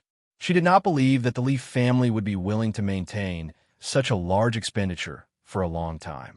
A cold light flashed through Han Yushi's eyes. Jiang Suihua was polite on the surface, but her words were targeted at the Li family. This made Han Yushi feel a little angry. She glanced at Jiang Suihua with a deep meaning and said, "Jiang Suihua, you're the Li family." "Annie Jiang, that's a good question. Our Li family intends to give each family a pension of 10 strings of coins for 50 years, a total of 107,500 strings of cash. Within half a year, my husband and I will raise this sum of money and hand it over to the imperial court. The Ministry of Revenue will distribute it to everyone every year. This way, no matter whether the Li family is rich or poor 50 years later, the pension money for the families of the soldiers will not be lacking. After learning new mathematics for so long, Han Yushi effortlessly calculated the total amount of pension for the 215 martyrs for 50 years. When the onlookers heard that, there was a commotion. Although they felt that the previous 10 strings of cash was a lot, it was still within their acceptable range. Now that they heard that the Li family was going to take out more than 100,000 strings of cash, this was really an eye-opener for them. Good. Lord Li is generous. Lady Ju is generous. What the F***CK? More than 100,000 strings of cash. Lord Li is really unparalleled. That's right. Today, these women blocked the Li family's door to cause trouble. It's really too much. Fortunately, Lady Ju is magnanimous. Not only did she not mind, but she also repaid evil with good. It's really rare. That's the truth. Under Han Yushi's step-by-step attacks, the scales of victory had already begun to tilt towards the Li family. The martyrs' widows in the field were pointed at by the surrounding people. Many people did not dare to raise their heads to look at Han Yushi again. A person lives with a face, a tree lives with a piece of skin. In fact, most of them did not have such a big grudge against Li Zixuan and the Li family. It was mainly because Jiang Tsuehua used some bewitching words to trick them into causing trouble. Now, in front of the Li residents, not only did Han Yushi not speak ill of them, but she also gave them iced warm drinks and clean and soft cushions to sit on. This eased the hostility in their hearts by a lot. In the end, Han Yushi did not need them to say anything. Instead, she took the initiative to give them such a generous pension plan. While they were satisfied, they also felt a lot of guilt. They kept feeling that they were the villain in this matter. Madam and Lord Ju are benevolent, but my family doesn't want money. I only want my husband's bones. I beg Madam and Lord Ju to fulfill my wish. Just when Han Yushi thought that the matter was about to be resolved satisfactorily, she saw a delicate woman in mourning clothes stand up and say, "Yes, yes, yes. Madam Ju, why didn't the Ministry of War send back the corpses of the soldiers in the Battle of Snake Spirit Mountain this time? How sad do you think it is for them to die without seeing their corpses?" Jiang Tsuehua's eyes lit up as she quickly jumped out and said, "Oomph." Han Yushi's face turned cold as she said to Jiang Tsuehua coldly, "I wonder if any of the 215 soldiers who died are your family members, Aunt Jiang." Jiang Tsuehua's old face darkened as she said weakly, "This, no. Since no, then why is Aunt Jiang more anxious than these people? Can I understand that these people were all instigated by Aunt Jiang to come and ruin our Li family's reputation?" The voice of Han Yushi, who had been speaking in a gentle voice earlier, suddenly became stern. Her beautiful face was also covered with dark clouds. Jiang Tsuehua panicked, but she was an experienced person after all. After taking 2 breaths, she hurriedly explained, "Madam Ju, that's not right. Justice is in the human heart. I, Jiang Tsuehua, saw that these people who lost their husbands were pitiful, so I stood out to help them. How did I instigate them to ruin your family's reputation? I'm doing this for the public good." "Ha. Eager for justice?" Han Yushi sneered, then walked to the delicate woman in white who had stood up earlier and asked softly, "May I know your name?" The delicate woman bowed and answered, "I am Xiao Wanqing. My husband is Zhao Siwei, a lieutenant of the Imperial Army and the captain of General Dugu's personal guards." Han Yushi was slightly shocked. The night before, Li Zixuan had briefly explained the battle on Snake Spirit Mountain to her. At the last moment, Zhao Siwei had led the remaining Imperial Army guards and used his life to give Li Zixuan, Dugu Xian, and the others a chance to retreat. Han Yushi remembered this matter deeply in her heart. Chapter 523. So it's Sister Wanqing. Sorry for the disrespect. Han Yushi bowed solemnly to Xiao Wanqing and said, Sister Wanqing, I've heard about your husband from my Lord Ju. I'll tell you in detail later. Now, please tell me, did Aunt Jiang call you here? When Jiang Tsuhua heard this, she panicked and said, Madam Ju, did I ask you a question? I'm asking Sister Wanqing. If you don't have a guilty conscience, please shut up. Han Yushi mercilessly interrupted her immediately. Anyone could hear the coldness in her words. Seeing that Han Yushi was about to get angry, Xiao Wanqing also panicked a little. After all, the difference in status was obvious. She hurriedly said in a low voice, Madam, this Wanqing came here today without consideration, but it was definitely not to ruin Lord Ju's reputation. I just wanted to... All right, Sister Wanqing, I know you don't have any ill intentions. I just want to ask you, were you urged by Aunt Jiang to come here? Han Yushi smiled and patted Xiao Wanqing's shoulder as she said gently. This, Xiao Wanqing looked at Jiang Tsuhua hesitantly, not knowing how to answer. Han Yushi immediately understood in her heart. She said in a deep voice, Sister Wanqing, you all know my husband's attitude towards you. Put yourself in my shoes. You have to treat me with sincerity as well. Besides, if anything goes wrong today, both you and our Li family will only suffer losses. No one will be able to gain any benefits. So have you never thought that you were being used by someone with ulterior motives? Xiao Wanqing was startled. When she thought of the whole thing, she felt more and more that someone was manipulating today's farce. Little girl, don't slander me. I just pity these women who lost their husbands. I'm here to seek justice for them. Seeing that the matter was about to be exposed, Jiang Tsuhua simply shed all pretense of cordiality and directly called Han Yushi a little girl. Hee. Justice? Han Yushi laughed instead of getting angry and said, Let's not talk about justice first. Jiang Tsuhua, are you admitting that these widows of the Imperial Guards were all urged by you? So what if I am? Justice for one person is the same as justice for 50 people. What's wrong with me calling all of them over? Jiang Tsuhua stiffened her neck and argued. Ha! Does this mean that you, Jiang Tsuhua, are here today to seek justice for the 50 widows of the soldiers? And you're not even taking a single cent? Han Yushi sneered. Then she looked at the crowd that was gathering around her and said loudly, Dear neighbors, I, Han Yushi, have just married into the Li family for less than a month. I don't know what kind of character Jiang Tsuhua had in the past, but I believe everyone present knows very well. Who thinks that she will be selfless, do her best, and seek justice for others without taking a single cent? If anyone thinks so, please step forward. Straight to the root of the problem. Han Yushi's words directly hit Jiang Tsuehua's vital point. The onlookers also saw that today's matter was a little unusual, and they all whispered below. I know this Jiang Tsuehua. Not only is she stingy, but she also likes to take advantage of small things.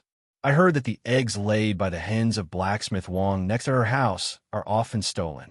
I don't know if it has anything to do with Jiang Tsuehua. It's most likely related. Earlier, when I saw you guys making a fuss, I felt that something was wrong. Now that I heard Madame Ju's analysis, I finally know what's wrong. This Jiang Tsuehua is eating and drinking well, but her mother-in-law can only eat and drink. How could such an unfilial woman be so kind to seek justice for others? There must be something fishy behind this. Yes.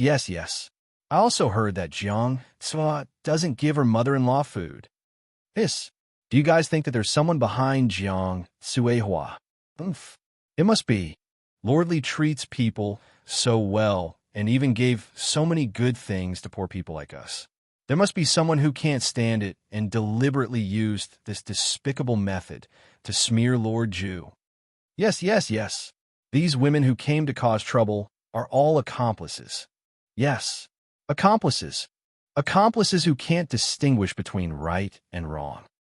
Chang'an's city wasn't big, but it wasn't small either. The people who lacked entertainment loved to gossip. When something happened, half of Chang'an's city would know about it.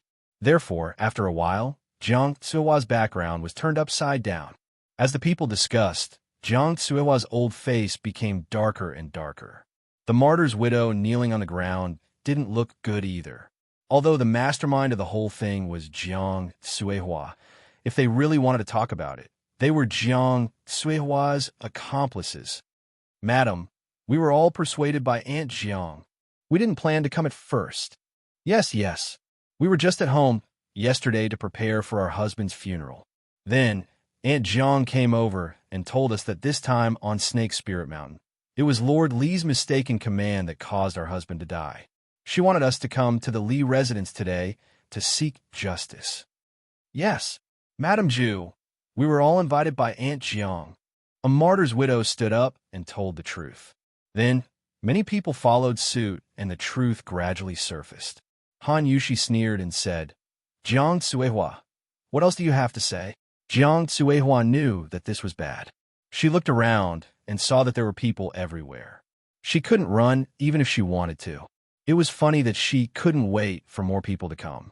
Now, it seemed that she was digging her own grave. No matter what, these people's husbands died on Snake Spirit Mountain. It must have something to do with Li Xianan. Also, why couldn't the soldiers' bones be brought back? Isn't Li Xianan responsible for this? Jiang Suihua had no choice but to fight to the death. She felt that even if she was caught and brought to the Supreme Court, she had to drag Li Zishuan down. That way, the mysterious person who was looking for her might be able to save her. You self-righteous, stupid woman. Facing Jiang Suihua's dying counterattack, Han Yushi was not afraid at all. She looked at Xiao Wanqing below and said, the battle on Snake Spirit Mountain was a nightmare for all the sisters here.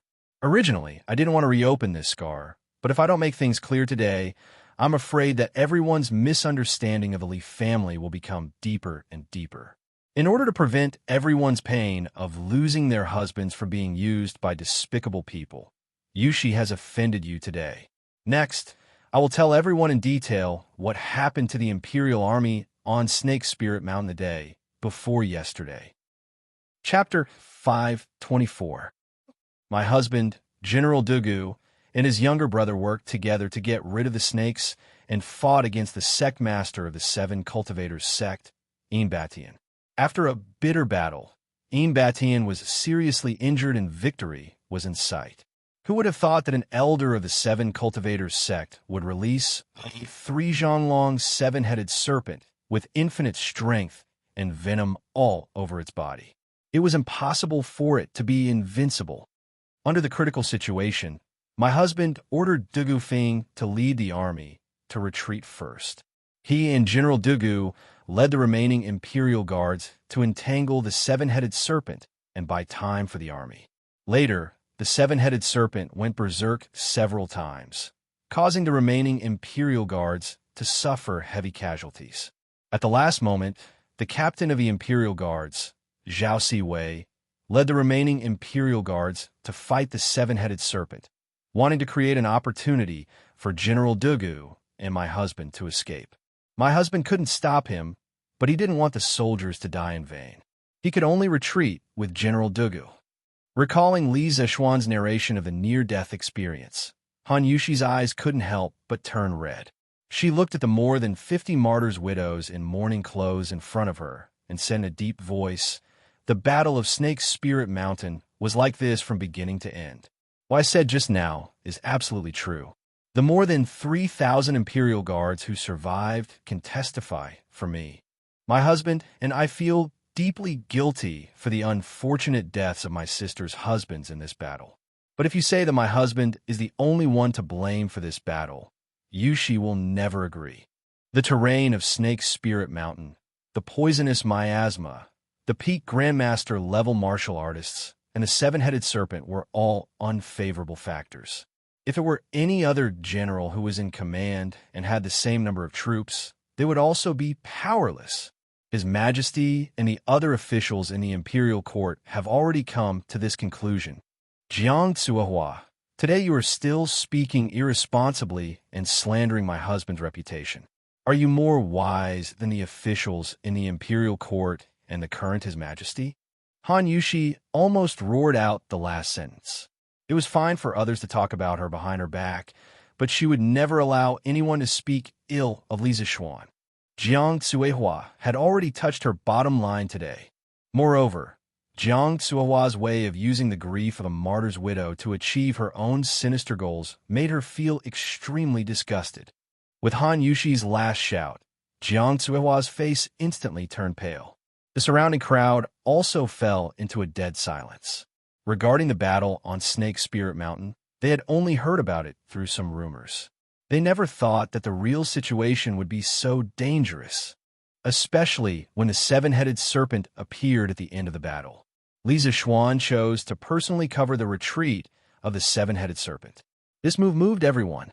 Other people would say that a general success was built on the bones of thousands of soldiers. However, Li Zixuan, as a general, was able to achieve this step. No matter how picky a person was, they would not be able to find fault with him. Although they were defeated in the end, it could only be said that it was not their fault.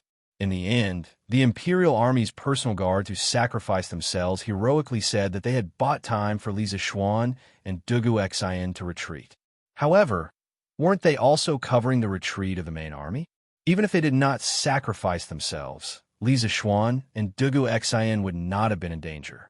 However, more than 90% of the 4,000 Imperial Army soldiers would have died. Therefore, in other words, they did not die for Li Zixuan and Dugu Xian. They died in place of more than 3,000 brothers. Lord Zhu is loyal and righteous. We have wronged Lord Zhu. We deserve to die. A white-haired old man cupped his hands at Han Yushi and said in a trembling voice. Earlier, when he saw how pitiful these widows were, he followed suit and shouted a few slogans. Now that he heard Han Yushi's explanation, he immediately blamed himself. We have wronged Lord Zhu. We deserve to die. Even such an old man could take the initiative to admit his mistake. How could the others have the nerve to continue being ostriches? Therefore, those who blindly followed suit and apologized. Everyone, you don't have to do this. You were just fooled by Jiang Tsuehua's flowery words. It's not your fault. The one who is truly guilty is Jiang Tsuehua. Han Yushi waved her hand at those people, then turned her head and ordered Pang Sigi, bring her to the Supreme Court for interrogation. I want to see who is deliberately smearing my husband's name. As the head of the Li Residence's guards, Pang Feiji had already run out when he heard the commotion. When he heard Han Yushi's order, he quickly cupped his hands and said loudly, "Yes, young mistress." After saying that, he waved his hand and said fiercely, "Go. Take her down." "Stop." Jiang Tsuehua widened her eyes and said in panic, "You can't take me down. I'm just helping them seek justice. I'm not guilty. I'm not guilty." You're guilty." At this moment, an angry snort came from outside the crowd. Everyone looked over and saw an old lady in black clothes walking over shakily with a walking stick. "Mother, why are you here?" Xiao Wanqing, who was in the crowd, turned pale with fright when she saw who it was. She hurriedly got up and wanted to help the old lady. If I didn't come, Siwei's reputation would be ruined." "Wanqing, you're really muddle-headed. How could you believe Jiang Tsuehua's slanderous words?" "That's right, this old lady was Zhao Siwei's mother. According to custom, elders were not allowed to wear mourning clothes for the younger generation, so she only wore black clothes." At this moment, when Xiao Wanqing walked in front of her, the old lady did not intend to give her daughter-in-law any face in front of others. She sternly reprimanded her. "Mother, son is wrong. Don't be angry." Xiao Wanqing's eyes were red. She quickly supported the old lady and said gently, "I'll talk to you later." The old lady used her walking stick to knock on the ground, then shakily walked in front of Jiang Tsuehua. Without saying a word, she raised her walking stick and hit her. "Jiang Tsuehua, you blabbermouth. I'll let you deceive my daughter-in-law. I'll let you ruin my Siwei's reputation. You're still asking for justice? My Siwei protected his master and was not afraid of death. Although his corpse is gone, he sacrificed his life for the country. Even if he died honorably. Why would he need a blabbermouth like you to seek justice?" It was obvious that the old lady was very angry. Every time she hit with her walking stick, she used a lot of strength. When Jiang Tsuehua saw the old lady walking over, she already realized that something was wrong. She quickly ran away, not daring to resist at all. The ancients valued filial piety. Although Jiang Tsuhua occasionally dared to bully her mother-in-law at home, if she dared to hit such an old lady in front of so many people, then even if the bystanders came up and beat her to death on the spot, the imperial court would not punish them for their crimes. At this time, the old people's social status was quite high. She did not expect that even if she did not make a move, others would want to beat her to death. When a surrounding crowd heard the old lady's words, they could not help but cheer loudly. Good. What a good sacrifice for the country, even if he died honorably. The old lady is deeply righteous. Good job. Yes, yes, yes. Jiang Tsuehua deserves to die. She actually used the pain of someone else's husband to achieve her own unspeakable goals. She deserves to die. Beat her to death. Beat her to death. Go and help catch her. Don't let her escape. Brother Ji originally wanted the two marquis beside him to catch Jiang Tsuehua with both hands, but who knew that before he could give the order, the surrounding crowd had already made their move. Therefore, the old lady did not need to waste any effort to chase after her. She only needed to hit Jiang Tsuehua with her walking stick. In a short while, Jiang Tsuehua was beaten until her face was bruised and swollen, crying for her father and mother. Sob, sob. Siwei's mother, don't hit her. Don't hit her. I know I was wrong. Jiang Tsuehua tilted her head to prevent the walking stick from hitting her head as she cried and begged for mercy. Han Yushi saw that if she continued to hit her, she would die. She quickly came over and said, Auntie, don't hit her anymore. I will send Jiang Tsuehua to the Supreme Court. She will be punished. Chapter 525. Mrs. Li. Today's matter is the fault of my Zhao family. Wanqing's personality is simple, and she doesn't know much about the world. That's why she was bewitched by Jiang Tsuehua. Please don't hold a grudge in your heart. I apologize to you on behalf of Wanqing. The old lady also felt that she couldn't hit her too hard, so she put down her walking stick. She turned around and looked at Han Yushi with a guilty expression. After saying that, she even wanted to kneel down and beg for forgiveness. Mother, no, all of this is my fault. Xiao Wanqing was shocked and quickly pulled the old lady back, not letting her kneel down. Han Yushi was also shocked. She ran over and held the old lady's hand, saying, Mrs. Zhao, you don't have to do this. Your son and my husband can be considered brothers who fought side by side and shared life and death together. And you're so righteous. I can't even thank you enough. How can I blame you?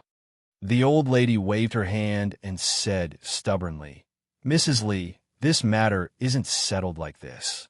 Although my son has made contributions to the war under Lord Zhu, that's that. If my son knew that after he died, someone was still using his name to ruin Lord Zhu's reputation, my son would definitely die with a grievance. Lord Zhu loved his soldiers like his children. Siwei was a person who valued relationships and righteousness when he was alive. It was his honor to be able to serve under Lord Zhu. It was also his misfortune to die in battle on Snake Spirit Mountain. This old lady knows that Lord Zhu has already done his best. You don't owe this old lady anything. Instead, this old lady owes Lord Zhu. Han Yushi was both happy and heartbroken to meet such a righteous old lady. A white-haired person sending off a black-haired person. What in the world could compare to this kind of grief? Old Lady Zhao could still maintain her rationality and understand things when she was in great sorrow. No one could compare to this kind of benevolence. Mrs. Zhao, please don't say that. Sister Wanqing only believed the slanderous words of a villain. This was an unintentional mistake. My husband and I won't take it to heart. On the other hand, Mrs. Zhao, you're so righteous and helped my husband resolve the crisis. This junior still has to thank you. Xiao He, help Auntie Zhao into the house. It's hot outside. Han Yushi patiently comforted old Madame Zhao with a few words, and then wanted Xiao He to help the old lady into rest. The farce this morning had developed to this point. Basically, the crisis had been resolved, and Li Zixuan's reputation would not be affected because of this. Next was some finishing work. No. Madam Li, you're magnanimous enough to not bicker with us. But this old woman doesn't have the face to enter this door. You just said that you would give my family 10 strings of money every year. Don't mention this again. Siwei's spirit in heaven would definitely not agree. She only hoped that the Lord of the Supreme Court would severely punish Jiang Soa, this gossipy woman who stirred up trouble. My son has already shed blood on the battlefield. We can't let him shed tears in the netherworld because of these villains who use his name to do whatever they want. Old Madame Zhao hurriedly refused. Then, she pointed at Jiang Soa, who was being held down by everyone, and said hatefully, Andy Zhao is right. Punish me severely. Yes. Don't let the name of a hero be used by villains. Punish the villain. Punish Jiang Suihua severely. Old Madame Zhao's words resonated with many people. The onlookers clapped their hands and cheered. The martyrs' widows who were kneeling on the ground felt embarrassed.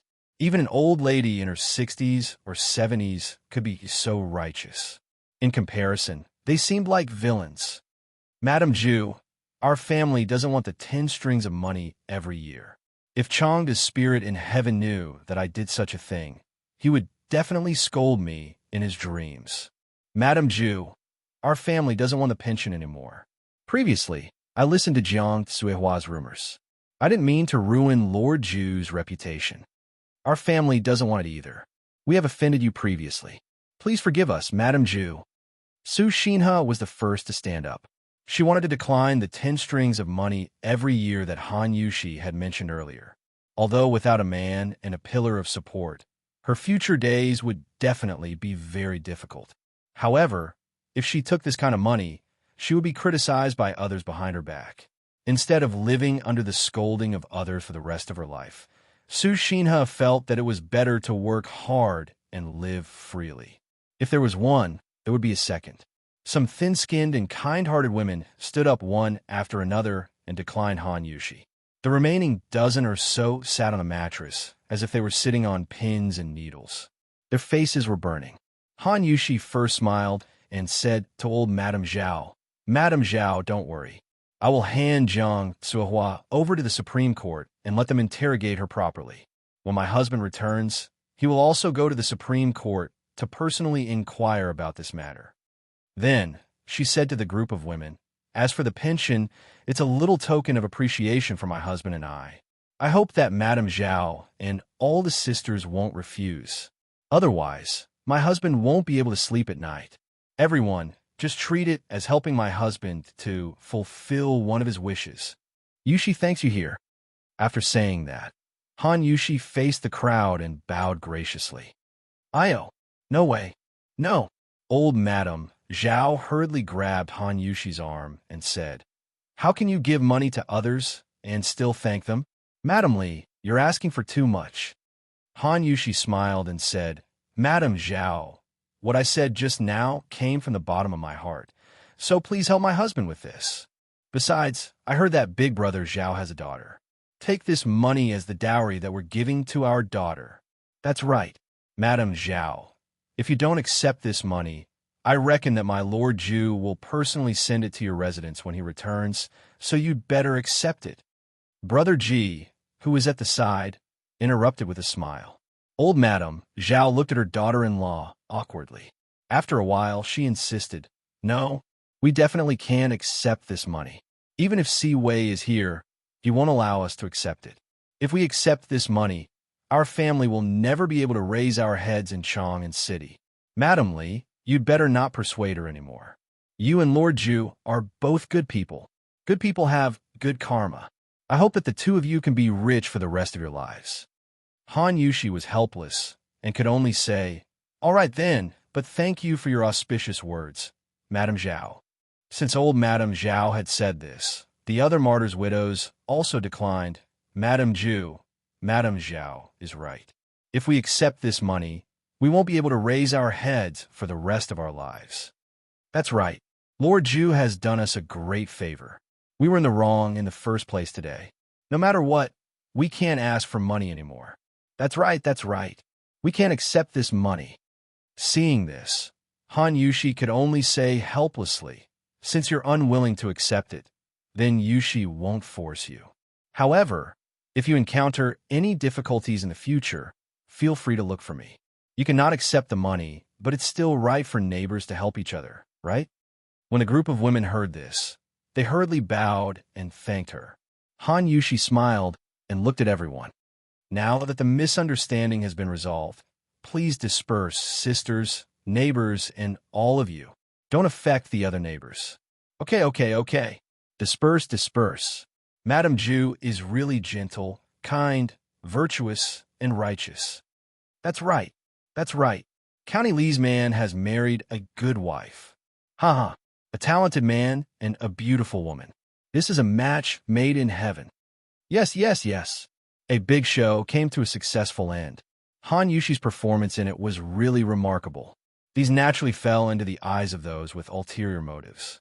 As the surrounding crowd dispersed, they praised Han Yushi repeatedly. On the steps in front of the mansion, Han Yushi looked at the miserable Jiang Suehua below and turned to Brother Ji. Pang Siggy, I'll have to trouble you with her. Brother Ji cupped his hands obsequiously and said, Don't worry, young madam. I have familiar brothers in the Supreme Court. I guarantee that I'll make this shrew spit out the person behind the scenes. Also, young madam, you can call me Xiao Pang in the future. Han Yushi. Chapter 5:26. Auntie Zhao, let me help you inside to rest for a while. You must be tired from running here so early in the morning. After the crowd dispersed, Han Yushi asked someone to clean up the door and looked at old lady Zhao. Today's conflict was the first time in Han Yushi's life that she had encountered such a big scene. In fact, she had always been extremely nervous in her heart. In the end, she was able to resolve this matter perfectly. In addition to her adaptability and extraordinary performance, the righteous old Madame Zhao also played a role in it. There weren't many of those martyrs' widows who had bad intentions. They were just at a loss after encountering a great tragedy in their lives, and were then used by a villain. At this time, with old lady Zhao as a clear example, it was easy to awaken the original kindness in their hearts. I won't sit. Fortunately, I heard the news in time today and didn't let Xianqing make a big mistake. Otherwise, I wouldn't have the face to see Si Wei after a few years. Old lady Zhao leaned on her walking stick and said with some heartache. At this time, she had returned from a messenger of justice to her original identity, a mother who had just lost her son. Mother, don't say that, it's all my fault. You will definitely be healthy and live a long life. Xiao Wanqing held old lady Zhao's hand and cried. Han Yushi also said softly, Auntie Zhao, Sister Xianqing was just carelessly used by a villain. Don't blame her, and don't blame yourself.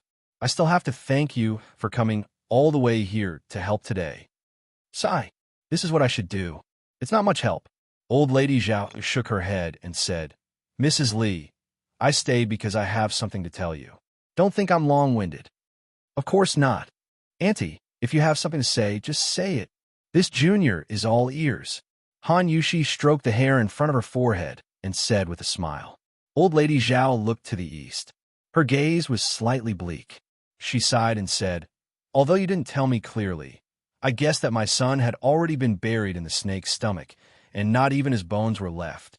As for the 7 cultivators of true virtue sect, I wish I could personally go to their sect and perish together with them. As for that 7-headed giant snake, I dream of eating its flesh and drinking its blood even in my dreams. Everyone says that Lord Ju values friendship. This time, the Imperial Court has sent a large number of troops to attack Snake Spirit Mountain. Based on Lord Ju's usual behavior, he will definitely avenge my son and the soldiers who died. However, I really don't want to let more good men follow in my son's footsteps because of revenge. It's enough for this old woman to have to see her own child die before her own. I hope that Lord Ju won't let more people die because of revenge. If that's the case, even if we get our revenge, I won't be able to feel at ease for the rest of my life. What kind of mother was she to be able to say such deep and moving words? Only those who truly had great love and kindness in their hearts would be able to consider things so thoroughly. This was not a small love for a family, but a great love for the whole world. When Han Yushi heard this, her heart was filled with mixed feelings. Her eyes were slightly moist. Taking a deep breath, Han Yushi held back the tears that were about to burst out of her eyes and comforted her. Auntie Zhao, you don't have to worry too much. My husband has already thought about what you just said. Right now, he is thinking of a way to destroy the 7 cultivators of true virtue sect with the smallest price to avenge Big Brother Zhao and the soldiers who died. You just have to wait at home with peace of mind. Old Madame Zhao nodded her head in relief and said, Good, good. I was thinking too much. It's good that Lord Zhu can think of this. Madame Li, this old woman will take her leave first. And Auntie Zhao, take care. Sister Wanqing, you should come over often in the future. And okay. Thank you, Madame Zhu. Yushi, you handled today's matter very well. Not only did you not let those who wanted to smear Xian Er's reputation succeed, but you also let Xian Er's reputation among the common people rise to a higher level. Xian Er is really lucky to have married you. After the farce ended, Han Yushi was about to return to her room to tell her parents-in-law that she was safe, who knew that the old couple had been hiding behind the door and secretly observing. Seeing Han Yushi enter the courtyard, Madame Li held her hand and said with a smile, Mother, you're too kind. Actually, I was also very nervous just now. Han Yushi was happy in her heart, but she said modestly, no matter what, this is the best result. Facts have proven that Xian can't leave you. Ha! Li Jingma stroked his beard with relief and laughed. Unlike Madame Li, Li Jingma had been in the business world for decades and had seen countless people. He just saw a trace of shrewdness and experience in Han Yushi's way of handling things.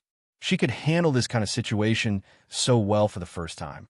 He felt that in the future, he could completely be a shopkeeper with his wife because his son and daughter-in-law, one outside the family and one inside the family, could take charge of things independently. Young Madame looked so awe-inspiring just now. Jiang Zuohua is such an unruly shrew. Didn't she have to obediently beg for mercy when she saw young Madame? Xiaohe came over to join in the fun with a smile. Ha ha ha. The whole family couldn't help but laugh heartily. While they were happy, the mysterious man in the alley opposite the Li residence had a constipated expression. Bastard. Trash. This Jiang Zuohua is really a stupid woman. She could even fail in such a good situation. Why would I find such a trash? The mysterious man kicked over a jar placed by someone by the roadside and cursed loudly. After venting for a long time, his mood finally calmed down a little. He muttered, Forget it. Since this plan didn't work, I can only wait until the day after tomorrow to negotiate with the other families. Fortunately, that Jiang Zuohua doesn't know my true identity. Otherwise, wouldn't I have gone for wool and come home shorn this time? What bad luck. After saying that, he flicked his sleeves and left.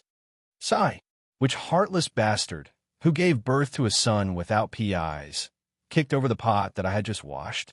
Come out if you have the guts. See if I don't crush you to death. As soon as the mysterious man left, a fat woman with a waist of 3 feet came out from the side courtyard. When she saw the jar that had been knocked over on the ground, she was instantly furious and raised her voice to curse loudly. The mysterious man, who had turned into another alley, heard the faint curses coming from behind him. He couldn't help but frown and say, Which family's stupid woman is actually so shrewish? She's simply ruining the refined culture. However, she shouldn't be scolding me. The mysterious man felt good about himself and shook his head and continued to walk forward. Chapter 527. Your Imperial Highness. Why have you come? Quickly, take a seat. Not long after the farce ended, Han Yushi heard a servant report that Princess Changle had arrived. She promptly went out to welcome her. As for Li Jingma and Madame Li, the old couple knew that their son had some friendship with the princes and princesses. Since Changle had come to the Li residence, she was definitely not looking for them. As a result, they returned to the east courtyard. Big Sister Yushi, are you all right? Changle heard that someone was causing trouble at your residence. However, Imperial Father and Big Brother Crown Prince are still attending morning court, so I came over myself. After not seeing her for a month, Changle's complexion was much better than before. At this moment, she walked over and spoke with concern. Seeing that the concern on Changle's face was genuine, Han Yushi couldn't help but feel warmth in her heart. Smiling slightly, she replied, I'm fine. Those people have already dispersed. Many thanks for your Imperial Highness concern. It's good that you're fine. Also, big sister Yushi, how many times have I told you? You could just call me Changle. Don't call me your Imperial Highness all the time. That's too estranged. Ah, that's right. Where's Big Brother Xiaoxian? After such a big incident, how come I don't see him? Changle could not help but ask as she sat on the Li residence's special wooden armchair and looked around. She was still considered a half-grown child. Sitting on this large and wide chair meant for adults, her legs were a little short, and her toes could barely touch the floor. Her petite appearance made her look exceptionally cute. Han Yushi was startled. She replied, My husband wasn't at home yesterday. Right now, he should be at the workshop. He said that he wanted to make something to deal with the 7 cultivators of true virtue. Wow, then it seems that the 7 cultivators of true virtue is going to be out of luck this time. Every time Big Brother Xiaoxian says that he wants to make something, he always makes something that none of us can imagine. Changle laughed happily. Afterwards, she blinked her large, beautiful eyes and asked, Big Sister Yushi, did Big Brother Xiaoxian say when he would finish? When the time comes, Changle wants to see what it is. Han Yushi smiled and replied, He didn't say when. He only said that he should be able to make it within 3 days. Changle, if you want to know, you can ask him when he returns. Oh, Changle nodded rather regretfully, and then she said, Then Big Sister Yushi, quickly tell Changle how those people were sent away. Sister Yushi, are you okay?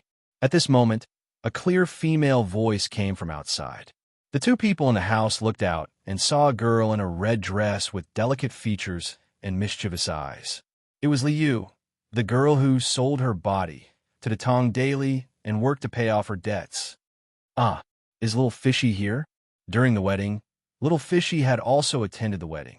Lisa Xuan had even told Han Yushi about the interesting things that happened when they first met Liu. Therefore, Han Yushi definitely knew Liu. Sister Yushi, you're fine. Hee, that's great. When I came out to buy buns this morning, I heard that a group of peasant women came here to cause trouble. I was so scared that I didn't even eat my buns and ran over. Luckily, nothing happened. Otherwise, boss. Now, Big Sister Yushi, this is... Little Fishy skipped over. Pulling on Han Yushi and sizing her up, she chattered incessantly. Only then did she notice Changle at the side.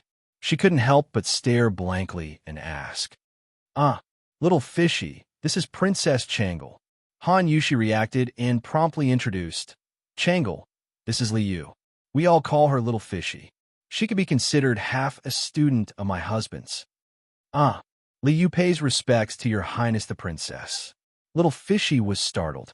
She didn't expect that the little girl, who was about the same age as her, was actually a princess. She promptly stepped forward and paid her respects. However, Changle did not immediately ask Liu to dispense with the formalities. Her eyes stared unblinkingly at Liu's face, lost in thought. Actually, ever since Liu had entered the room, Changle's eyes had never left Liu's face. Don't misunderstand. Our Princess Changle is definitely not a lesbian. Cough, cough. Changle? After waiting for a long time and seeing no reaction from Changle, not only did Liu feel that something was wrong, but Han Yushi also saw that something was wrong. She couldn't help but cough dryly and remind Changle. Oh. Changle finally awoke from a reverie. Somewhat flustered, she said, Dispense with the formalities. Dispense with the formalities. Since you are Big Brother Xiaoxuan student, there is no need to be overly courteous. Speaking of which, you and Big Brother Qingke can be considered half of the same school. Since your highness says so, then I won't be courteous. Liu had an easygoing personality. Hearing Changle's words, she promptly straightened her body. Giggling, she said, Princess, the Qingke you spoke of, is it Prince Li Tai of Wei? I have seen him before. He is a very formidable person. Changle asked curiously. Oh, you have seen Big Brother Qingke? Little Fishy proudly replied. Of course. Speaking of which, among the three of you, I have seen the Crown Prince and Prince Wei at the workshop previously, but I have not seen you." When Changle heard that, a trace of pitifulness flashed across her eyes. She said, "Since you are often in the workshop, then it is not strange that you have seen Big Brother Chinke and Big Brother Crown Prince. It is just that, as a princess, it is not as convenient for me to leave the palace as it is for them. That is why you have not seen me." Little Fishy was an exquisite person. How could she not hear the sadness in her words? She quickly stopped smiling and said regretfully, "Oh, that is true, but you are the princess of Tang Empire, the apple of His Majesty's eye. Who knows how many people envy you?" Envy? Changle muttered to herself. Then she shook her head and forced a smile. "Let's not talk about this. Little Fishy, you just said that Big Brother Chinke is a formidable person. How is he formidable? Other than reading her sister's novels, Changle really couldn't think of how her brother was formidable. Well, Little Fishy rubbed her chin and said with a smile, "Prince Wei is a prince, but he is still diligent and eager to learn. I heard that his mathematics results are one of the best in the school of mathematics. He is comparable to Meng Wenhao. Oh, Meng Wenhao is a good brother of mine. He is always the first in the school of mathematics." When Changle saw Li Yu's face full of vigor when she said that Meng Wenhao was her good brother, she couldn't help but feel envious. She nodded in disappointment and said, "Oh, so that is the case. But he is not formidable. Changle heard from my father that Big Brother Chinke has been extremely intelligent since he was young. It is reasonable that he can do this." When Little Fishy heard that, her eyes widened. She said unhappily, "How is this not formidable? Prince Wei is from a better family than us, but he is more hard-working than us ordinary people. This is very formidable." Chapter 528.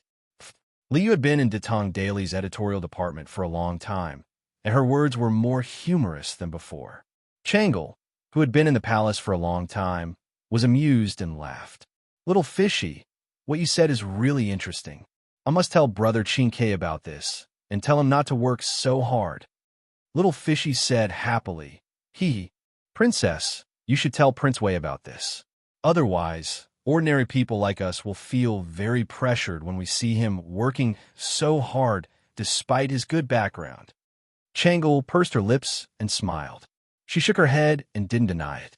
However, she was secretly surprised because she had only spoken a few words with Li Yu, and she felt that some of the depression in her heart had been resolved. This was really a person who could bring joy to the people around her. "Little Fishy, what do you do at the workshop?" Changle was suddenly very curious about this little girl who was the same age as her. "Me, I write news for Datong Daily in the workshop." Little Fishy counted with her fingers and said embarrassedly, "Unlike you or Prince Wei, my parents passed away early, and I have to earn money to support myself." Changle was stunned. She didn't expect this weird and lively little girl in front of her to have such an unfortunate experience. She quickly apologized. "Little Fishy, I'm sorry, I didn't do it on purpose." Little Fishy waved her hand and interrupted her. Princess, you don't have to apologize. It's actually nothing. Now, other than thinking about my parents occasionally, I'm living quite well. Of course, it's all thanks to my boss for taking me in back then." "Boss?" Changle was puzzled. "I heard you mention your boss just now. Who is this boss?" "My boss is Li Zixuan. Isn't the Datong Daily editorial department, where I'm working now, all his?" Li Yu had never treated herself as an outsider. When she heard Changle's question, she directly called Li Zixuan by his name and answered. Changle was enlightened. She said in surprise, "So it's Brother Xiaoxian." "Sigh, Little Fishy, I seem to remember now. I saw several news articles on Datong Daily, and the name on them was Little Fishy. Is it really you?" Originally, she only came to see Han Yushi, but she met a princess. Moreover, this princess was her own reader. Li Yu shouted excitedly, Yes, it's me. "Princess, do you also read Datong Daily?" Changle smiled and said, "Look, every day. My father is watching too." "Wow, that's great. Doesn't that mean I'm very famous?" When Little Fishy heard that even Li Air read Datong Daily, she couldn't help but jump up in joy. She quickly asked. Then, Princess, has His Majesty ever mentioned me? I didn't, Changle said with an awkward expression. Little Fishy suddenly turned into a dumbfounded fish. Pfft. Little Fishy, you really dare to think. His Majesty is busy every day. Even if he saw the news you wrote, he wouldn't be so free to remember your name. Han Yushi called for a servant to come in and refill the tea, but she was amused by Little Fishy's confused expression. She couldn't help but say, "Oh." Little Fishy pouted gloomily. Suddenly, she caught a glimpse of the servant girl pouring tea. She smiled mischievously and said, "Sister Yushi, I don't want to drink tea. Can you change it to iced tea and tenderness? It's best to use your family's pattern glazed cup." The corner of Han Yushi's mouth couldn't help but twitch. How could there be such a guest? She wanted to say that the tea was for Changle, not for her, but she felt that it would be too hurtful to say this. She could only nod and say, "Okay, I'll get someone to change it for you." "Changle, do you want to change it?" Changle hesitated for a moment, and then for some reason, she actually said, "I'll change it too." "Thank you, Sister Yushi. It's okay." Han Yushi chuckled, and then ordered someone to change the tea to tenderness. "Hee hee, great minds think alike. How can this tea taste better than tenderness?" Liu said with a grin. Changle felt that she was a little rude when she said that. But now that she heard Liu's shameless words, she suddenly felt that what she said just now was nothing. Han Yushi tapped Little Fishy's forehead dotingly and said, You only dare to talk nonsense here." "Hee hee. Isn't that because Sister Yushi and the boss are kind?" Little Fishy was very perceptive and flattered her. In a short while, the servants brought over the tenderness and glazed cups. When the pink wine flowed into the wave-patterned glazed cups, Changle finally understood why Liu specially emphasized that the wine had to be filled with patterned glazed cups. The sparkling pink wine and wine cup in front of her was simply a work of art given by the heavens. It was too beautiful. "How is it? Isn't it beautiful?" Liu came over and asked proudly. Then, without waiting for Changle to answer, she sighed and said, "You can only enjoy this at the boss's place. Currently, Chitiu Pavilion doesn't have such patterned glazed cups." Changle nodded with a dazed expression. Liu smiled and said, "Sister Yushi is really lucky to be married to the boss. Not only does the boss treat people well, but you can also often enjoy things that you can't elsewhere. Now, all the women in Chong and City are envious of you." Han Yushi felt sweet in her heart, but she scolded, "Go away. Little girl, how old are you? Do you know what is lucky and what is not?" "Oh, why don't I know? As a reporter for Datong Daily, I know the topics and opinions of the people in Chong and City like the back of my hand." It was the first time Changle heard the term reporter. She felt that it was a novelty, so she asked, "Little Fishy, what is a reporter? And how did you learn to write the news?" Han Yushi covered her mouth and laughed. Reporters write the news based on the culture of the people. As for how she learned to write the news, it started when she first arrived in Chong'an. Little Fishy jumped and said, Sister Yushi, don't say it, it's so ugly." Changle became more and more curious and asked, "Sister Yushi, what happened at that time?" "Hee hee. At that time, when she just arrived in Chong, and she met a silly big guy who wanted to rob her. It was said that 3 women made a scene. The 3 of them chatted until it was close to noon. It was the palace maid that Changle brought over who reminded her. Otherwise, Changle would have forgotten the time. When they parted, Changle still wanted to continue. She really looked forward to Little Fishy's free and surprising life. Of course, the happiness that Little Fishy had from inside out also left a deep impression on her. "Little Fishy, have we met before?" After sitting in the pink "Don't Touch Me" that Lisa Schwan had specially customized, Changle finally asked the curiosity in her heart. Little Fishy said blankly, "No? Princess, why do you ask?" Changle shook her head and said, "It's nothing, I just feel that you're very familiar." Forget it. Then let's part here. I will find you again when I leave the palace." "Okay, you're always welcome." Changle smiled and put down the curtain. The carriage gradually drove out of Yongla Lane and disappeared from Han Yushi and Little Fishy's sight. Chapter 529. Sister Yushi, I almost forgot about the important matter. I came here today not only to see you, but also to interview you. After bidding farewell to Changle reluctantly, little Fishy patted her head and suddenly shouted. Han Yushi frowned and asked in puzzlement, Interview? Interview what? Interview you. Sister Yushi, you alone made so many troublemaking women return empty-handed today. How amazing are you? I've even thought of the title for you. Yes, it's called The Widow of a Meritorious Official Making Trouble.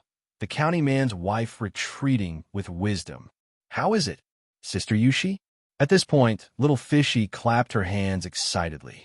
She looked at Han Yushi eagerly, hoping to get approval from the other party. Han Yushi rolled her eyes in annoyance and said, Nothing much. I'm a woman. How can I show my face in Datong daily?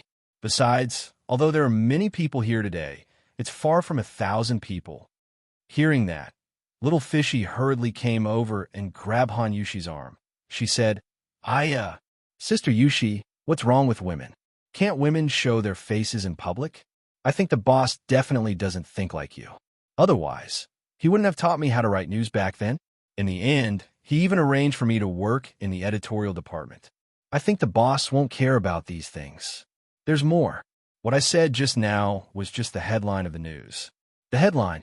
Naturally, it has to be exaggerated. That's what the boss taught me back then. Besides, when the people who read the newspaper see the content, who will care whether it's 1,000 people or 100 people?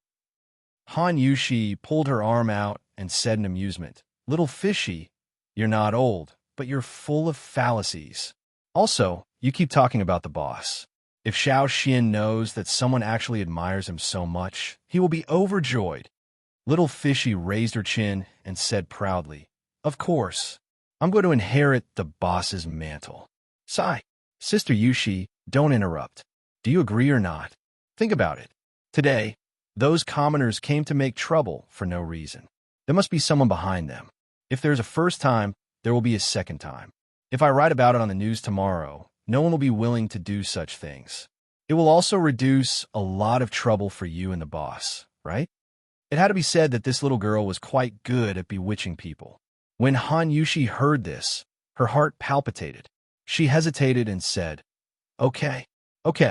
However, those women were only confused for a moment after experiencing the pain of losing their husbands. Their minds are bewitched by despicable people.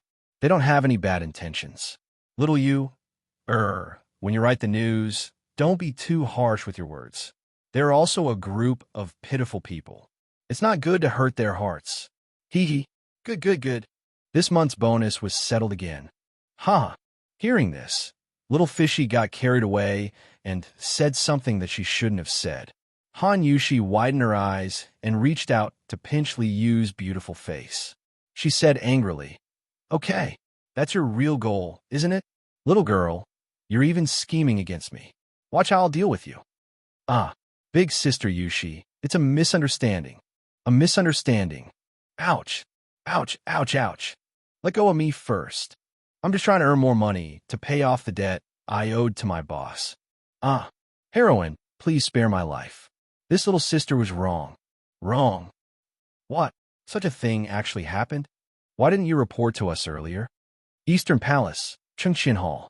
Li Chengxian pointed at an old eunuch at the bottom of the stairs and said angrily, Your Imperial Highness, please calm down. Previously, you were still in morning court. That's why I had eunuch and wait here for you to return. If you want to blame someone, blame Yin. An exceptionally beautiful palace maid came over and bowed. Sigh. Forget it. Then what was the final result? Li Chengxian waved his hand and said helplessly, Replying to your Imperial Highness, it was daunting but not dangerous. When this old servant returned, that group of wicked women had already been persuaded to leave by the wife of County Magistrate Li. You need not worry. Moreover, it is said that Princess Changle has already paid a visit. Madam, Li was not offended. The old eunuch wiped his sweat and promptly replied. Li Chengxian breathed a sigh of relief and said, Phew, that's good. Speaking of which, little sister Changle really cares about the matters of little Xian's family. How about this? Us will also pay a visit to little Xian's family. Yen stammered for a long time before stammering. Your Imperial Highness. I'm afraid that your Imperial Highness's actions are inappropriate. Li Chengqian frowned and said unhappily, What's inappropriate? Your Imperial Highness may not know, but County Magistrate Li has not been at home these past few days. Right now, only his wife is in charge of the Li estate. If your Imperial Highness were to go now, it would be difficult to guarantee that there won't be vile people gossiping behind your back. Li Chengqian was furious. Scoundrel! Acting alone is righteous and sitting upright. Why should I fear others gossiping? Yen shrunk her neck and persisted. Your Imperial Highness may not fear these things, but there are some things that you should pay attention to. This servant is doing this for your own good. Li Chengqian was immediately depressed. He also knew that Yen Er's words were reasonable. As the crown prince, he knew this better than anyone else. After cursing these annoying etiquette twice in his heart, Li Chengqian finally waved his hand and said, All right, that's fine. Yen go to the storeroom and prepare some gifts. Go to little Xian's family on my behalf. Yes, your Imperial Highness. Yen hurriedly accepted the order as if she had been granted amnesty. In the hall, Li Chengqian thought for a while and then asked, Yen just said that little Xian hasn't been at home these past few days. Did he go to Snake Spirit Mountain again? The old eunuch bowed and replied, Your Imperial Highness, Lord Zhu isn't in the army. It's said that he's in the workshop of the Strange Taste Pavilion. Workshop? Li Chengqian was puzzled. Imperial Father sent 6,000 soldiers to surround Snake Spirit Mountain 2 days ago. At that time, little Xian said that he had a way to deal with the 7 cultivator sect alone. I thought he was in the army. Why is he in the workshop? This old servant doesn't know. Li Chengqian shook his head and said, It's fine. Fortunately, I have nothing to do in the afternoon. I'll go to the workshop to see what little Xian is up to. Speaking of this, he actually had to thank Li Zishuan. Ever since Li Tai became addicted to mathematics, he rarely paid attention to the Imperial Palace. Now that the little fatty had left Chong and city to experience life at the Cloud Mountain construction site, Li Chengqian didn't have to worry about competing with Li Tai for favor anymore. Now, he only needed to listen to the morning court and deal with the government affairs that Li Erpei sent him. He could be considered to be free and unfettered. Yes, this old servant will arrange a carriage for your Imperial Highness. Chapter 530. Oh, Li Zishuan married a good wife. She knows when to advance and retreat, uses both the carrot and the stick, and handles it with ease. This girl actually turned a very unfavorable situation for Li Zishuan around. Amazing. Amazing. Ha! Li Zheng Palace, Li Er, who was freeloading at Empress Zhangxuan's place, had obviously heard about the farce in front of the Li residence today. Empress Zhangxun smiled and said, Haha, who said it wasn't? Previously, when Xiaoxian married Han Yushi, many people felt that their family background was not right. Although there was news that Han Yushi was Han Qinhu's great-granddaughter and Du Daoling's granddaughter, many people still felt that this girl was not worthy of Xiaoxian. Now, it seems that this girl is better than many young ladies from rich families. The situation that Zhang Sun said was not groundless because whether it was Han Qinhu or Du Daoling, they were now just fleeting clouds. They only represented the glory of the past and could not let Han Yushi escape the fact that she was born a peasant girl. A dignified county man who founded the country married a peasant girl. In this era where status and family background were valued, it was inevitable that people would gossip. Previously, Li Zishuan held a grand wedding for Han Yushi that caused a sensation in Chong, and, as well as his meticulous care for Han Yushi after marriage, made Han Yushi feel happy and sweet at the same time. She also felt immense pressure. Therefore, she did not slack off after marriage and kept learning from Mrs. Li. She just wanted to become a woman worthy of Li Zishuan's love. That was all. Sometimes, Li Zishuan could not help but feel embarrassed when he saw her diligence. Of course, there was a reward for effort. If it had been a few months ago, Han Yushi definitely would not have been able to handle this sudden incident on the spot. I didn't expect Lisa Xuan, this brat, to be so good at judging people. But Zhao Siwei's mother is also very important. She deserves a reward. Lier saw things very accurately and got to the crux of the matter in one sentence. However, the first half of his sentence was wrong. When Lisa Xuan married his wife back then, he did not consider whether the girl was of equal status or whether she was capable or not. He only pursued congenial feelings. Indeed, if it wasn't for that old lady's righteousness, that girl from the Han family would have to go through a lot of trouble. But Xiao Xian is too generous. He took out more than 100,000 strings of cash just like that. Did he tell your majesty before? Empress Zhang's son asked with a frown. Lier nodded his head and recalled. He did mention it. Yesterday, this brat asked someone a hand over a booklet. The booklet mentioned that he wanted to pay for the compensation to the families of the 215 soldiers, but we have not approved it yet. But this kid definitely didn't expect that those people would take the initiative to ask for money before he even gave them the money, right? Lisa Xuan was right. This was something that Lisa Xuan had not expected. If he had been present today, he definitely would not have mentioned the 100,000 strings of cash. As someone who had transmigrated from modern society, he hated things like moral kidnapping the most, because strictly speaking, he didn't owe those people money at all. If he gave it, it was out of sympathy. If he didn't give it, it was only right. No one could force him to give money that he shouldn't have. Empress Zhangsun thought for a while and suddenly said, Your Majesty, it is said that the reason why these women went to the Li residence to cause trouble was mainly because they were instigated by someone called Jiang Tsuwa. I feel that this person's intentions are definitely not simple. Of course it's not simple. I'm afraid that some people don't like that brat recently. How dare you do such a thing right under my nose? How dare you? Li Er could obviously see this kind of problem that could be figured out with his butt. He almost instantly saw through the intentions of the person behind the scenes and couldn't help but snort coldly. What? I've only been away for a few days, and so many big things have happened in Chang'an. Duke Lu's residence. Cheng Chumo grabbed the food in his bowl and shouted with his cheeks puffed up. In the past few days, this guy had gone hunting with Li Huairen, Yu Qi Baolin, and a bunch of other second-generation generals in Zhongnan Mountain. He had just returned near noon today. During lunch, this guy heard Cheng Yaojin talk about what had happened in the past 2 days and immediately exploded. Eat, eat, eat. What are you shouting for? Cheng Yaojin knocked on the bowl and said angrily. Cheng Chumo slammed the bowl and chopsticks on the table and said unhappily, No, Dad, how can I eat? My brother is being bullied, and my brother's wife is being harassed. Tell me, how can I still eat? Eat, Madame Cheng glared at this bastard son and said faintly, but the fierce look on her face disappeared in a flash. Cheng Chumo immediately withered. He looked at his father, but Cheng Yaojin only cared about eating and didn't care about him at all. He had no choice but to sit down again. But at this moment, looking at the food in front of him, he no longer had any appetite. No. After a few seconds, Cheng Chumo stood up again.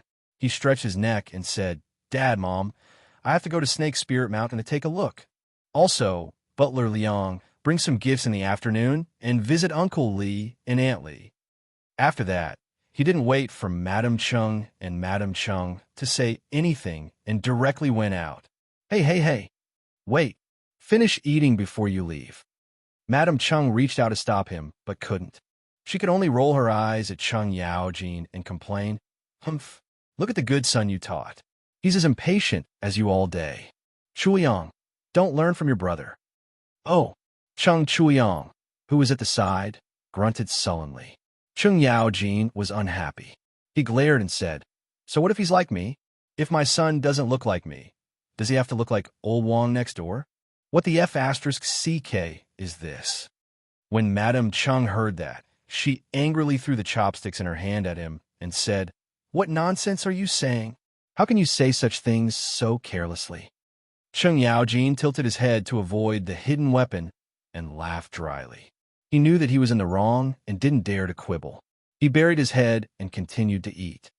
Cough, cough. Madam, What about the Li residence? Butler Liang wiped the sweat on his forehead and said hesitantly.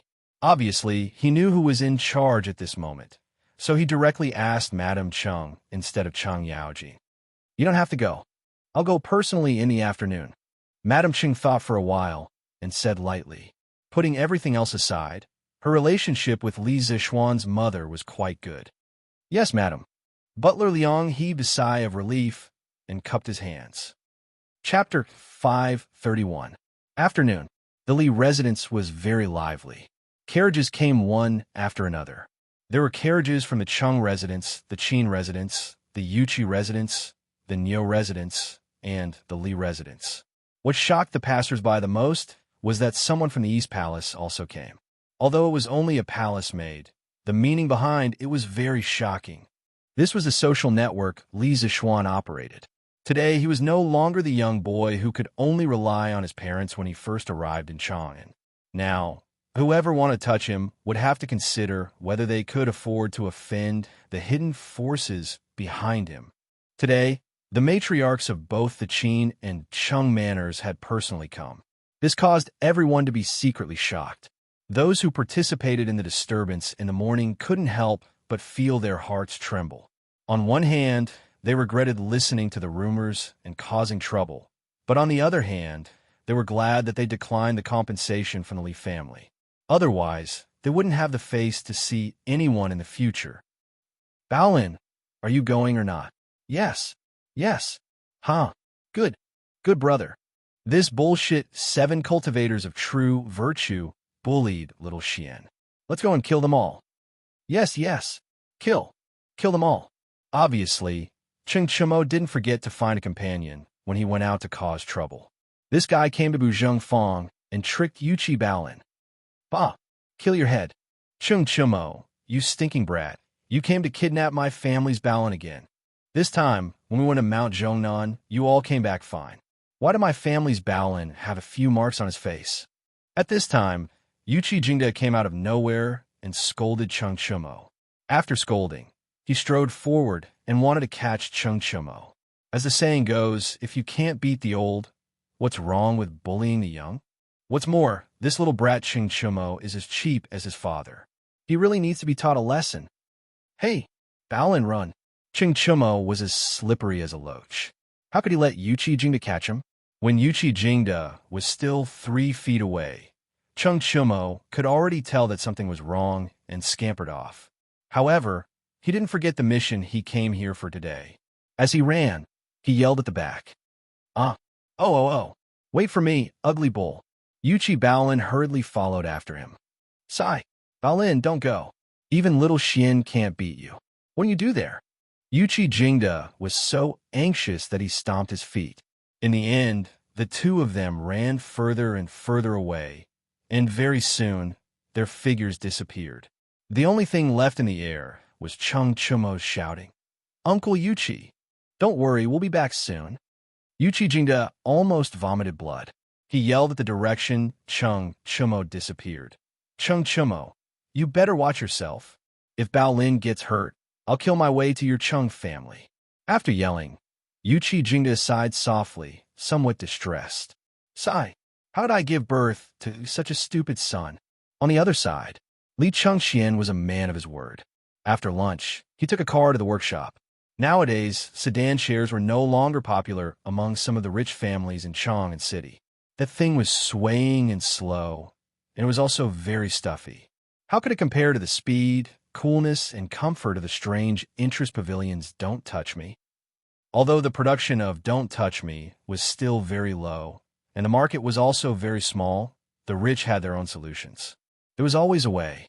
If 1,000 strings of cash couldn't buy it, then 2,000 strings of cash. If 2,000 strings of cash didn't work, then 3,000 strings of cash. As long as you had money, you wouldn't have to worry about not being able to buy a car. The black market, or rather, the scalper gang, existed in any era. Once he reached the entrance of the workshop, Li Chengxian called over a Wu Ho who was guarding the workshop and asked, Where is Li Zixuan? When Li Zixuan assigned Pang Feiji's team of Wu Ho to Li Zixuan as his personal guards, The right marquee household sent another team of Wuho to be responsible for the safety of the Strange Interest Pavilion workshop and the two sides of the Strange Interest culture. Replying to Your Highness, Lord Ju. Lord Ju is at the Drunken Wind Pavilion. That Wuho had a difficult expression as he stammered out a reply. All right, I understand. You can leave. Li Chengxian didn't notice the strange expression on that Wuho's face. After saying that, he walked in by himself. He had been to the Drunken Wind Pavilion before, so he didn't need anyone to lead the way. That Wuho stretched out his hand, wanting to say something, but in the end, he didn't dare to say anything. I want to see what you're doing hiding in the workshop during this big battle. Looking at the Drunken Wind Pavilion not far away, Li Chengxian thought curiously. Greetings, Your Highness. Li Chengxian had been to the workshop more than once. Seeing his arrival, the two workshop servants at the entrance of the Drunken Wind Pavilion hurriedly bowed and greeted him. Dispense with the formalities. Is Li Zixuan inside? Li Chengxian didn't expect that there would be two gatekeepers here, so he asked in passing. Your Highness, Lord Ju is inside. Song Xiaoxi cupped his fists and replied. That's good. Li Chengxian nodded in satisfaction and was about to walk in. Your Highness, please wait. Song Xiaoxi gritted his teeth and hurriedly flashed in front of Li Chengxian. He stopped him and said, Forgive me, Your Highness, but you can't go in. Lord Ju had instructed me earlier that no one is allowed to enter this courtyard for the next 3 days. Lord Ju's meals can only be delivered to the door for these 2 days. Li Chengxian was a little displeased. Even I can't go in? Plop. Song Xiaoxi dragged his other companion and knelt on the ground. He said, I don't dare to stop Your Highness, but I don't dare to disobey Lord Ju's orders either. Your Highness, if you insist on going in, you can step on my body to go in. With that, he hit his head on the ground and prostrated himself on the ground. Li Chengxian said angrily, Bastard, are you threatening me? At the end of the day, this child was also a person above everyone else. He could be a little patient with his friends, but not with people like Song Xiaoxi who had nothing to do with him. Your Highness, please forgive me. I definitely didn't mean that. Song Xiaoxi hurriedly cowed out. Li Chengxian said indignantly, Whether you mean it or not, I still want to go in and take a look. With that, he planned to go around the person in front of him and go in directly. Boom! At that moment, a loud bang suddenly exploded in the Drunken Wind Pavilion. Li Chengxian could feel a huge wave of heat coming from outside the courtyard, and he could even feel the ground trembling. Just as Li Chengxian was about to shout, the Earth Dragon is here, loud laughter came from inside. Wah! I did it! I finally did it! Li Chengxian recognized the identity of that voice and seemed to understand something. He wiped his sweat and said glumly, All right, as you wish. I won't go in anymore. With that, he ran off as if there was oil on the soles of his feet. This place is really too dangerous. Li Chengxian sighed in his heart.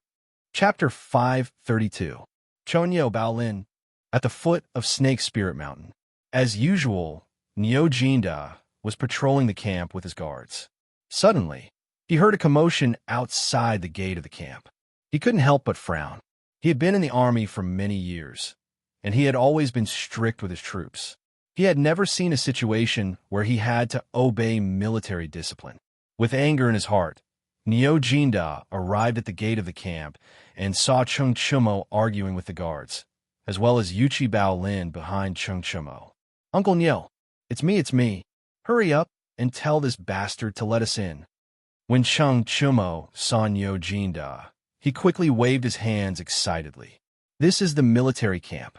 Chonyo, what are you doing here? Niu Jinda's expression didn't improve, and he was still very serious. Ahem. Uncle Niu, that 7 cultivators sect bullied Xiaoxian. As his brothers, of course we're here to help him vent his anger. Don't worry, we're here to help, not to cause trouble. Cheng Chumo had no choice but to suck up to Niu. Niu Jinda secretly rolled his eyes and asked, Do Jijia and Jingda know that you're here? Cheng Chumo and Yuchi Jingda replied in unison. We know. Seeing that the two of them were solemn and didn't look like they were lying, Niu Jinda could only believe them. He waved his hand and motioned for the guards to let them in. Then he said, "Come in. Someone will arrange a tent for you later. But this old man will say the ugly words first. The army has its own rules. Don't break the rules and make things difficult for this old man." Chung Chumo nodded repeatedly and said, We know. Don't worry, Uncle Nyo. We definitely won't cause trouble for you." Yes. We're here to help Xiaoxian get revenge, not to cause trouble." Yuchi Baolin scratched his head and chuckled. Nyo Jindao was too lazy to talk nonsense. He waved his hand and continued patrolling the camp. CK. So Xiaoxian isn't in the camp. In the end, we came here for nothing. After successfully sneaking into the camp, Chung Chumo hooked up with a few soldiers of the right way. After a few words, he figured out the current situation in the camp. When he realized that Li Zixuan wasn't in the camp, he couldn't help but grumble. At that time, Li Zixuan had boasted that he would be able to destroy the 7 cultivators of true virtue in 3 days, and that he only needed the imperial court to send an army to surround the Serpent Spirit Mountain and not let the people or beasts inside escape. Therefore, everyone subconsciously thought that he would be preparing for the attack in the barracks. Therefore, Li Changxian, Chung Chumo, and the others all fell into this misconception. Then Brother Chonyo, are we still going to stay here? Yuchi Baolin asked. Chung Chumo rubbed his chin. After thinking for a moment, he gritted his teeth and said, Wait, 2 days have passed. I don't believe that Xiaoxian would go back on his words. Let's see how our good brother will challenge an entire sect by himself tomorrow. The two of us accidentally missed the big battle a few days ago. This time, we can't miss it no matter what. Yes, we can't miss it this time. I also believe that Xiaoxian can do it. Yuchi Baolin waved his fist and said firmly, Newspaper for sale. Newspaper for sale. Today's headline of the newly published Detong Daily. Hero's widow makes trouble. County man's wife retreats with wisdom. 5 copper coins for a copy. Early the next morning, the sound of newspaper sellers in the streets of Chong and woke up the world's largest city. With the development of Detong Daily today, it was no longer as low level as before where it had to rely on paper boys to sell newspapers. Now, at the intersection of every street in Chong, and there was basically a kiosk. Firstly, it was convenient for people to buy newspapers as soon as possible. Secondly, it was convenient for readers to receive tips for novel authors. In the past, readers who wanted to give tips had to go to the strange Interest Pavilion workshop in the east of Chong and City. Now, there was no need to go through so much trouble. You only needed to go to the kiosk near your home, tell the person in charge how much you want to give, and then pay the money to receive the fan badge. It couldn't be more convenient. Of course, if you were worried that the person in charge of the kiosk would embezzle the money you gave, it would only prove that you were thinking too simply. The distribution and sale of every fan badge in the workshop were recorded. Every month, there would be a professional to check the accounts. Once someone was found to be embezzling, there was nothing much to say. They would be fired immediately and never hired again. Obviously, no one was willing to give up such good benefits in the workshop to do such sneaky things. As a result, the number of fans of every author in Detong Daily's novel section increased exponentially. This was especially true for A Mortal's Journey to Immortality. Up until now, the word count of A Mortal's Journey to Immortality had almost reached 1 million words, and the total number of fans had exceeded 30,000. This made the other authors envious and jealous. What do you mean by county's man's wife retreating with wisdom? I don't care about that. Hurry up and give me a newspaper. I want to read A Mortal's Journey to Immortality. Yes. Brother, you're a kindred spirit. I'm also a loyal reader of A Mortal's Journey to Immortality. I saw Han Li enter the forbidden bloody ground yesterday. I should know what's inside today. Yo, brother, you're also reading A Mortal's Journey to Immortality. Soulmate. I'm guessing that there must be magical treasures and pills in the forbidden bloody ground. I'm guessing that there must be beauties. Han Li is so powerful now, but he still doesn't have a bed-warming maid. That's not suitable. Waha. Brother, you're right. The two bookworms were talking about the plot in front of the group. They seemed to appreciate each other and regretted that they had not met earlier. However, the people behind them were not having it. Sigh, I say, are you two done yet? Isn't it just a stupid novel? Other than training, leveling up, and finding treasures in arcane realms, what's the point of it? Look at how useless the two of you are. That's right. That immortal's journey to immortality isn't that good either. It's the same thing over and over again. It's okay when you first read it, but it's boring after reading it for too long. The other person quickly chimed in. The two people in front of the group were not having it. Hey, are you two here to pick a fight? If you think a mortal's journey to immortality isn't good, go write one yourself. That's right. Do you have a mortal's journey to immortality medals? Did you see it? Branch leader. I'm the branch leader of a mortal's journey to immortality. I didn't say that the novel was bad. So what right do you have to say? The person behind said unhappily. Isn't it just a medal? What's so great about it? Hey, why are you still here if you don't have a medal? Go back and spout sh*t. You're still in a right to read novels for free? Boo! Who read novels for free? The money I used to buy newspapers isn't money. The young man in the lead said disdainfully. How can there be such a shameless person like you? Do you want to read newspapers for free? Chapter 533. The quarrel between the mortal fans was just a small interlude. Near the other newsstands, there were still many people attracted by the Datong Daily's headlines. The wife of a county man repulsed 1,000 women in wisdom. Which county man's wife? Could it be the bride that Li Xiansheng just married a while ago? Quick, quick, give me a copy of the newspaper. Give me one too. It's definitely not Li County man's wife. Haven't you heard of the saying, repulsed 1,000 women in wisdom? How can the girl that Li County man married have such ability? A slightly older, middle-aged man in the back said in disbelief. Hey, what are you saying? Can't Li County man's wife repulsed 1,000 women in wisdom? I think the girl is quite good. I heard that she's a beauty from the surrounding villages. Hee hee. Beauty? Can beauty be eaten? Ignorant. You're the one who's ignorant. Didn't you say that it's impossible for her to be Li County man's wife? Let's see and we'll know. Let's see then. Who's afraid of who? Some people were arguing over the main character in the headlines, while others had already bought the newspaper and were discussing the contents. These shrews are really despicable. Relying on their husband's military achievements, they actually bullied Li County man's family. He's the benefactor of us, poor children. How dare they? Yep. Yeah. How despicable. The imperial court can't blame Li County man for losing the war. I really don't know what they're thinking. Under the arbor of a tea house, a few young people couldn't help but complain as they read the newspaper. Luckily, Li County man's wife is quite quick-witted.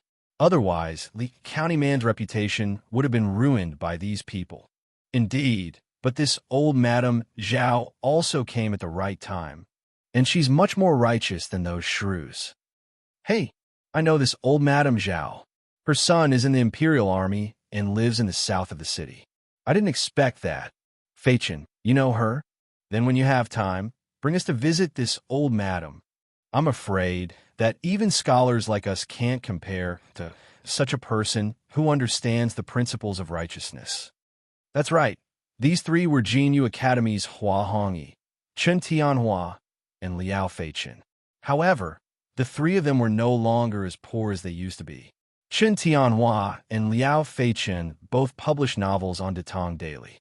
Although they were not as popular as The Legend of a Mortal's Journey to Immortality, their monthly income was still slightly higher than ordinary people. So now, they could occasionally drink tea and go shopping. Yeah, especially when the Annie said, "My son has already shed blood on the battlefield. We can't let him shed tears in the underworld because of these vile people who use his name to do whatever they want." I was very touched to be able to say such words. This Ani Zhao is a person worthy of my Chen Tianhua's respect. That's right, that's right. However, those women still have a conscience and didn't ask for the compensation money from the Li family. Otherwise, I, Hua Hongyi, would personally go and judge these people. That's right. At least they have a conscience. The widow of a meritorious official is being unreasonable, and the wife of a county magistrate is retreating with wisdom. What widow of a meritorious official? What retreating with wisdom? How arrogant! Laifu, go buy a newspaper for this old man. A vigorous voice came from a dark red carriage on the road. Yes, old master. The coachman outside the carriage responded and trotted to the newsstand to buy the newspaper. 15 minutes later. Preposterous. This group of shrews is really unreasonable. Even if Li Zixuan is responsible for the defeat of the Imperial Army in the Battle of Snake Spirit Mountain, he can't take full responsibility. Besides, the Imperial Court has already given them compensation, and this group of people actually ran to Li Zixuan's house to ask for money. How insatiable! These wicked people should be arrested and punished. That's not right. These people can actually gather in front of the Li family's house at such a time. There must be some dirty tricks behind this. The person in the carriage was Wei Zheng, who was rushing to the morning court. At this moment, he was muttering to himself as he read the headlines. From a certain perspective, the appearance of Detang Daily could be said to have provided Wei Zheng with a lot of material to remonstrate with.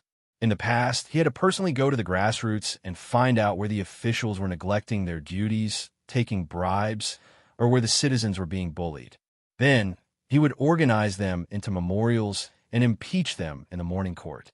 But now, he only needed to find some unfair or illegal matters in the newspaper and then bring it to the imperial court to ask for the emperor's judgment. Good. This granddaughter of Du Daoling is really not ordinary. Not only does she make good wine, but she also has such quick wit. She's really not simple. Wei Zheng couldn't help but laugh when he saw Han Yushi arguing with the group of women. Good. This Madame Zhao is really a hero among women. She gave birth to a Qilin son who fought for the country and sacrificed his life. She's also deeply righteous. How rare. She deserves a reward. This old man wants to ask for a reward for this person. When he saw old Madame Zhao appear later, Wei Zheng couldn't help but slam the table and shout loudly. Oh, don't let the hero bleed and cry. This person called Little You summed it up well in the end. Detang Daily is really full of talents. Therefore, a morning court that was supposed to be very calm was stirred up again because of the headlines of Detang Daily. After the ministers condemned Jiang Tsuhua and the other women, Wei Zheng stepped out of the crowd and asked for a reward for old Madame Zhao. It was rare for this old troll to ask for a reward for others. Lier also gave face, mainly because he originally planned to give old Madame Zhao some rewards, and issued an edict on the spot to give old Madame Zhao the title of a 7th-rank noble lady. Yes, there was no doubt that the Tang dynasty already had the saying of a noble lady. Since the Han dynasty, the wives of the princes, dukes, and ministers, that is, those who were in power and above, were called madams. The Tang, Song, Ming, and Qing dynasties also gave the mothers or wives of high officials additional titles and were called noble ladies. The imperial edict as a royal document began in the Westerzhou dynasty. For example, the Shangshu Shu contained the Great Edict, Tang Edict, Kong Wang's Edict, and so on. It was a document that the Zhou Emperor used to warn his officials. Qingdun did not use it. It was occasionally used in the Han dynasty and was not used regularly. The Tang dynasty used imperial edicts to punish and reward. However, the imperial edict system was gradually perfected during the Ming and Qing dynasties and formed a complete system. With Li Er's edict, the other families who had gone to the Li family to cause trouble were even more terrified. They didn't expect that such a small matter would be heard by the heavens. Moreover, Li Er rewarded Madame Zhao. Didn't he mean that he was dissatisfied with their actions? Therefore, Jiang Tsuhua, who was still in prison, was cursed over and over again by countless people. Chapter 534 F*CK This godforsaken place is so unlucky. There are so many mosquitoes at night. Chung Chumo raised his head, lying on the back of the horse, and said with a sad face, unlike the other young masters of the rich and powerful families, Cheng Chumo was not someone who could not bear hardships. A few years ago, he had gone to war with Cheng Yaojin, Li Jing, and the others. Even so, the mosquitoes last night were still unbearable for him. Not only did the mosquitoes around Snake Spirit Mountain suck blood, they were also F*King poisonous. Although it was only mildly poisonous and not fatal, it was still enough to make one suffer. Cheng Chumo's face, which was not handsome to begin with, was already covered in red bumps. This fellow was still scratching everywhere, as if he would not stop until his skin was broken. Hee, I think this place is pretty good. Yuchi Baolin chuckled as he sat on his horse. Speaking of which, it was strange. Cheng Chumo slept in the same tent as him, but the mosquitoes only bit Cheng Chumo. Yuchi Baolin was completely fine. He was still white and chubby, no, black and chubby. It would have been better if Yuchi Baolin had not spoken, but the moment he did, Cheng Chumo was a little angry. F*CK Baolin, you're still being sarcastic here. Why don't those mosquitoes bite you? Is it because you're too fat? Yuchi Baolin said embarrassedly, maybe it's because I'm too dark, and those mosquitoes can't see me at night. Why don't you bask in the sun more, Brother Chonyo? You be like me then. Scram! Cheng Chumo scolded angrily. If I look like a coal ball like you, how am I going to find a wife? Hee. Yuchi Baolin laughed dryly. He looked at the sky and said, Brother Chonyo, today is the third day. Why isn't Shaoxian here yet? Do you think he hasn't thought of a way yet? Cheng Chumo's brows furrowed slightly, but they immediately smoothed out. He sat up straight and said, That won't happen. Ever since I've known little Xian, I've never seen him stumped by anything. He'll definitely come today. Okay. Zhao Song, is there any movement on Li Zishuan's side? Afternoon, in the Sweet Dew Hall, Lier asked casually as he read through the memorials. Your Majesty, Li Xianan should still be in the workshop and hasn't done anything yet. Zhao Song replied softly. Oh, isn't today the third day? Did I remember the wrong date? Lier put down his brush and asked doubtfully. Your Majesty, you didn't remember wrongly. Today is the third day of the 3-day period proposed by Li Xianan. Hey, that's strange. This kid is still cooped up in the workshop. Is he at his wit's end? Do you know what he did in the workshop 2 days ago? Lier furrowed his brows and asked in bewilderment. Zhao Song bowed and said, Your Majesty, Li Xianan is a martial arts grandmaster. This old servant's subordinates didn't dare to get too close to him and could only wait outside the workshop. Therefore, this old servant has no way of knowing what Li Xianan did in the past 2 days. I only know that he entered the workshop 2 days ago and hasn't come out since. Lier nodded. After pondering for a long time, he sighed and said, It's getting harder and harder to see through this kid. Right now, all the people of Chong and are waiting for the results of the Imperial Army's second expedition against the 7 cultivators of true virtue. He better not make a fool of himself at this critical moment. When Li Zishuan declared that he would destroy the 7 cultivators of true virtue with his own strength, Li Er still had some confidence in Li Zishuan. After all, Li Zishuan had given him too many surprises before. However, after so many days, Li Zishuan still hadn't made any move. Li Er's heart turned cold. At this time, he only hoped that Li Zishuan wouldn't make a fool of himself and lose face for the imperial court. As for the 7 cultivators of true virtue, it wouldn't be too late to attack them after the army regrouped. Senior Marshal Brother, how are your injuries? Snake Spirit Mountain, inside the secret chamber of the 7 cultivators of true virtue. Snake King looked at the imposing Batian in front of him and asked excitedly. Speaking of which, these 2 martial brothers could be considered as brothers in distress. Previously, Snake King was injured by Li Zishuan and returned to this secret room to recuperate. 2 days ago, it was Baishan's turn.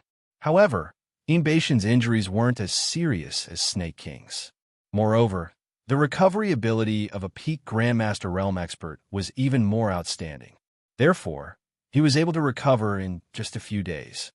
Haha, Junior Marshal Brother, you guessed right. My injuries are completely healed.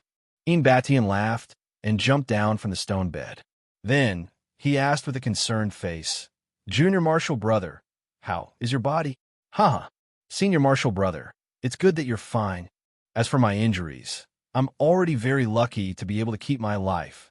In the past few days, Batian was the only one here to recuperate. Snake King felt that there was no hope for him to fully recover, so he gave up on recuperating. Batian's face darkened, and he said hatefully, It's all because of that little bastard, Lisa Schwan. We were originally living in peace, but that brat wanted to destroy our sect. Now, both of us are injured and crippled. I, Batian, am not a man if I don't take revenge. Senior Marshal Brother is right. I have no other wish in this life except to kill Lisa Schwan. It's all up to Senior Marshal Brother. Snake King's eyes flashed with a trace of fierceness as he hurriedly pleaded loudly. Batian immediately said with a murderous look, Don't worry, Junior Marshal Brother. Once the Imperial Army retreats, I'll take you and your brothers to find a place to settle down. Then, I'll come back to settle the score with that brat. I'll kidnap his wife first, kill his parents, and then slowly torture him. Huh, Senior Marshal Brother, this is a good plan. We should let that brat have a taste of our strength. By the way, Junior Marshal Brother, are you still suffering from the backlash of the Seven Virtues Snake? A trace of pain flashed across Snake King's face. He nodded and said, Now that I've lost all my internal force, I can barely control the Seven Virtues Snake with the power of the bloodline. It's reasonable for me to suffer from the backlash, but I'm afraid that I can't hold on for long. But what if that brat leads his army to attack the mountain after the Seven Virtues Snake is out of our control? What should we do? Batian's face gradually became serious. He frowned and pondered for a long time. Then he said decisively, Then, let's launch a surprise attack on them while we still have the strength to fight. Junior Marshal Brother, you can control the Seven Virtues Snake to open the way, and I'll detonate all the poisonous pills in the sect from behind. We can take advantage of the chaos to break out of the encirclement. What do you think? Snake King was shocked when he heard this. However, after thinking about it carefully, he felt that there was no better way at present. So, he nodded and said, I'll listen to Senior Marshal Brother's arrangement. But Senior Marshal Brother, you have a hurry. I can control the Seven Virtues Snake at most for 3 more days. Okay, then let's make preparations today. Before dawn tomorrow, when the army is still asleep, we'll catch them off guard. Chapter 535. Xianji, did you arrange for those women in Datong Daily to cause trouble at the Li Mansion? South of Chong and City, Dunhua Square.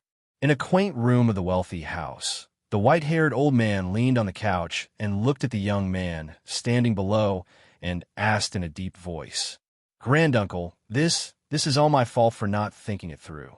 Please forgive me. Hearing this, the young man bowed and said with a frightened expression, Haha, Xianji, you gave advice to the family. What's wrong with that? The white-haired old man laughed loudly and raised his hand, indicating for the young man to stand up. Then he continued, Xianji, your plan is a good one. If it's well planned, we can ruin Li Zixuan's reputation without any effort. But the bad thing is that Xianji, you met the wrong person and acted a little too hastily. The young man hurriedly said, Granduncle is right. Xianji really did not think it through this time. The white-haired old man showed a gratified expression and said, Those in power must learn to know how to use people well. Jiang Suihua is obviously not a person who can take on big responsibilities. Xianji, you must learn from this in the future. Don't ruin things because of these incompetent people. Yes, Granduncle. Although the young man disagreed in his heart, he did not show it on his face. He pretended very well. Oh, that's right. Have you arranged for the meeting of the big families tomorrow? The white-haired old man was suddenly startled and raised his eyes to ask. Granduncle, don't worry. Everything has been arranged. There won't be any mistakes. The young man said confidently. The white-haired old man nodded and laughed. Ha ha, Xianji, I still believe in your ability to do things. Tomorrow's meeting is also a good time for you juniors to get to know each other better. The young man smiled and said, Actually, Xianji has the same idea Excluding the royal family, there are only 6 of us left in the 5 families and 7 sects, and we all have our own camps. Now, the Wang family of Taiyuan is still estranged from us and is getting closer and closer to the royal family. In the long run, we will be divided by the emperor. Therefore, I also think that the aristocratic families should contact each other. The white-haired old man agreed and said, Xianji, you understand it best. Those old fellows are not as good as you. Now that we can't count on Snake Spirit Mountain, it's up to you, Xianji. Granduncle, speaking of the Snake Spirit Mountain, my father heard some news. The white-haired old man frowned and asked, What news? The young man stepped forward and whispered, My father heard that the imperial court has sent 10,000 soldiers to surround the Snake Spirit Mountain. However, they will only surround it and not attack. Why? It said that Li Zishuan made a military order in front of the emperor, saying that he wanted to destroy the 7 cultivators of true virtue by himself. The imperial court only needed to send an army to surround the Serpent Spirit Mountain. The white-haired old man was stunned at first. Then he laughed and said, Ha ha, this kid really doesn't know the immensity of heaven and earth. Shameless boasting, shameless boasting. If the 7 cultivators of true virtue sect was so easy to destroy, how could he have returned with 4,000 imperial guards in defeat? I thought this kid would be a good opponent, but I didn't expect him to be an arrogant brat who only knows how to talk big. Xianji, you can help Li Zishuan spread the news. Spread the news? The young man was puzzled, but then he suddenly understood and laughed. Granduncle is wise. In this way, we will be able to defeat Li Zishuan without any effort. This grandson will send someone to spread the news early tomorrow morning. Although the news that Li Zishuan wanted to destroy the 7 cultivators of true virtue by himself was not a top-secret military intelligence, the only people who knew about it were the few big shots who went to the Suite du Hall to discuss the matter that day. They would never spread the news. As for the man named Xianji, it was somewhat inconceivable that his father could get hold of this news. Now that 3 days had passed and the sky was about to turn dark, nothing had happened. Those who knew about this news gradually began to doubt Li Zishuan's bold words and believed that Li Zishuan was going to die this time. Li Zishuan didn't know what others were thinking. He was making the final preparations for his expedition and was responsible for his own safety. The kerosene is full. It should be enough to fly to Snake Spirit Mountain. These bombs should be enough to blow up a mountain. The ropes are tied tight, the tarpaulin is not damaged, and the bombs have isolated the source of the fire. Oh, what a waste. Light-Su. After Li Zishuan carefully checked everything from top to bottom, inside and out, he jumped into the square rattan basket. Ignite the fire. With a whoosh, the kerosene was ignited. The fuel tank that contained the kerosene was specially made by Li Zishuan, and it could control the intensity of the fire. Not long after, the huge, ball-shaped oil cloth quickly swelled up. Gradually, the rattan basket left the ground and slowly rose into the sky. The 3rd day of the 8th month of the 1st year of Jingguan. It was a night with a light breeze. In the east of Chang, in city, a bright flame suddenly rose from the workshop of the strange interest pavilion and slowly flew out of the city. The first to notice this strange scene was the spy sent by Zhao Song outside the strange interest pavilion. Boss, look, look, look, there's a ghost fire in the sky. T, there's no ghost. What's that? The leader of the men was about to reprimand his subordinates when he inadvertently saw the flame in the sky and was instantly scared out of his wits. The night in this era was different from the modern era. There were no streetlights here and no nightlife. Once night fell, there was only pure darkness. Therefore, that flame looked extremely dazzling. Boss, that flame flew out of the workshop. Could it be that there's a ghost in the workshop? A short man couldn't help but cower and say, Smack! The leader of the men slapped him and scolded, Chun Nan, you little bastard, don't scare yourself. I've lived for so many years and have seen everything, but I've never seen a ghost. Yes, boss is wise. The leader of the men snorted and said, You guys continue to keep an eye here. I'll go back and report the situation here to Zhao Song's husband. The eunuchs of the Tang dynasty were often referred to as husband. This husband is not that husband. Don't get the wrong idea. Boss, don't. It's better to let this little brother take care of such a troublesome matter. The rest of the men were stunned. By the time they reacted and said this, their boss had already disappeared without a trace. Speaking of which, even Li Zixuan himself probably didn't expect that the debut of his hot air balloon in Tang Dynasty would be mistaken as a ghost fire by these idiots. Chapter 536. Mother, brother, look, someone is releasing a sky lantern. Guy Lane, Meng Wenhao's house. After dinner, Yaya came to the courtyard and inadvertently saw a bright flame floating in the sky in the northeast direction. The little girl couldn't help but shout excitedly in that direction. The so-called sky lantern was another name for the Kongming lantern. It was commonly known as the wishing lantern or the praying lantern. It was an ancient handicraft of China. In ancient times, it was mostly used for military purposes, but some people would release it on major festivals, such as the Lantern Festival and the Mid-Autumn Festival, to make wishes and pray. There were two theories about the origin of the Kongming lantern. One was that during the 5 dynasties, there was a woman named Shen Qinyang. When she was fighting in Fujian with her husband, she used bamboo strips to make a square frame, pasted paper on it, and made it into a lamp. Burning pine resin was placed on the chassis, and the lamp flew into the sky with the hot air as a military communication signal. This kind of pine resin lamp was called the Kongming lantern in Sichuan. The main reason was that this kind of lantern looked like the hat worn by Zhuge Liang, hence the name. The other theory was that it was invented by Zhuge Liang during the Three Kingdoms. At that time, Zhuge Liang was besieged in Pingyang and couldn't send troops out of the city to ask for help. Kongming calculated the direction of the wind and made a floating paper lantern. He tied the paper lantern with a message asking for help. After that, he really got out of danger. So, the later generations called this kind of lantern the Kongming lantern. No matter which theory was correct, it was an indisputable fact that there were already Kongming lanterns in the Tang dynasty. That's true, but there are still more than 10 days before the Mid-Autumn Festival. Why would someone release a sky lantern at this time? Meng Wenhao's mother heard her daughter scream and ran out to see the commotion.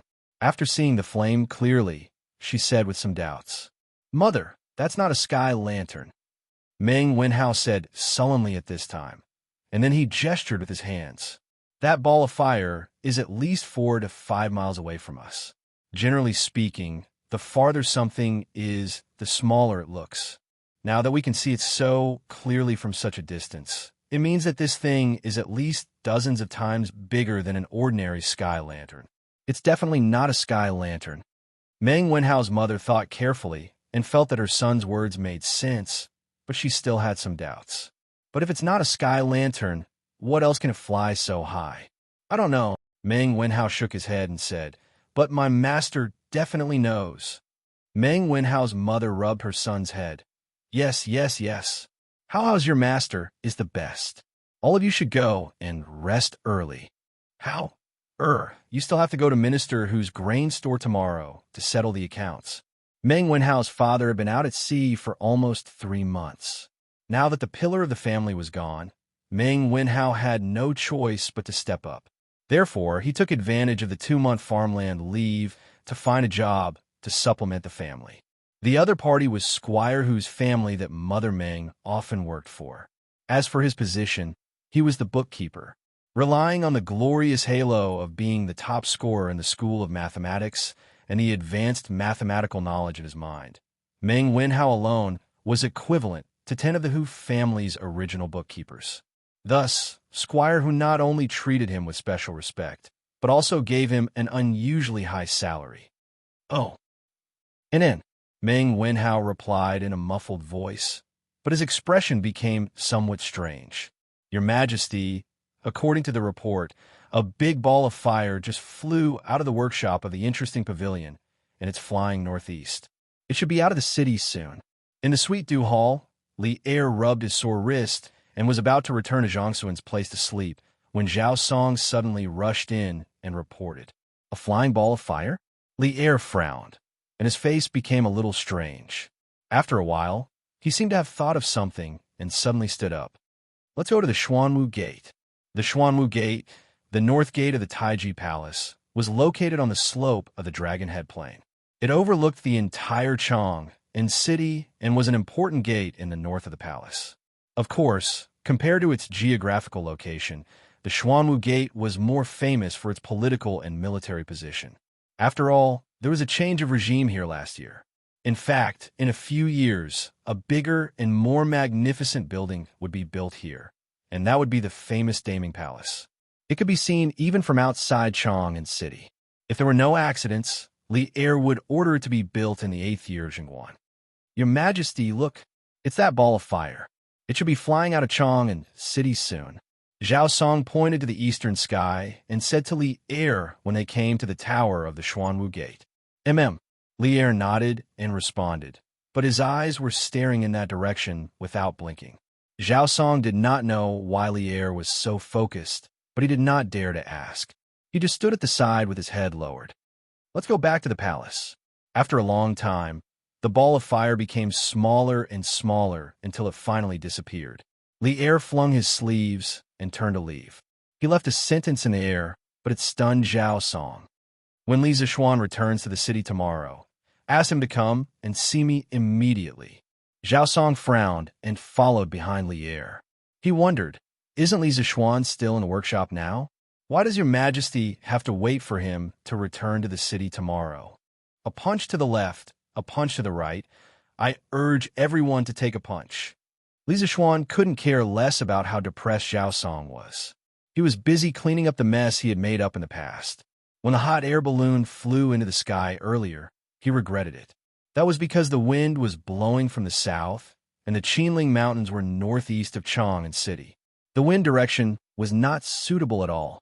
If Li Zishuan did nothing and let the ball of fire fly freely, it would definitely not reach the Snake Spirit Mountain.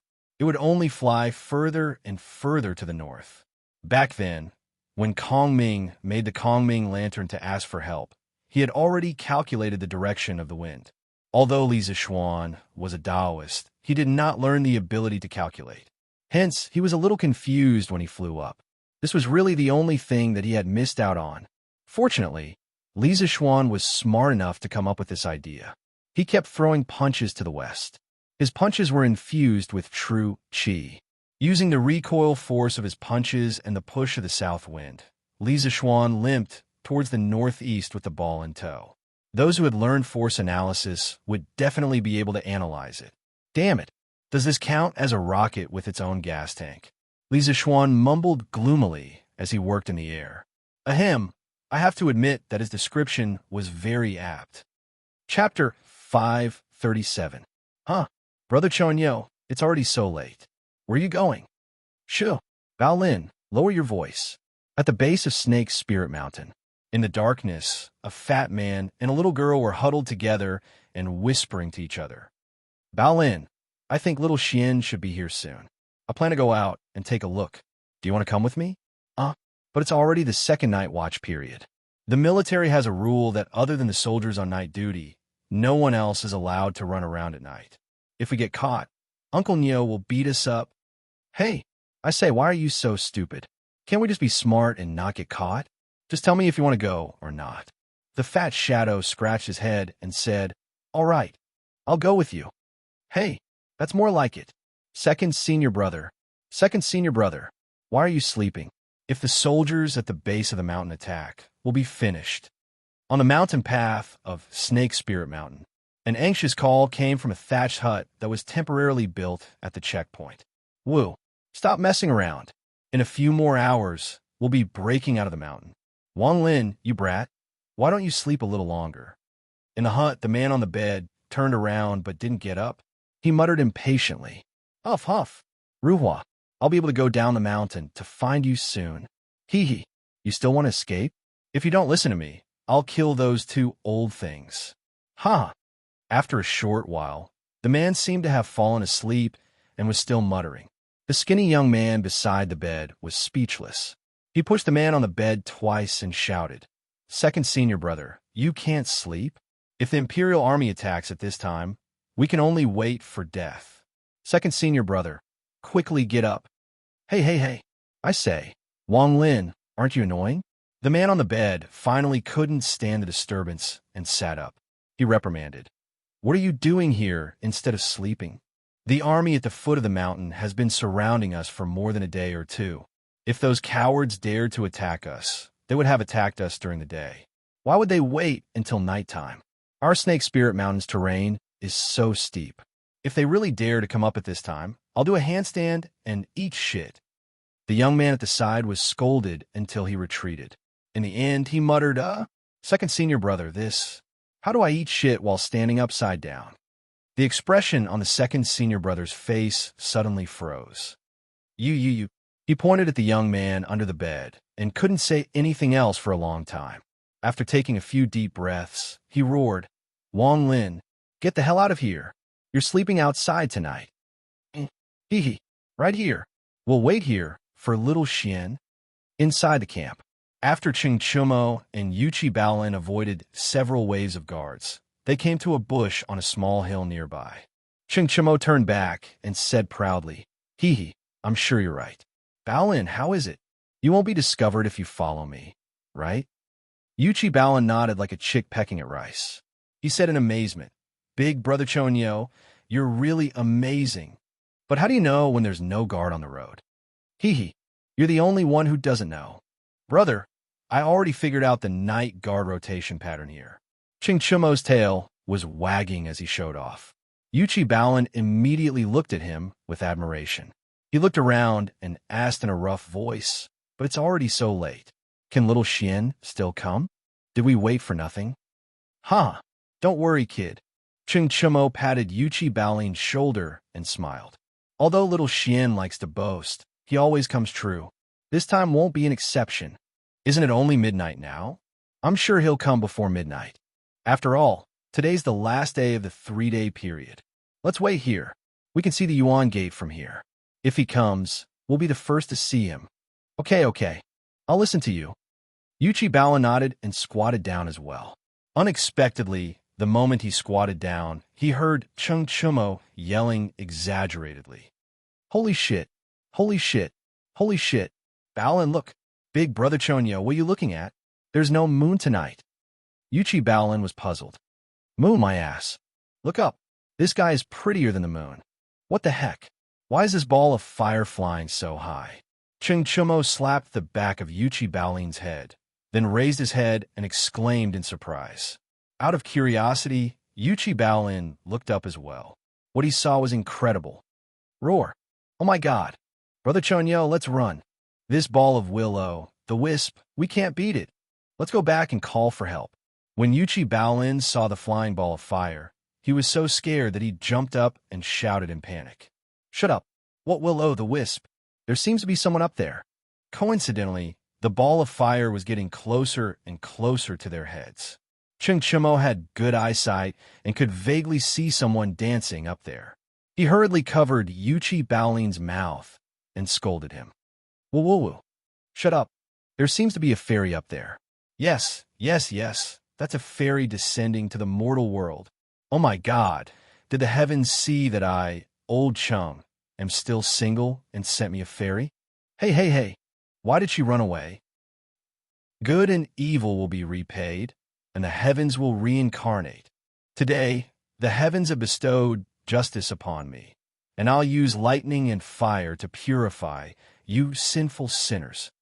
Silence reigned on Serpent Spirit Mountain. Just as everyone was about to fall asleep, a loud bellow came from the 9 heavens. Everyone immediately woke up from their dreams. Which scoundrel dares to behave atrociously in my 7 cultivators sect? Ian Batian dashed out of his room and was shocked when he saw the flying ball of fire in the sky. However, he pretended to be calm and shouted, Hee, I'm your grandfather. That wasn't the only thing that came from the sky. There were also 4 or 5 black iron balls with sparks on them. Child's play. Ian Batian thought that they were hidden weapons. He took 2 steps back to avoid them and sneered at the sky. However, before he could finish his sentence, he felt several earth-shattering heat waves coming from all over his body. Boom. Sand and stones flew everywhere, and the sound shook the sky. The peaceful Serpent Spirit Mountain peak instantly turned into a living hell. Batian, a peak Grandmaster Realm expert, was seriously injured in an instant. Save me! Save me! My leg! My leg! This is the wrath of the heavens. It's over, it's all over. Damn it! Why didn't you run down the mountain with Yunda and the others last time? Lisa Schwan didn't show any mercy. He threw the bombs in the hanging basket down as if they were free. The mountain collapsed and the ground caved in. All the houses couldn't withstand the explosion and collapsed in the blink of an eye. Many disciples of the Seven Cultivators sect who didn't have time to get out of their houses were buried in the collapsed houses. For a moment, cries for help could be heard everywhere. Senior brother, how did this happen? What happened? Snake King staggered a few steps and came to the side of Batian, who was seriously injured and lying on the ground, and asked in disbelief. Run, junior brother. Quickly take 7 cultivators of true virtue and run away. Run as far as you can. Chapter 538. For the 215 heroic souls who died here 3 days ago, I'm here to avenge you today. I'm going to wipe out the entire Snake Spirit Mountain. Since they were so far away, and the flames of war were raging below, Li Zixuan naturally couldn't see Batian's current situation, nor could he hear the conversation between the flying snake and Batian. He controlled the direction of the hot air balloon while throwing bombs down below, bombarding the area without any blind spots. This guy was now like a fighter pilot flying a bomber. He just wanted to charge and kill. Roar, roar, roar. Just then, a deafening roar came from below. Li Zixuan could clearly hear it from above. It was none other than 7th Cultivator of True Virtue. Just in time, you bastard. Li Zixuan quickly searched for 7th Cultivator of True Virtue's position with his eyes. After a while, he finally found 7th Cultivator of True Virtue rolling on the ground behind the original hall of the 7 Cultivator of True Virtue sect. Whoosh, whoosh, whoosh. Li Zixuan didn't hesitate. He ignited 4 or 5 bombs in a few breaths, and then threw them at 7th Cultivator of True Virtue. Aren't your snake scales as hard as iron? I like to see if you can withstand a bomb or not. Boom, boom, boom, boom. Roar. As it turned out, no creature could resist this violent bombardment. The 7th Cultivator of True Virtue was instantly covered with wounds, and it issued a painful howl. The sound of the howl was even louder than the sound of the explosion, and it reverberated throughout the entire Serpent Mountain. Poison, poison. Upon hearing the howl, the Snake King's eyes almost popped out of their sockets. He desperately wanted to run in that direction, but at this moment he was surrounded by flames and couldn't rush out at all. Moreover, a bomb just happened to detonate right next to him. With a loud boom, the flying snake's limbs were instantly blown off, and he was blown far away, no longer able to speak. Most of the houses in this era were made of wood. After Li Zixuan's previous bombardment, the place had basically turned into a sea of fire. In order to prevent anyone from escaping, he did not hold back and bombarded the top of the mountain twice. A quarter of an hour later, apart from the crackling sound of the burning wood, there were no other cries for help or howls. Li Zixuan finally stopped. He looked at the motionless 7th Cultivator of True Virtue lying on the ground. Then he suddenly had an idea and controlled the hot air balloon to slowly descend at the foot of Snake Spirit Mountain. 15 minutes ago. Brother Chonyo, it's almost midnight. Let's go back. Little Xian probably won't come. Yuchi Baolin pulled Chang Chumo, who had been looking to the east. That was the direction Li Zixuan had just flown in the hot air balloon, and said in a muffled voice, Sai, Baolin, stop messing around. Didn't you see the fairy dancing for me on a fireball just now? Ching Chumo impatiently slapped Yuchi Baolin's hand away and said with an intoxicated look on his face, I didn't see anything. Yuchi Baolin slightly despised Chang Chumo in his heart. However, he really didn't see clearly whether there was anyone on the fireball just now. His vision was very blurry at night, and he only saw a ball of fire just now. This was more or less what modern people called night blindness. In ancient China, because the ancient people were malnourished and carrots hadn't been introduced into China at that time, some people believe that the ancient people generally suffered from night blindness. Although this statement was slightly exaggerated because night blindness was mainly caused by three things: disease, congenital heredity, and vitamin A deficiency. The ancient people mainly suffered from malnutrition due to insufficient protein, fat, and sugar intake. Vitamin A deficiency wasn't very serious. Otherwise, there wouldn't be so many cases of night battles in history books. However, it was an indisputable fact that the ancient people suffered from night blindness compared to modern people. Sigh, Balin, it's not that I want to nag at you, but with your eyesight, even if fate comes, you won't be able to see it. If you continue like this, you're probably destined to be single forever. Chung Chumo patted Yuchi Balin's shoulder and said in a tone that was heavy and not at all full of shame. If this fellow knew the truth, would he still be as calm as he was now? Huh? Yuchi Balin glanced at Chung Chumo with an innocent expression. He really got shot even when he was lying down. Boom, boom, boom, boom. At this moment, Chung Chumo and Yuchi Balin first saw a large patch of bright fire appear on the peak of Snake Spirit Mountain in the east. Right after that, they heard a loud rumble coming from there. The two of them were so shocked that they fell on their butts in the grass. Holy F asterisk CK. Holy F asterisk CK. There's thunder. There's thunder over there. This thunder is 2F asterisk King Awesome, isn't it? Chung Chumo couldn't be bothered to hide anymore.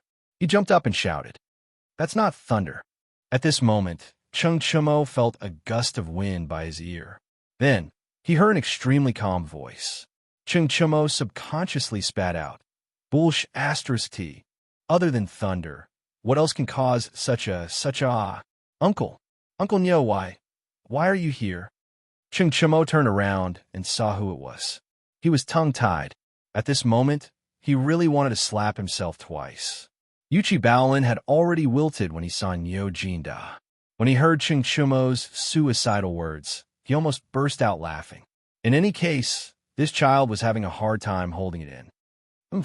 Why am I here? This old man wants to ask the two of you, why are you here? Not sleeping in the tent in the middle of the night and going out of the camp without permission. Do you know that you're ignoring military rules? Even if this old man breaks your legs today, Jijia and Jingda will have nothing to say. Nyo Jinda put on a poker face and scolded the two of them coldly. Don't, Uncle Nyo, don't be angry. Baolin and I just needed to pee and came out to pee. Coincidentally, there was thunder over there. Ah, right, you said that it wasn't thunder over there. What was it? Chung Chumo shrunk his neck, licked his face, and cleverly changed the topic. Nyo Jinda glanced at this fellow. How could he not see that Chung Chumo was changing the topic? However, he was just scaring these two children just now. He didn't really want to use military law on them. At this moment, he snorted and said, "Although this old man doesn't know what it is, it's definitely not thunder, because there won't be rain in the next few days." At this point, he couldn't help but move his legs. When he said that there wouldn't be rain the next few days, it wasn't because he saw the weather forecast, nor was it because he could predict the weather like Zhuge Liang. It was because he had a rheumatic leg. Besides, what kind of thunder can shake the earth and mountains? With this momentum, the peak of Snake Spirit Mountain is probably going to be flattened. This is probably Xiaoshuan's method. This child really can do what she says. Neo Jindao stroked his beard and guessed. What? It's Xiaoxian? F asterisk CK vomit. Chung Chumo reacted with a face full of horror. Then, he staggered a few steps and ran to the side to vomit. Hee. So, Brother Chonyo's fairy is Xiaoxian. Yuchi Baolin scratched his head and laughed foolishly. What fairy? Neo Jinda was a little confused. Above our heads, just now. Yuchi Baolin, if you dare to tell anyone, this old man will definitely kill you. Yuchi Baolin was about to explain when Chung Chumo's angry and sorrowful roar came from the bushes beside them. Chapter 539. Chong'an, Your Majesty, this old servant has something important to report. West Court, Empress Zhangsuan's bedroom. Zhao Song stood in front of the door with a hunchback. His face was anxious and helpless. He knew better than anyone else that Li Er was probably exercising with Emperor Zhong's son at this hour. Whoever dared to disturb them now would not end well. However, Zhao Song was at his wit's end. His subordinates had reported such an important matter to him. If he did not report it to Li Er in time, he would be fully responsible for any accidents that happened. What's the matter? After about 3 breaths, Li Er's muffled voice came from the room. It was obvious that he was not in a good mood. No one would be in a good mood if they were woken up in the middle of the night, let alone the ruler of a country. Zhao Song's heart sank. He secretly hated the subordinate who reported this to him. However, now that things had come to this, he had no choice but to say, "Your Majesty, there was thunder and fire in the northeast of Chang'an City. Half the sky is burning red, and that direction is Snake Spirit Mountain. I was worried that the army at the foot of Snake Spirit Mountain would be attacked, and the situation would change. That was why I came to report in the middle of the night. I hope your Majesty can forgive me."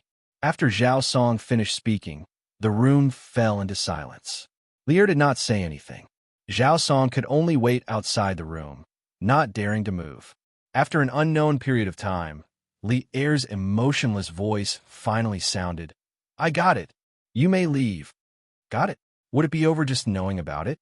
Zhao Song was full of doubts, but he did not dare to ask. He could only bow and yes, then carefully left the courtyard. In the bedroom, Empress Zhongxuan's hair was messy, and her cheeks were slightly red. She leaned on Li Er's shoulder and asked doubtfully, "Erlang, aren't you worried that General Niu's men were attacked at night?" Li Er recovered from his thoughts. He lifted Zhongxuan's chin and smiled confidently. "Huh. 10,000 elites surrounded a small sect of less than 100 people. If the other party gave up the geographical advantage and attacked at night, I can only say that they are tired of living. Moreover, Jinda is very strict in managing the army. He definitely won't let anyone take advantage of the loopholes." A confident man was the most charming. Zhongxun smiled and leaned closer to Li Er. Then he asked, "What happened in the northeast to cause such a big commotion? Seeing how calm Erlang was, he probably already knew about it, right? Can you tell me?" Li Er looked towards the northeast with a deep gaze, and then said to Emperor Zhongxun with a smile, "Whatever happened over there, Guanyin Maid will know tomorrow. Shouldn't we continue what we were doing just now?" No. The weather is dry. Be careful of candles. Clang, clang, clang. In this era where there was no TV, internet, or computer, most people would be asleep at this time. However, there was an exception, and that was the night watchman. The job of a night watchman had already appeared in the Zhou dynasty. The rites of Zhou recorded compare it with the evening strike of the scorpion. According to the Tsihai's explanation, it was strike the scorpion in the night, which was the same as the most commonly used clapper. The curfew system in Chang'an City was only for ordinary people. The night watchman was not included in this list. This was because the night watchman's function was not only to report the time, but also to patrol at night and prevent fire and theft. If they encountered someone stealing, they could report it to the authorities and get a generous reward. Therefore, the night watchman was a very respected job in ancient times. Yongla Lane, 2 old men in blue clothes and blue hats. One was holding a gong, and the other was beating at the side, singing the same tune. Why were the 2 of them doing the night watch together? It was mainly to boost each other's courage. After all, there were no streetlights at this time, and it was dark all around. Anyone would be afraid. As usual, the 2 planned to go home and rest for an hour after this time. At this time, a fire suddenly floated over from the sky. What was even more strange was that there seemed to be a long thing hanging under the fire. Ghost, ghost, ghost, ghost, ghost. Huan run. Demon, demon. Oh my God. Chang'e, wait for me. Both of them had a look of horror on their faces. They didn't even want the things in their hands and immediately ran away. Huff, huff, huff. Damn, this is really not something a human should do. No matter what, I won't act cool next time. I'll just stay at home and hug my wife. In the sky, Li Zishuan looked at the familiar mansion below, took a few deep breaths, and said gloomily, "The straight line distance from Chang'an City to Snake Spirit Mountain was at least more than 20 kilometers in the sky. He had to act as a human-shaped engine twice, and the worst thing was that the wind was against him when he came back. How could he not be tired? Even a Grandmaster expert would be exhausted like a dog. Thank goodness, thank goodness. I've finally succeeded in acting cool this time, and I've avenged those people. I can go home and rest in peace. Li Zexuan controlled the hot air balloon to the sky above the Li residence. Then he slowly turned off the fire and planned to let the hot air balloon slowly descend to the west courtyard. Bam! If he wanted to land, he had to unload the goods first. Li Zexuan let the hot air balloon descend 10 meters from the ground and untied the rope that tied the corpse of 7th cultivator of true virtue. With a bang, the corpse of the giant snake fell to the ground. Then he prepared to let the basket land. Which scoundrel dares to steal from the Li residence? The head of the guards of the Li residence was awakened by the sound of the giant snake falling to the ground. He hurriedly ran to the west courtyard and shouted in a deep voice. Then he was about to barge in. It's me, Feiji. It's none of your business. Go and rest, Li Zexuan said in a deep voice. Pang Feiji was stunned. Then he said in surprise, Is Lord Zhu back? He also stopped in his tracks. He was so anxious just now that he almost forgot the rules. There were women living in the west courtyard. It was not convenient for him to go in. Okay, go and rest. Don't disturb others. Li Zexuan nodded indifferently. Then he continued to control the hot air balloon to land. Pang Feiji could only vaguely see the faint light of the fire in the courtyard. He hurriedly said, Yes, Lord Zhu. After saying that, he retreated. Now, I sneaked out of the city and returned in triumph. Does this count as me sneaking out of the city and not taking advantage of the situation? Li Zexuan jumped out of the basket, turned off the hot air balloon, and roughly cleaned it up. Then he dragged the corpse of 7th cultivator of true virtue to an open space at the side and muttered to himself, Husband, you're back. At this moment, the door opened, and the candlelight in the house also jumped out. Han Yushi, who was wearing a thin pink cloak, stood at the door and smiled at Li Zexuan. Chapter 540. Comfortable. How can the grudges and grudges of the pugilistic world be more comfortable than sleeping with my wife at home? I won't leave home for so many days in the future. The next morning, Li Zexuan stretched lazily on the bed and moaned in an extremely satisfied manner. Han Yushi, who was dressing up in front of the immortal mirror, rolled her eyes at Li Zexuan and said, Husband, it's already morning. Shouldn't you be up to practice Taiji fist with us? Nowadays, the immortal mirror was popular in Chang. It was difficult for many rich families to get a mirror, but the Li family didn't lack it. Not only did Han Yushi have a big mirror, but even Lan, and Madame Li's rooms each had a big mirror. In this aspect, the Li family was richer than the palace, because only Emperor Zhongsun had a big mirror in the huge palace. Aya. Yes. I almost forgot about the important matter. Wife, did you slack off every morning when I wasn't around? Li Zexuan patted his head and quickly jumped off the bed. He hugged Han Yushi's slender waist from behind and gently blew into her ear. Husband, Ichi, stop fooling around. Han Yushi laughed coquettishly and quickly turned her head. She said angrily, Who's lazy? In the whole family. Other than you who knows how to be lazy. Who could be lazier than you? Wow, my wife actually said that I'm lazy. Looks like my work last night wasn't good enough. Let's not go out for now. Let's do it again. Li Zexuan pretended to be angry and was about to attack her. Snake. Okay, Snake. Help. At this moment, Xiaohe's terrified scream came from outside the door. Li Zexuan shook his head. It looked like his good thing was going to be ruined. Taiji Palace. The morning court was in session. Ever since the court issued the decree to reduce taxes on raising chickens, every household in the Guangdong region has raised an average of more than 70 chickens. Because many farmers have kept their eggs for hatching chickens, the price of eggs in all the provinces and counties has more than doubled. The price of eggs in Chang and has risen the most. Merchants have heard the news and have moved large amounts of chickens and eggs from the Jiangnan region. However, it is still a drop in the bucket. This old official earnestly requests your majesty to conscript ships to transport chickens and eggs from Jiangnan to stabilize the price of chickens and eggs. Fang Xuanling's loud voice echoed in the hall. I second the motion. As soon as Fang Xianling finished speaking, Wei Jing jumped out and was the first to agree. His speed was so fast that everyone was dumbfounded. Cough, cough. The main reason was that eggs were too expensive in Chang, and recently, Wei Jing's source of income was also very small. Now, he cannot eat eggs every day. Wei Yin was very depressed. Lier looked at Wei Zhang strangely, then nodded and said, Approved. Minister Xiao, you will be in charge of this matter. Xiao Yu stepped forward with a straight face and said, This old subject obeys the decree. Reporting to your majesty, the 7 cultivators sect was destroyed overnight.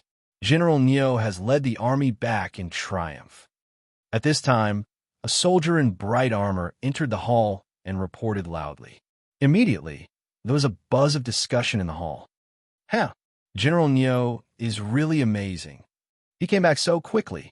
Yep, General Niu and the others are still the best at war. He's much faster than Li Zhanshi. Previously, when Li Zixuan was defeated at Snake Spirit Mountain and returned to the court, Niu Jinda led 6,000 soldiers to attack Snake Spirit Mountain twice. Although many of them did not receive the news at first, they later heard some rumors from various places. Now, in just 3 days, Niu Jinda had returned in triumph. This made them praise Niu Jinda's godlike ability to command troops. At the same time, they criticized Li Zixuan's lack of experience in battle, which caused the court to lose soldiers and generals. Good. Quickly summoned General Niu to the palace. Lier's eyes flashed as he ordered in a deep voice. Yes. This old subject greets your majesty. About half an hour later, Niu Jinda came to Taiji Palace in full armor and greeted Lier with cupped fists. Dispense with the formalities. Lier stretched out his hand and said with a pleasant expression, Jinda, you've worked hard. Snake Spirit Mountain is full of poisonous miasma, and the terrain is steep. It's easy to defend and hard to attack. Jinda, quickly tell me and the ministers how the remnants of the 7 cultivators sect were destroyed overnight. Niu Jinda straightened his body and said with a smile, Your Majesty, this old subject didn't work hard. In fact, this old subject didn't contribute much to the destruction of the 7 cultivators sect. As soon as his voice fell, all the ministers were shocked. Only Lier sat on the throne with a happy expression, as if everything was under his control. Why do you say that, Minister Niu? Although he had already guessed the result, Lier still helped to ask the question in everyone's heart. As your majesty said earlier, the terrain of Snake Spirit Mountain is steep, and it's easy to defend and hard to attack.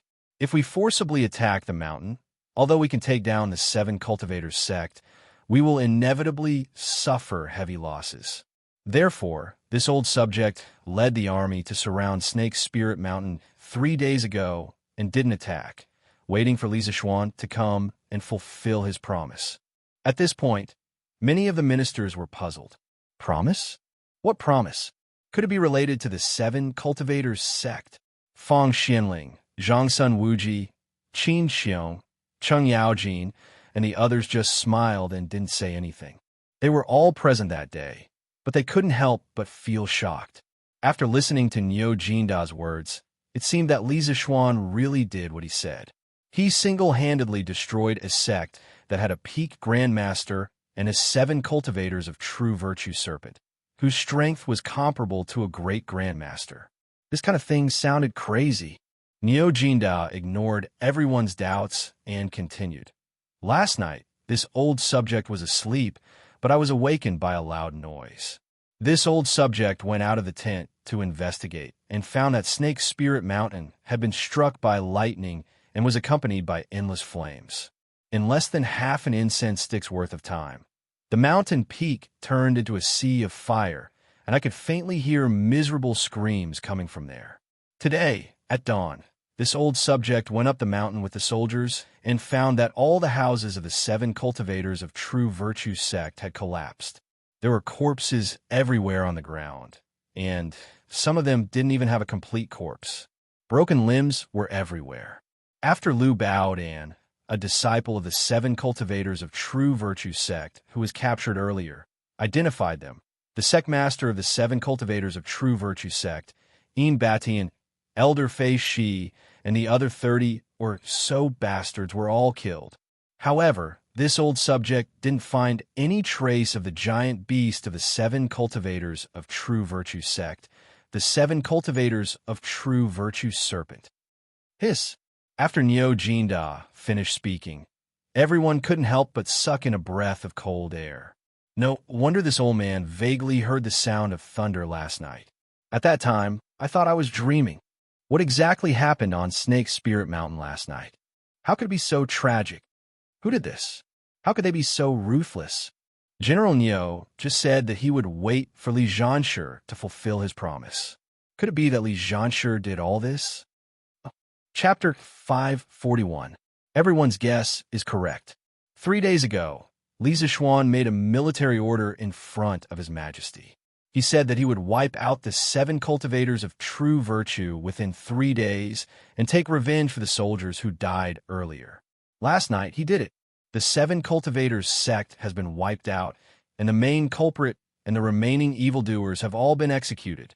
This old subject congratulates His Majesty for having such an outstanding talent in Great Tang. In the Taiji Palace, when Niu Jinda heard the discussion of the ministers in the hall, he smiled and said loudly to Lier, "General Niu, your words are biased." While everyone was still in a daze, a fat middle-aged official wearing a scarlet robe stepped out of the crowd and cupped his hands. General Niu only heard the thunder last night, but it doesn't mean that Li Zhanshi did it alone. Moreover, as far as I know, the Snake Spirit Mountain is hundreds of feet high. How could Li Zhanshi climb to the top of the mountain and release the thunder at night alone? How is such a method different from that of an immortal? And Li Zhanshi is just like us with a mortal body. This kind of battle record is definitely not done by Li Zhanshi. Maybe the 7 cultivators sect did all kinds of evil and the heavens couldn't stand it anymore, so they sent down the thunder as punishment. Niu Jinda narrowed his eyes and recognized the official in front of him as Chamberlain Chui Shanfu. He smiled meaningfully and said, "Oh, has Chamberlain Chui been to the Snake Spirit Mountain before? Otherwise, how could you be so familiar with the situation there?"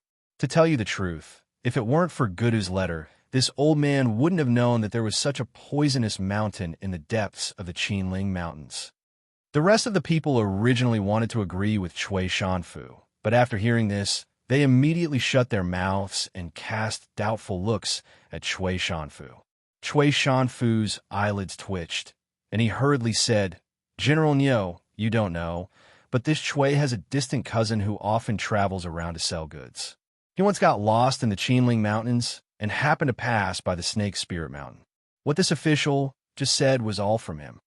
Niu Jinda said with a faint smile, "Haha, what a coincidence." However, what I said just now was not all speculation. If you don't believe that Snake Spirit Mountain was destroyed by Li Zishuan alone, you can go to the entrance of the Li family in Yongla Lane and take a look after the court. The corpse of 7th cultivator of true virtue on the Serpent Spirit Mountain is still there to dry. Although I don't know what kind of method he used to transport the great serpent of 7th cultivator of true virtue, which is 30 feet long and weighs several hundred kilograms, from the midst of an army of tens of thousands of soldiers without anyone noticing. But I'm sure you won't have any doubts after seeing the spectacle of heavenly thunders and earthly fires, right? Hearing this, Chui Shanfu's face suddenly became extremely ugly, but the other ministers couldn't help but exclaim. Cheng Yaojin laughed and said, "Good. There will be snake meat to eat. Old Cheng, have eaten all kinds of snake meat, but I have never touched the meat of the great serpent of 7th cultivator of true virtue. Now I have to taste it properly." Lier secretly rolled his eyes. He then turned to Zhao Song, who had long been shocked out of his wits, and ordered, go and summon Li Zishuan for an audience. Oh, this old servant obeys. Zhao Song came back to his senses and hurriedly responded. Then he walked out of the hall. As soon as he walked out of the palace, he saw a person running over and saying, "Old Zhao, bad news. Li Zhanshi is missing. He's not in the workshop." The person who sent him breakfast just now found that the Drunken Wind Pavilion was empty. Everyone in the workshop is now looking for Li Zhanshi. The person who came was the head of the spies that Zhao Song had planted around the workshop.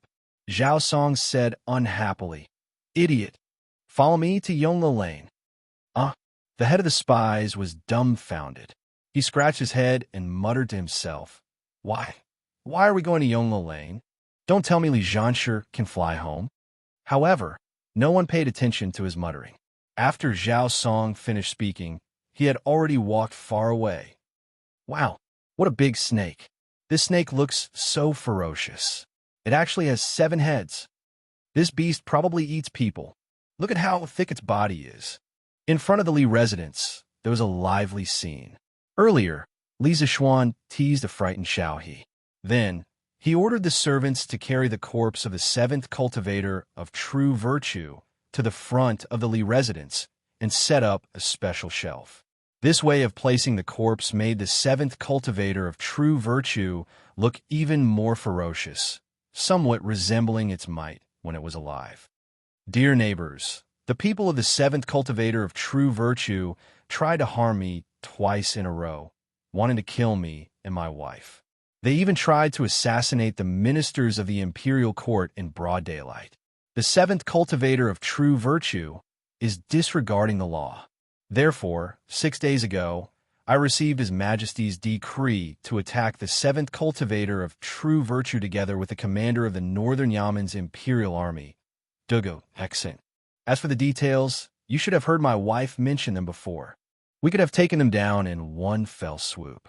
But at the last moment, the elder of the 7th cultivator of true virtue, Flying Snake, released this ferocious beast and charged into the army, killing 215 heroic souls.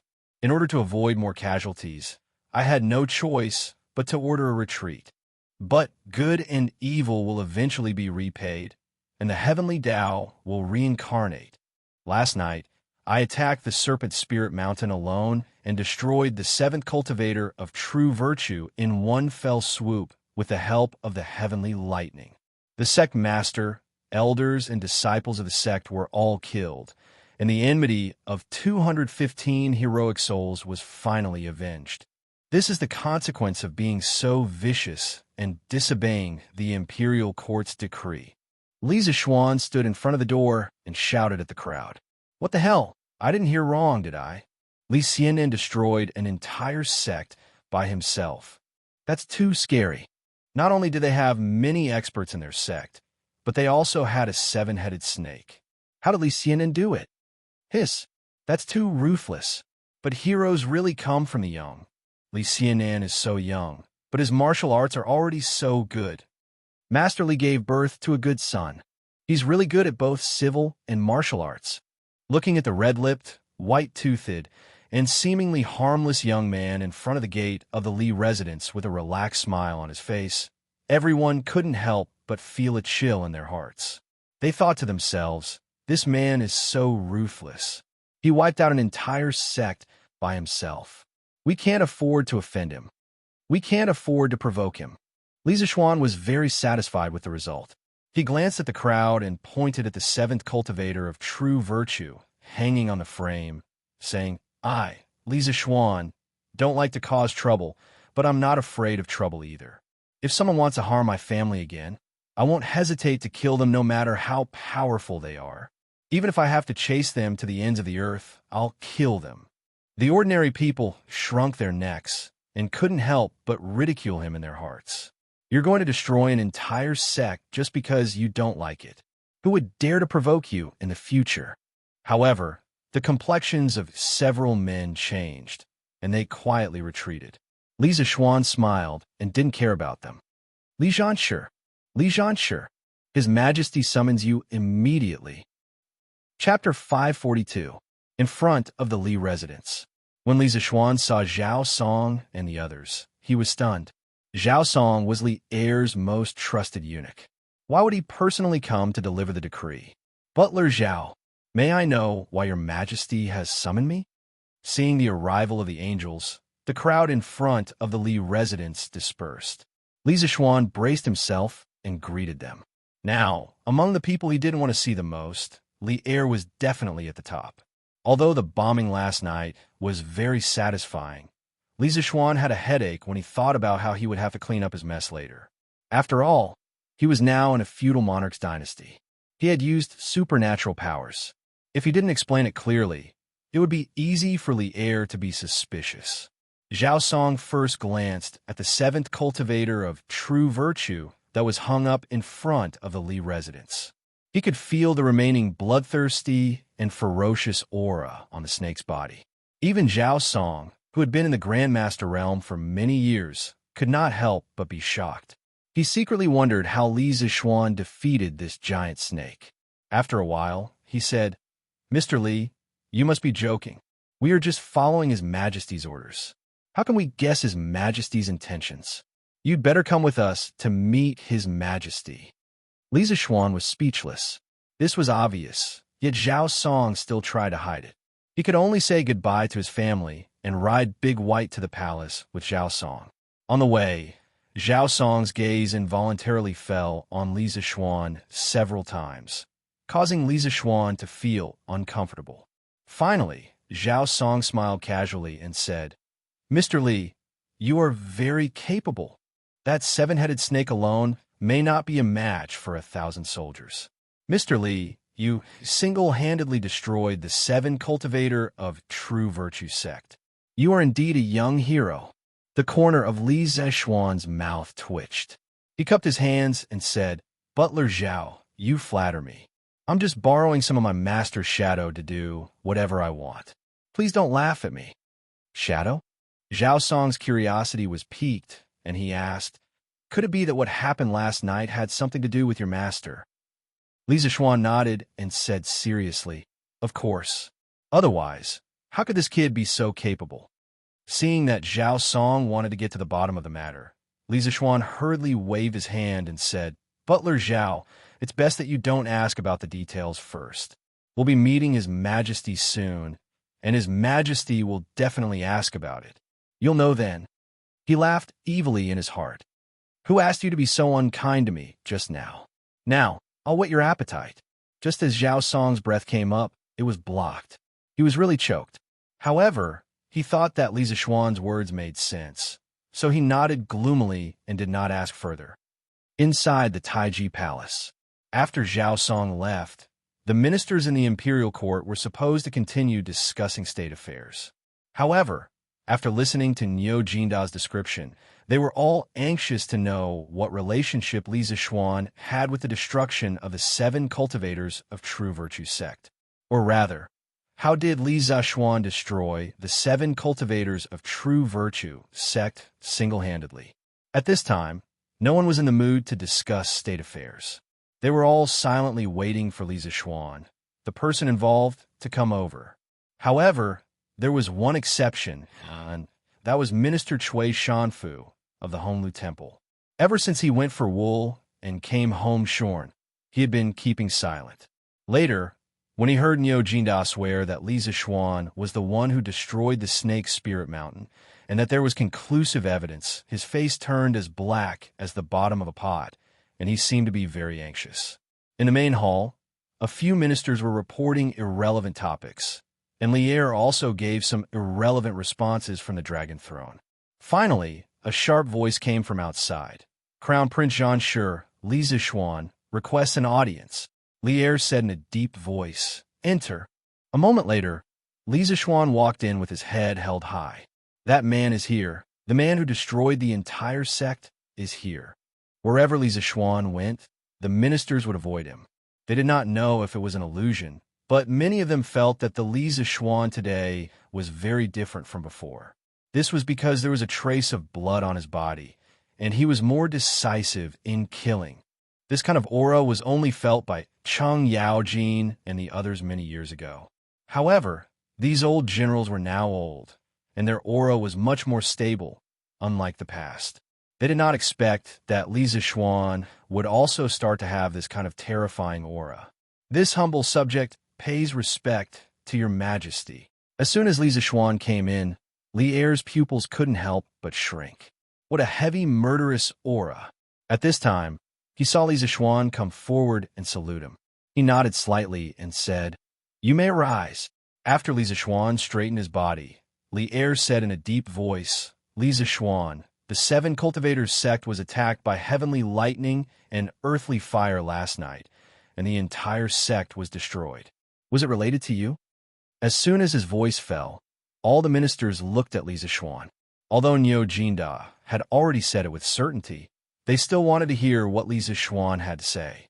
Replying to your majesty, it was indeed this humble subject's doing. The 7 Cultivators sect has done all kinds of evil, and they tried to assassinate me twice. They have no respect for the law, and they gather in the mountains and forests. How are they different from bandits? A few days ago, they killed 215 soldiers of the imperial court. What this humble subject did yesterday was only to fulfill the promise this humble subject made a few days ago, and more importantly, to avenge the soldiers. At this point, there was nothing to hide, and there was no need to hide. Many people like to pick on the weak. Although Li Zixuan had only been in Tang for less than a year, he didn't want to be a pushover. Although this matter might arouse Li Er's suspicion, it could also serve as a deterrent to those who had evil intentions towards him. He wasn't someone who could be easily bullied. It's fine if you want to harm me, but you must be prepared to have your whole family killed. Li Zixuan wasn't a bloodthirsty person, but he was a person who was afraid of trouble. If he was bullied by cats and dogs every day, wouldn't it be very troublesome for him to slap their faces one by one? As soon as Li Zixuan finished speaking, most people's expressions changed, and they secretly thought that this young man was really ruthless. Kong Yingda frowned and stepped forward. "Mr. Li, I'm afraid this is inappropriate. The sages often say that we must maintain a benevolent heart. Although the 7 Cultivators sect has committed terrible crimes, you only need to kill the main culprit. Why do you have to exterminate the entire sect and kill them all? This is against the will of the heavens." Although Li Zixuan had left the Imperial College and established his own school, Kong Yingda still regarded Li Zixuan as a junior. His words were directed at the matter, not the person. He was only advising Li Zixuan not to kill too heavily. When he bombed the 7 Cultivators sect, Li Zixuan did indeed hesitate whether he would kill the innocent by doing so. But every time he thought about how Zhao Siwei and the others arranged the Modeo formation at the last moment to cover him and Dugu Xine's retreat, all the hesitation in Li Zixuan's heart was swept away. If they had to blame someone, they could only blame those people for joining the wrong sect. After the incident, he also expected that his action of exterminating the entire sect would attract the dissatisfaction of some Confucian defenders.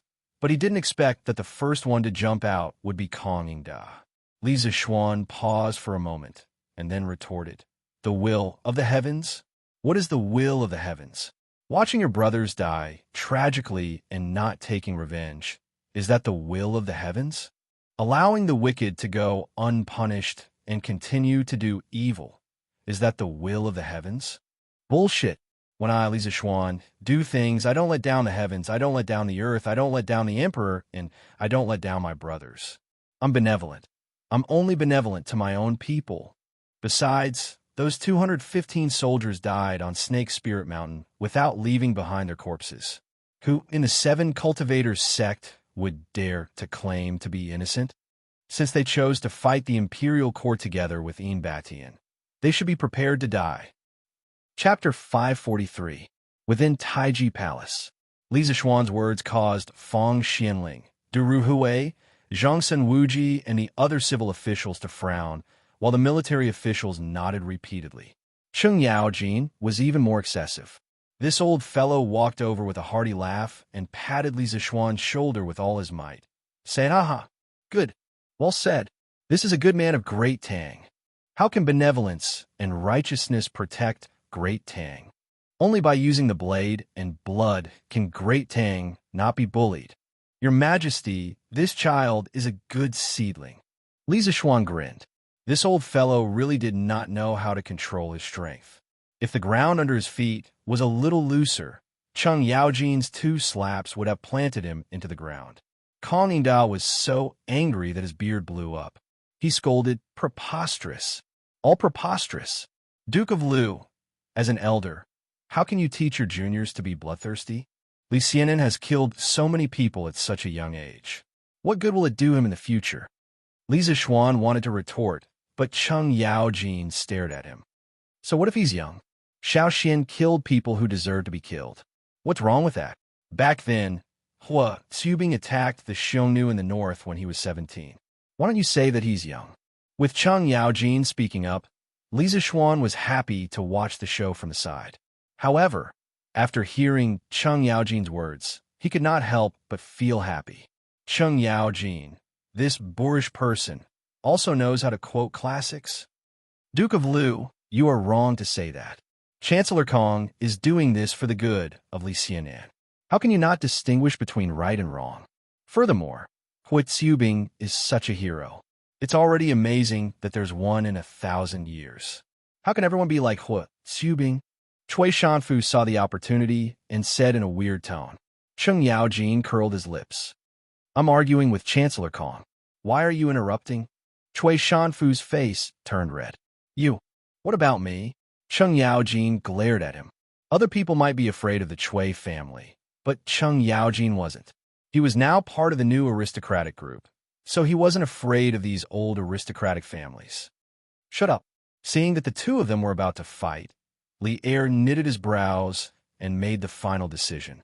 The 7 cultivators of true virtue sect has no respect for the imperial court and no respect for the law of the country.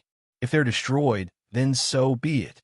Li Zishuan, come out and tell me, how did you single-handedly destroy the 7 cultivators of true virtue? As soon as this question was asked, everyone quieted down. Cheng Yaojin, Kong Yingda, and Cui Shanfu. These 3 people who were about to fight stopped arguing. They all turned their attention to this side, because this question that Li Er asked was a question that everyone was concerned about. Others wanted to listen, but Li Zishuan was too lazy to talk about it, because there were too many things that needed to be avoided and paid attention to. If he didn't pay attention, it could cause very serious consequences.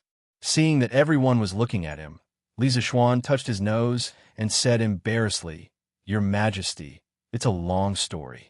You should discuss state affairs with the other ministers in this precious time. Otherwise, if you miss a drought or flood, how many innocent people will die? It won't be too late for me to talk about this later. Talk about it later? After hearing these words, all the ministers couldn't help but curse in their hearts. They had been waiting for an answer for so long, but he said that he would talk about it later. Later, your sister. The corner of Li Er's mouth twitched, and he said angrily, Shut up. Say it now. Li Zishuan thought to himself, You already told me to shut up, so what else can I say? However, if he continued to act coquettishly at this time, Li Zishuan might go berserk. Therefore, Li Zishuan could only start to speak. Then I'll talk about it. Your Majesty, you also know that many brothers were sacrificed in the first battle of Snake Spirit Mountain. At that time, I was filled with grief and indignation and had always wanted to avenge them. Therefore, I made the agreement that I would destroy a mountain sect alone. In the next 3 days, I worked hard day and night to avenge those soldiers who died. In 3 days, I did 2 things. Li Er frowned when he heard this. Li Zishuan said all this at the beginning. In his opinion, it was all nonsense. If he were a modern person, he would definitely say at this moment, Old fart, stop scratching. Hurry up and get to the point. However, when he heard the last sentence, Li Er suddenly became interested and began to listen carefully. The first thing is to build mountaineering tools. Everyone should know that Snake Spirit Mountain is relatively high and the mountain path is narrow. If we set up traps and checkpoints in advance, it will definitely be easy to defend and difficult to attack. I thought about it. Since it's not easy to go up the mountain from the mountain path, I'll go up from the sky. Li Er said suspiciously, The sky? Don't tell me you're planning to fly up there? Although Li Zishuan was annoyed that he was interrupted, the person who interrupted him was Li Er, so it was naturally a different matter. He nodded and flattered. Your Majesty is truly wise. That's right, I was planning to build a tool that could fly up Snake Spirit Mountain. In the end, I succeeded. I relied on this tool to reach the peak of Snake Spirit Mountain and launched a surprise attack on the 7th cultivator of true virtue. Buzz, buzz. As soon as he finished speaking, everyone was stunned. In this era, although there were some people with high martial arts who could rely on Qigong to jump 30 feet high, that was far from flying in the sky.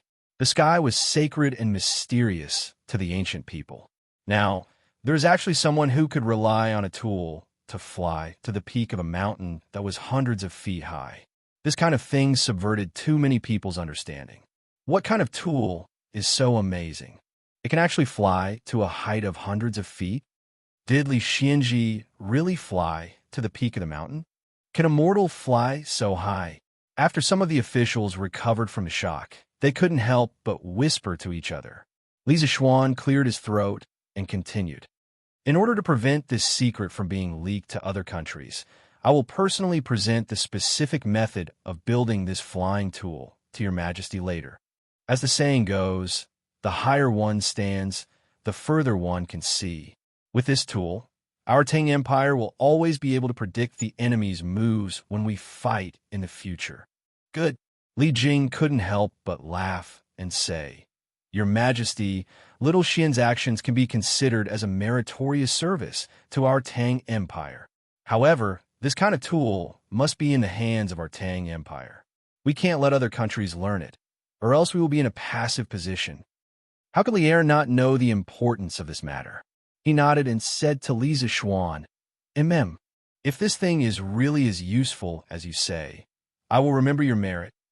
Li Zishuan curled his lips and thought to himself, Old Li, you owe me a lot of merits. When will you reward me for all my merits? Thank you, your Majesty. Although that was what he thought in his heart, Li Zishuan definitely wouldn't say that out loud. He wasn't a fool after all. Continue speaking. Tell me about the second thing you did. Chapter 544. The second matter? Upon hearing Li Er's question, the ministers in the hall recovered from their shock. Anyone with a bit of brain knew that flying to the top of the Snake Spirit Mountain was only the first step. The most important thing was how Li Zishuan single-handedly destroyed the entire 7 cultivators of true virtue. Such destructive power was like the work of a true immortal. They really couldn't figure out how Li Zishuan, who had a mortal body, was able to do it. Li Zishuan's heart tightened. He secretly thought that what was going to happen was going to happen. He glanced at the curious babies in the hall and said, after the mountaineering tools were made, this little minister was thinking about how to destroy the 7 cultivators of true virtue. Although I've been practicing martial arts since I was a child, I've only just stepped into the Grandmaster realm. Cheng Yaojin, Niu Jinda, Qin Xiong, and the others almost vomited blood after hearing this. They all wanted to drag Li Zishuan over and beat him up. What did he mean by, I've only just stepped into the Grandmaster realm? How could these old generals, who broke through to the Grandmaster realm in their 30s or 40s, live? The sect master and the elders of the 7 cultivators of true virtue were all martial arts experts above the Grandmaster realm. Moreover, they had a 7-headed giant snake whose strength was comparable to my master's. If we fought with brute force, this little minister was definitely not their match. However, this little minister had no choice but to take revenge for the 215 soldiers. During those 2 days, this little minister tossed and turned in bed, thinking about it day and night. Finally, this little minister remembered that before my master passed away, he gave me something. What is it? Li Er knitted his brows and asked in a deep voice. Among the people in the hall, Li Er's understanding of Li Zishuan was definitely at the forefront. After hearing Li Zishuan's words just now, Li Er muttered in his heart. He felt that there must be something wrong with his kid's words. Li Zishuan raised his head and closed his eyes, as if he was recalling something.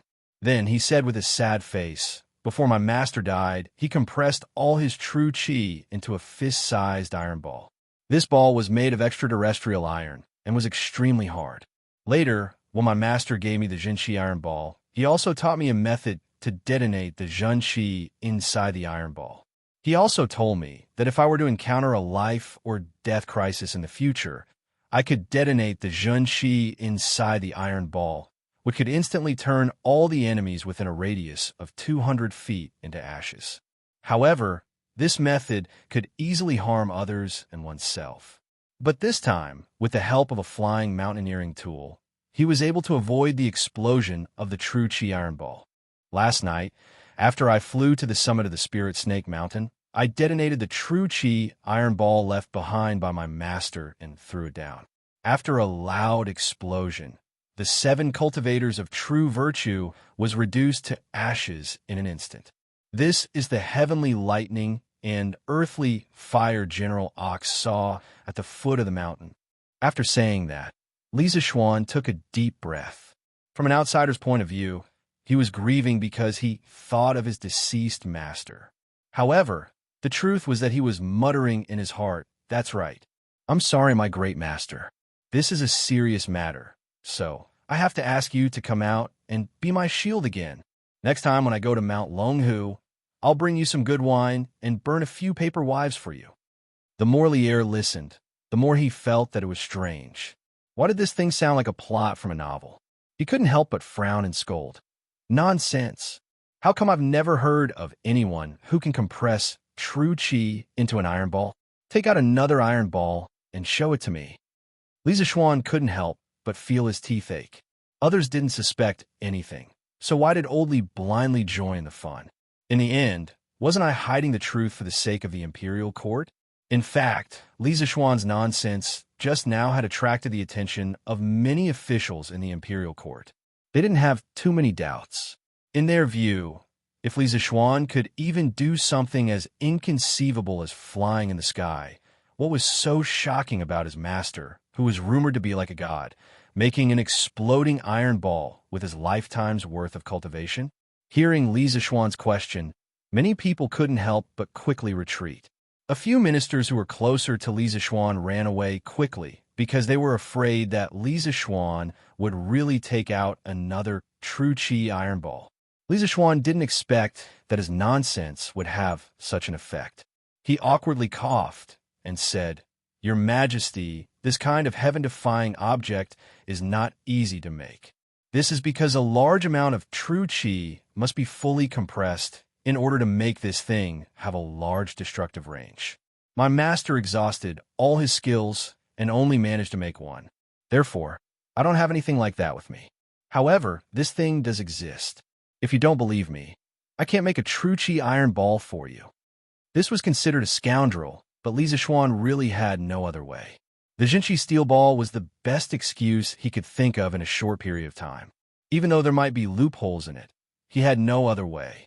He could only resign himself to fate. No matter what, he couldn't reveal the fact that he knew how to make explosives in front of so many people. However, even Li Zixuan himself didn't expect that when he resigned himself to his fate, he would actually be blessed with good fortune. Someone that Li Zixuan had never expected would actually stand up for him. "Your Majesty," this old servant once read in an ancient book that martial arts experts at the peak of the great Grandmaster realm can indeed condense their genuine Chi. Although the genuine Chi iron ball that Li Xianin just mentioned sounds incredible, theoretically speaking, it is possible. However, if it is put into practice, it is extremely dangerous. I'm afraid that only an expert like Spiritual Master Lang Su would dare to be so daring as to dance on the tip of a knife. The person who came out was Zhao Song, the man with the highest martial strength in the entire hall. Cough. He shouldn't be considered a man. Ever since he had returned to Taiji Palace, Zhao Song had been thinking about what Li Zixuan meant by borrowing some of my master's shadow. When Li Zixuan had explained the entire incident from beginning to end, Zhao Song was suddenly enlightened. At the same time, he couldn't help but wonder if Li Zixuan's method of compressing vital Qi and detonating it would work. After he had figured everything out, Zhao Song's heart was suddenly enlightened. At this moment, he was so impressed by Li Zixuan's master, Spiritual Master Ling Xiu. that he would prostrate himself in admiration. Cough, cough. Spiritual Master Ling Su, who was in the tomb, expressed his innocence. All of this was caused by Li Zishuan. Actually, this so-called True Qi Iron Ball or True Qi Bomb was just something that Li Zishuan made up based on some fantasy novels that he read in his previous life. It was a little like Xiaoyan's Buddha's angry lotus flame in Battle Through the Heavens. The difference was that the angry lotus flame was fused with a heavenly flame, compressed it, and then thrown into a group of enemies to explode. However, the general principle was similar. Originally, it was an excuse that he came up with at the last minute. Now that Zhao Song had explained it, Li Zishuan felt that he was really a genius. When the officials heard Li Zishuan say that there was only one true Qi iron ball, they all heaved a sigh of relief. This thing was so awesome that anyone would be afraid of it. Now that they heard Zhao Song's explanation, most of them no longer had any doubts about Li Zishuan's ability to kill Qi Xiu alone. However, Lier still felt that something was wrong. He frowned and said, but came to an abrupt end. It was because he saw Li Zishuan winking at him. At this moment, Lier was really angry and amused. He was the emperor, but there was actually an official who dared to wink at him. Then this matter will end here. Officials, if you have something to discuss, please report. If not, the court is dismissed. After all, Lier was not stupid. He thought of something and said loudly. Chapter 545. Hearing about such a bizarre battle during the morning court assembly, many of the ministers were satisfied. Cheng Yaojin was beaming with joy, his face extremely proud. It was as if Li Zishuan was his son and had done such a great thing, and he was also proud of it. Other than Lier, who didn't believe Li Zishuan's words, there was another person in the hall. That was Li Changxian, who had been standing below Lier to listen to the morning court session. The reason why he didn't believe Li Zishuan was because when he went to the workshop a few days ago, he heard a loud bang. Although the power wasn't enough to shake the earth, it was still shocking. Li Changxian felt that the thing was a miniature version of the weapon Li Zishuan used on Snake Spirit Mountain. Li Zishuan just said that spiritual master Lingshu only gave him one true Qi iron ball. Either Li Zishuan was lying and there was more than one true Qi iron ball, or the thing that destroyed Snake Spirit Mountain was not a true Qi iron ball at all.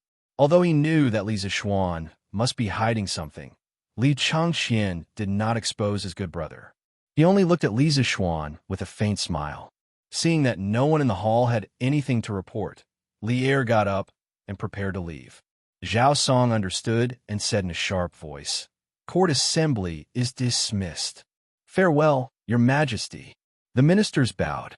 After Lier left, other than a few old generals who had a good relationship with him, the rest deliberately kept a distance from Li Zishuan. Chui Shanfu's expression was complicated. There was fear, relief, and resentment. He glanced at Li Zishuan and left in a hurry. "Mr. Li, His Majesty has an order for you to go to the Sweet Dew Hall for an audience."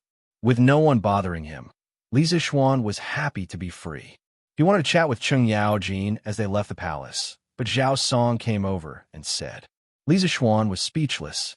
He had not even walked down the stairs of the Taiji Palace, and Lier had asked Zhao Song to call him. "Old Li must be in a hurry. Looks like I can't escape this calamity." All right, I'll go to the Sweet Dew Hall now. Thank you for speaking up for me just now, Chief Zhao.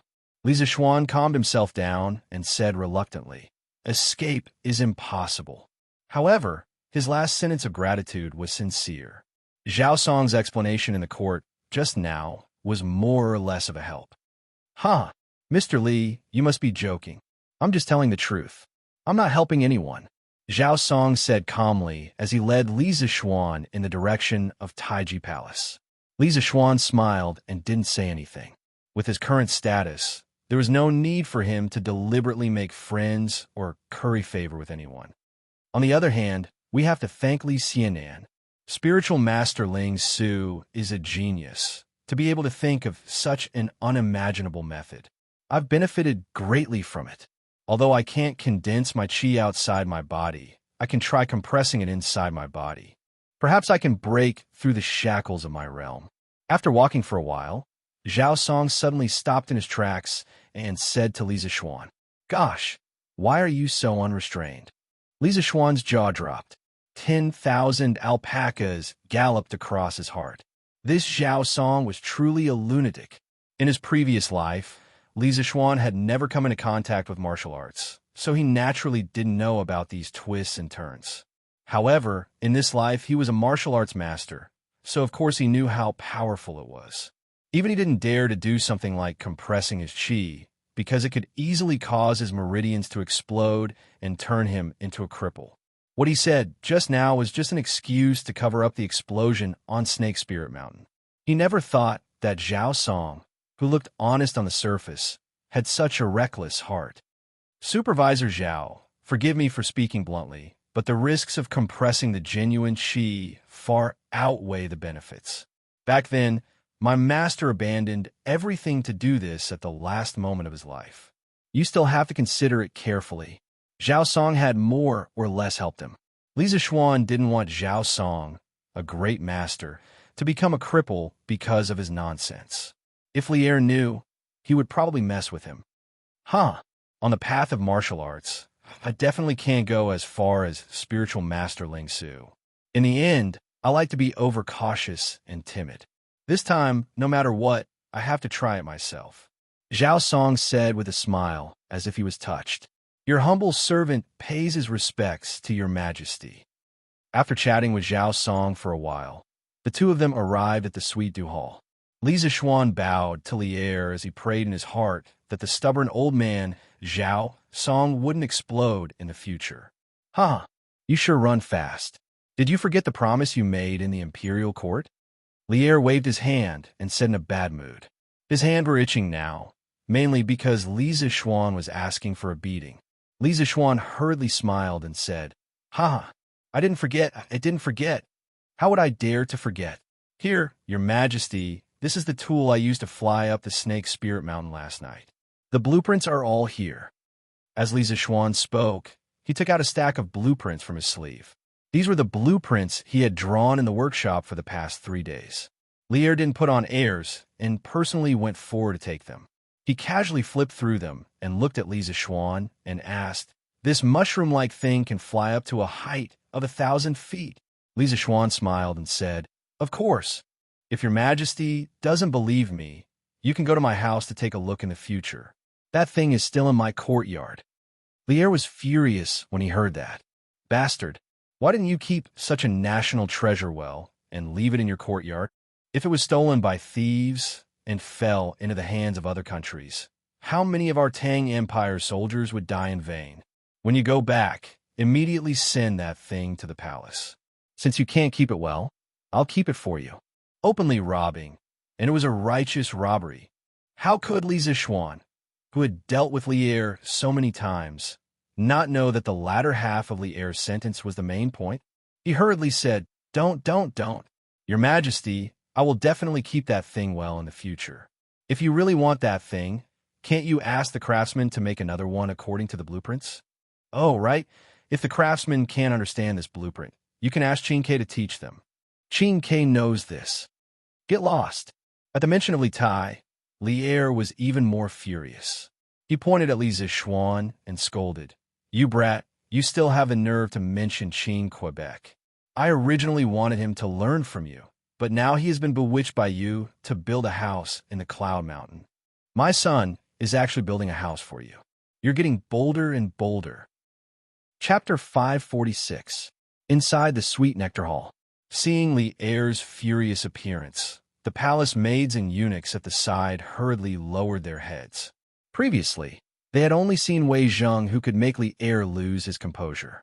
They didn't expect that today there would be another Li Zixuan. Sure enough, heroes came from the youth. Cough, cough. Your Majesty, please calm down. Building a house is also a kind of learning. There's a saying in Taoism called entering the world to cultivate. If Prince Wei stays in the palace for a long time, it won't be good for his character growth. I believe your Majesty understands this point. Otherwise, you wouldn't have allowed Qin Ke to go to Cloud Mountain. Hell, Lier laughed. He didn't agree or disagree. He thought for a while and then said meaningfully, let's not talk about this for now. Is there something you forgot to tell me? Li Zishuan was stunned. Then, he suddenly thought of something and immediately put on a fawning expression. Ayaya, Your Majesty, you are too polite. This humble subject only presented a few blueprints, and you want to reward this humble subject heavily.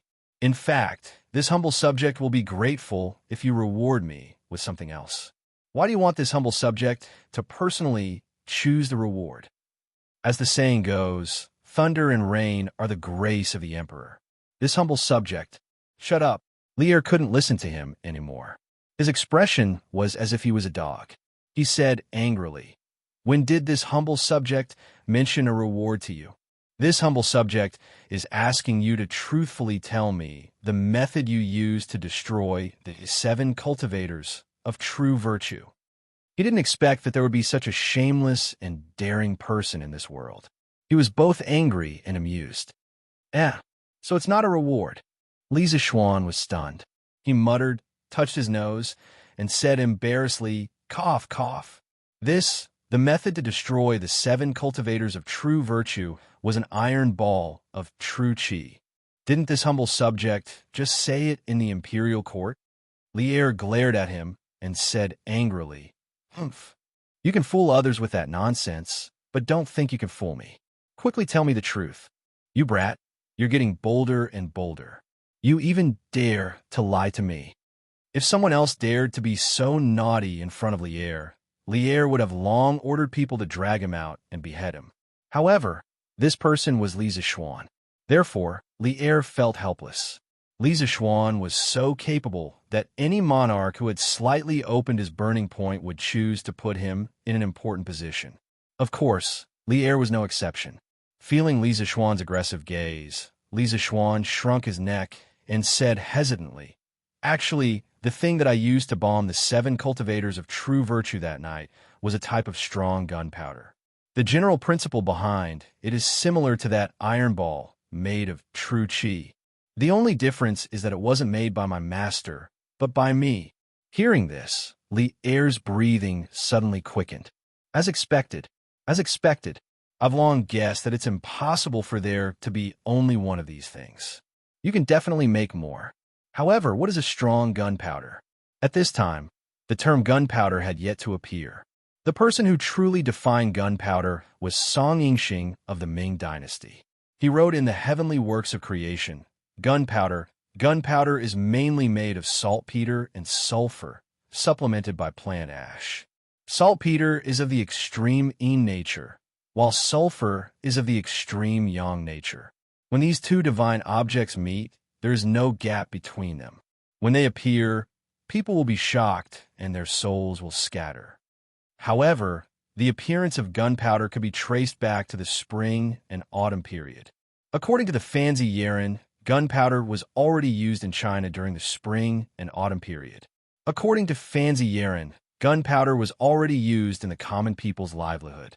Of course, gunpowder at that time only referred to saltpeter. This was because saltpeter could directly ignite or explode when it collided with organic matter. When it came to gunpowder that was slightly more powerful, it had to be refined into a pill alchemist. This was because the original use of gunpowder in China was to be used in the fire process of refining pills. In ancient times, when it came to poisonous metals such as sulfur and arsenic, they would often burn them before using them. The word burn meant to subdue them. To make the toxicity lose or reduce, this procedure was called fire suppression. After Li Zishuan heard Li Er's words, he choked for a moment. What did he mean by, "I already guessed that there was more than one"? After all this time, he was tricked.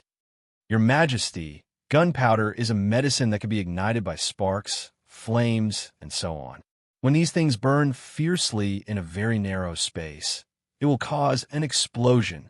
This can actually be used as the ignition agent in the fire suppression procedure of Taoist alchemy." After cursing Li Zishuan several times in his heart for having little gg, Li Zishuan gloomily explained. When Li Er heard the word alchemy, his eyes suddenly lit up. He asked, "You also know alchemy?" Li Zishuan looked at Li Er's expression and knew what he was thinking. He hurriedly said, "Of course I don't know this. My master once said that the art of alchemy is the biggest scam of Taoism. Back then, ever since the first emperor recruited alchemists to refine the elixir of immortality, the world has been changing dynasties for nearly 800 years, but there has never been anyone who can live forever. This is just a scam to confuse people. After saying so much, Li Zixuan still didn't want Li Er to go astray. Li Er couldn't help but blush when his thoughts were seen through. After he calmed down, he said with a straight face again, I also understand that the art of alchemy is just a small matter, but this gunpowder is so important to my Tang Empire. Why didn't you tell the truth in the imperial court just now? Li Er stared sharply at Li Zixuan's face and asked word by word. Li Zixuan's heart tightened. He knew that the most important test was coming. He hurriedly stopped smiling and said seriously, Your Majesty, the power of this gunpowder is enough to destroy the world. It is precisely because it is so important to the country that this humble subject doesn't dare to reveal it in front of others. There is no such thing as an impenetrable wall in this world. No one can guarantee that all the officials in the Taiji Palace are working together with Your Majesty.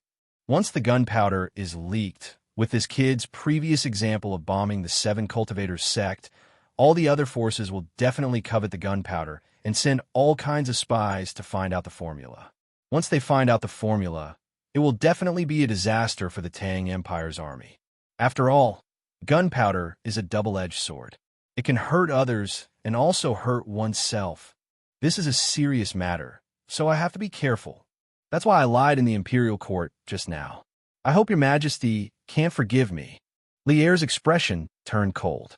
When Li Zixuan said this, he instantly thought of many bad things.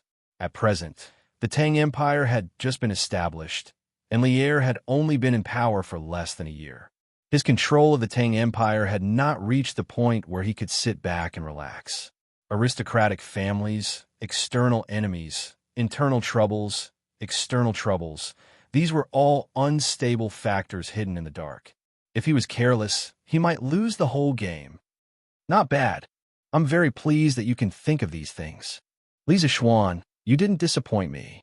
After a long time, Li Er sighed. His expression gradually softened as he looked at Li Zixuan and said, Chapter 547. In the Ganlu Palace. It was rare for Li Zixuan to hear Li Er speak human language. He couldn't help but feel a little better. Wasn't he working so hard for the sake of Great Tang? Thank you for your praise, Your Majesty. In addition to what I said earlier, I also believe that Great Tang doesn't need gunpowder at all. What do you mean? Li Er asked with some confusion. Li Zixuan stood with his hands behind his back and said, Your Majesty, Great Tang's army is full of valiant generals and high morale. What we lack now is not combat power, but the country needs to rest and recuperate. Once the people are rich and the treasury is full, the Turks in the north will be wiped out. Gunpowder is just icing on the cake. It's not the key to victory. Currently, gunpowder may be useful for defending a city, but for attacking, once the other party spreads the cavalry, gunpowder won't be effective. On the contrary, once gunpowder is used in war, we have to be prepared for other people to research gunpowder and use it on us. I feel that the gains don't make up for the losses. Although they had gunpowder now, gunpowder and cannons were two different things. If they wanted to make cannons for attacking, they still needed to solve many technical problems. Unless they were like Li Zixuan, who used a fighter jet to bomb the 7 Cultivators of Virtue sect, gunpowder would have a limited effect in war. Moreover, if someone secretly learned the gunpowder formula, it would be really troublesome. Li Er shook his head and said, Although what you said is reasonable, how can I give up eating for fear of choking? The power of gunpowder is beyond doubt. I believe that as long as we keep it a secret, there won't be a problem. As for how to use gunpowder for attacking, didn't you already do it yesterday? It seems that Li Er also wants to use yesterday's bombing of the 7 Cultivators of Virtue. Li Zixuan quickly shook his head and said, Your Majesty, this is not the same. For the time being, this subject will call the mountaineering tool the celestial lamp. Although the celestial lamp can fly hundreds of feet high in the sky, its flying direction is completely dependent on the direction of the wind. Wherever the wind blows, it will follow, just like a sailboat on the sea. The situation on the battlefield changes rapidly. How can we pin our hopes on the unreliable direction of the wind?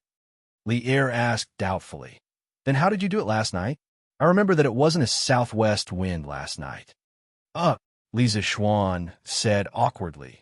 Your Majesty, I used my true chi to forcefully change the direction of the celestial lamp last night. I'm afraid it's very difficult for people below the guru level to achieve this. Lier was speechless. The 7 cultivators of true virtue is truly unlucky to have provoked you, brat. Lisa Schwan awkwardly smiled and stood there without saying anything. A man can't be a man if he doesn't take revenge. If there is someone to blame, then blame the people from the 7 cultivators of true virtue for provoking him. Lier clasped his hands behind his back and walked 2 steps. Suddenly, he asked meaningfully, there must be other reasons besides the ones you just mentioned, right?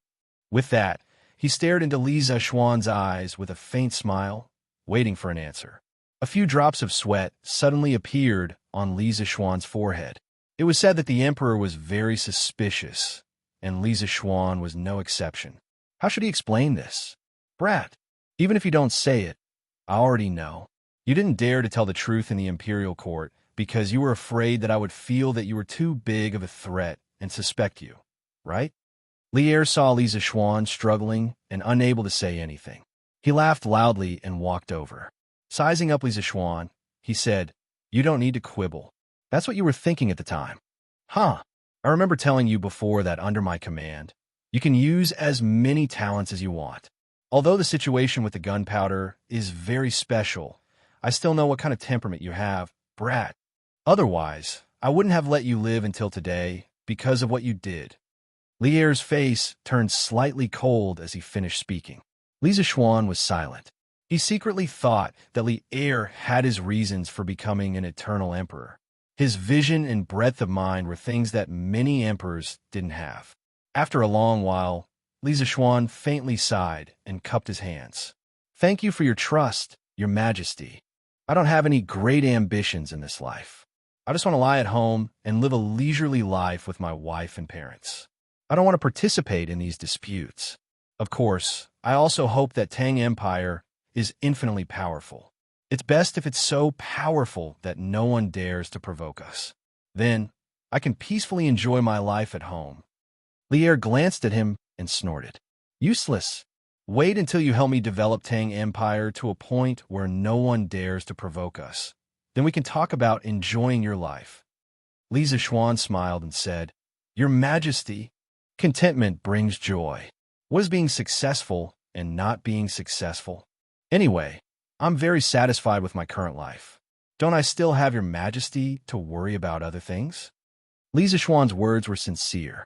He wouldn't exchange his current lifestyle, even if he was given the title of emperor. Didn't you see how Lier, the emperor, was so busy every day that his feet didn't touch the ground and was even criticized by the haters? It was really tough. How could it be as comfortable as him hugging his wife?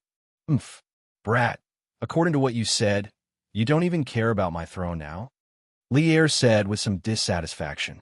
If it were anyone else who heard this, they would definitely be scared half to death. However, after having a heart-to-heart talk with Lier today, Lisa Schwan had a better understanding of old Li's personality. He wasn't afraid and just said casually, I didn't say that. I don't care about my position. I don't care about politics. I just want to be a good son and a good husband. I don't care about other things. Now, you brat. Lier pointed at Lisa Schwan and then walked back to the table and sat down. Lisa Schwan felt that today's conversation was about done. He felt around his chest and took out a small piece of paper. He stepped forward and handed it to Lier. Your Majesty, this is the formula for gunpowder. Forgive me for speaking out of turn, but this formula must be kept a secret. Moreover, if Your Majesty really wants to make gunpowder, you must not do it in the bustling areas of Chang'an. Once an accident occurs, not only will it alarm those with ill intentions, it will also cause a large number of innocent casualties. Lier stared at the small piece of paper, and his face slightly flushed. He didn't take it and instead asked, You handed over such an important thing so easily? Li Zishuan said seriously. Your Majesty, as I said before, I don't have any great ambitions. If it wasn't for the 7 cultivators sect forcing me into a corner, I wouldn't have used gunpowder. Now that I've made gunpowder, this national treasure should be handed over to your Majesty for safekeeping. I can't think of any use for it. Good. Immortal lamp, gunpowder. Don't worry, since you took the initiative to offer these 2 things, I won't treat you unfairly. Lier took the small piece of paper and said in a deep voice. Li Zishuan cupped his hands and said, Thank you, your Majesty. If there's nothing else, I'll take my leave. Go. Chapter 548. More than an hour ago, in a private room of the Junwei restaurant. Inside, there were 5 young masters who were dressed luxuriously and had extraordinary appearances. Their nobility and elegance were clearly not something that could be nurtured by a poor family. The 5 of them sat opposite each other and did not deliberately maintain the order of the seats. Among them, the young man named Xianji said, Li Zishuan first flattened the price of books, and then he launched the dictionary of the Tang dynasty. Such actions are tantamount to digging at the foundation of the Shandong landowning clans. I believe that all the brothers present can see this. Xianji is right. Since the establishment of the Li Tang dynasty, the Shandong gentry have been suppressed repeatedly and have long lost their former glory. Now we have to pay attention to the actions of this Li Xianji. He is shaking the prestige of our families in the scholarly circle. A slightly older man sitting next to Xianji took over the conversation. How can a small dictionary shake the foundation of the Shandong gentry? Chui Xuanji, Chui Shun. When have the people of the Chui family of Qinghe and the Chui family of Bowling been so timid? Hearing these 2 people talking, the handsome young man, sitting on the outside, sneered discontentedly. It turned out that the people sitting in this room today were all outstanding representatives of the 5 surnames and 7 hopes. Chui Xuanji of the Chui family of Qinghe, Chui Shun of the Chui family of Bowling, Zheng Huaijie of the Zheng family of Xingyang, Lu Chengqing of the Lu family of Fanyang, and Li Jingxian of the Li family of Zhao County. Now 5 of the 5 surnames and 7 hopes were here. The Li family of Longxi and the Wang family of Taiyuan were not here. To be able to be chosen as the representative of each family, these people naturally had their own outstanding aspects. Right now, perhaps they were still not well known because Li Yuan and Li Er, these 2 generations of emperors, were doing their best to suppress the Shandong landowning households. After a few more years, many of them would stand out in the court. For example, Lu Chengqing, who was the prime minister during the Gaozong period, Cui Xin. Although this person did not have many achievements in the officialdom, he later had a very powerful son named Cui Xuanji. This person also served as the prime minister during the Gaozong period. During the Wu Zhou period, in order to support the crown prince, Li Xian, to ascend the throne, he launched a coup and was conferred the title of prince. Zheng Huaijie today is different from the past. You and I have both seen the plight of the aristocratic families. The emperor's ambition is also clear as day. At this time, you still have high standards, but little ability. Could it be that you will only wake up when we are all reduced to ordinary families?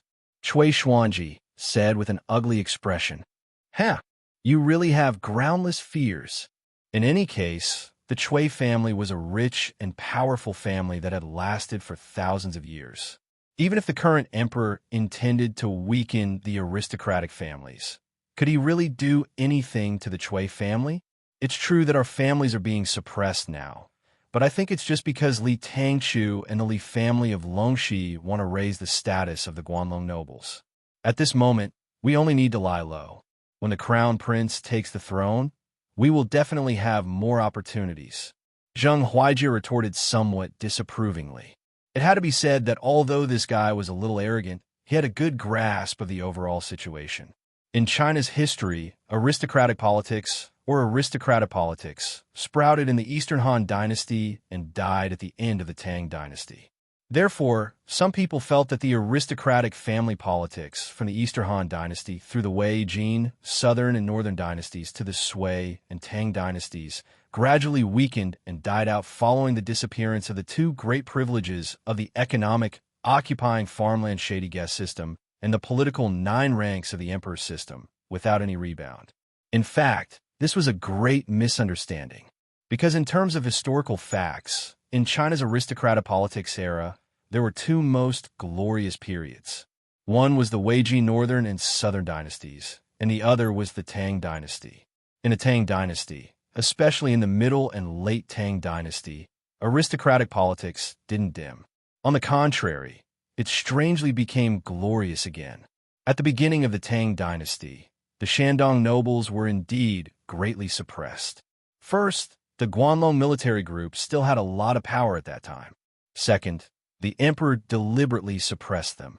Third, in the vigorously promoted imperial examination system, many ministers of the illegitimate family appeared. At that time, the 5 families were not used to this kind of official method. Fourth, the court officials who came from humble families were jealous. However, after Empress Wu came to power, on one hand, she suppressed the old ministers of the Guanlong nobles and eliminated political resistance. On the other hand, she began to use the Shandong nobles. For example, Li Jingxian, who came from the Li family of Zhao County, was recognized by Empress Wu at this time and walked into the center of power. After the Lushan Rebellion, the political center of the Tang dynasty was rebuilt.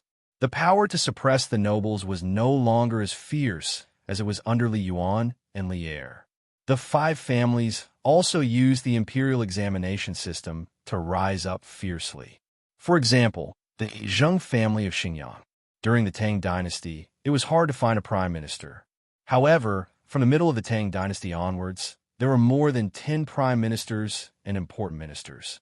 Another example would be the Cui family of Qinghe.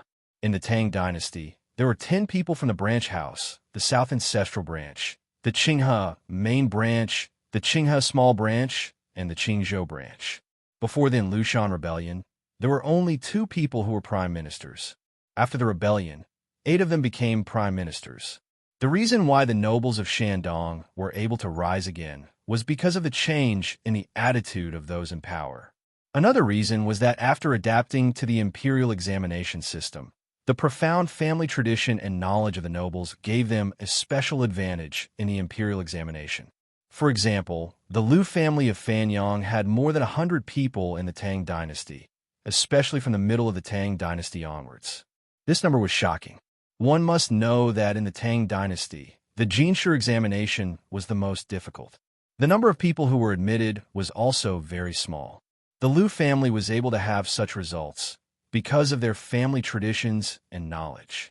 Therefore, if the nobles wanted to develop, they had to wait for the right time. Li Jingxian nodded and said, "Xuanji, although Huaiji's words are offensive, they are not without reason. Right now, we should wait patiently and not take the initiative to cause trouble." However, Lu Qingxin frowned and said, "Jingxian, you're wrong. Ever since Li Zixuan appeared in Chong, and the speed of his rise has left people dumbfounded. Everything that Qing Guanji has done seems to be deliberately going against us. Recently, I even heard that he wants to build some Yanwang Academy and develop engineering. It's really absurd. Qing Guanji suspects that he is a tool that His Majesty arranged to suppress the nobles. The current situation is no different from boiling a frog in warm water. If we don't take action soon, sooner or later, our foundation will be nibbled away. If the Cui family wants to deal with Li Zixuan, the Lu family is willing to help." Cui Xuanji smiled and said, "Brother Qingqing is really far-sighted and righteous." Then he turned to Zheng Huaijie and Li Jingxian and said, "Brother Zheng, Brother Li, time waits for no man. If Li Zixuan is allowed to do as he pleases, the situation of our families will be even more worrying. Please reconsider carefully." Cui Shun chimed in, "Huaijie, Jingxian, I believe that with your foresight, you can't see Li Zixuan's threat. Please consider the big picture." In the current situation, 3 out of the 5 families had formed a united front. Hesitation appeared on Li Jingshuan's face. After a while, he stood up and said, "In that case, the Li family of Zhao County is also willing to help. However, this is a serious matter. Jingxian will have to discuss it with my father." Of course. Cui Xuanji smiled and nodded with a hint of joy.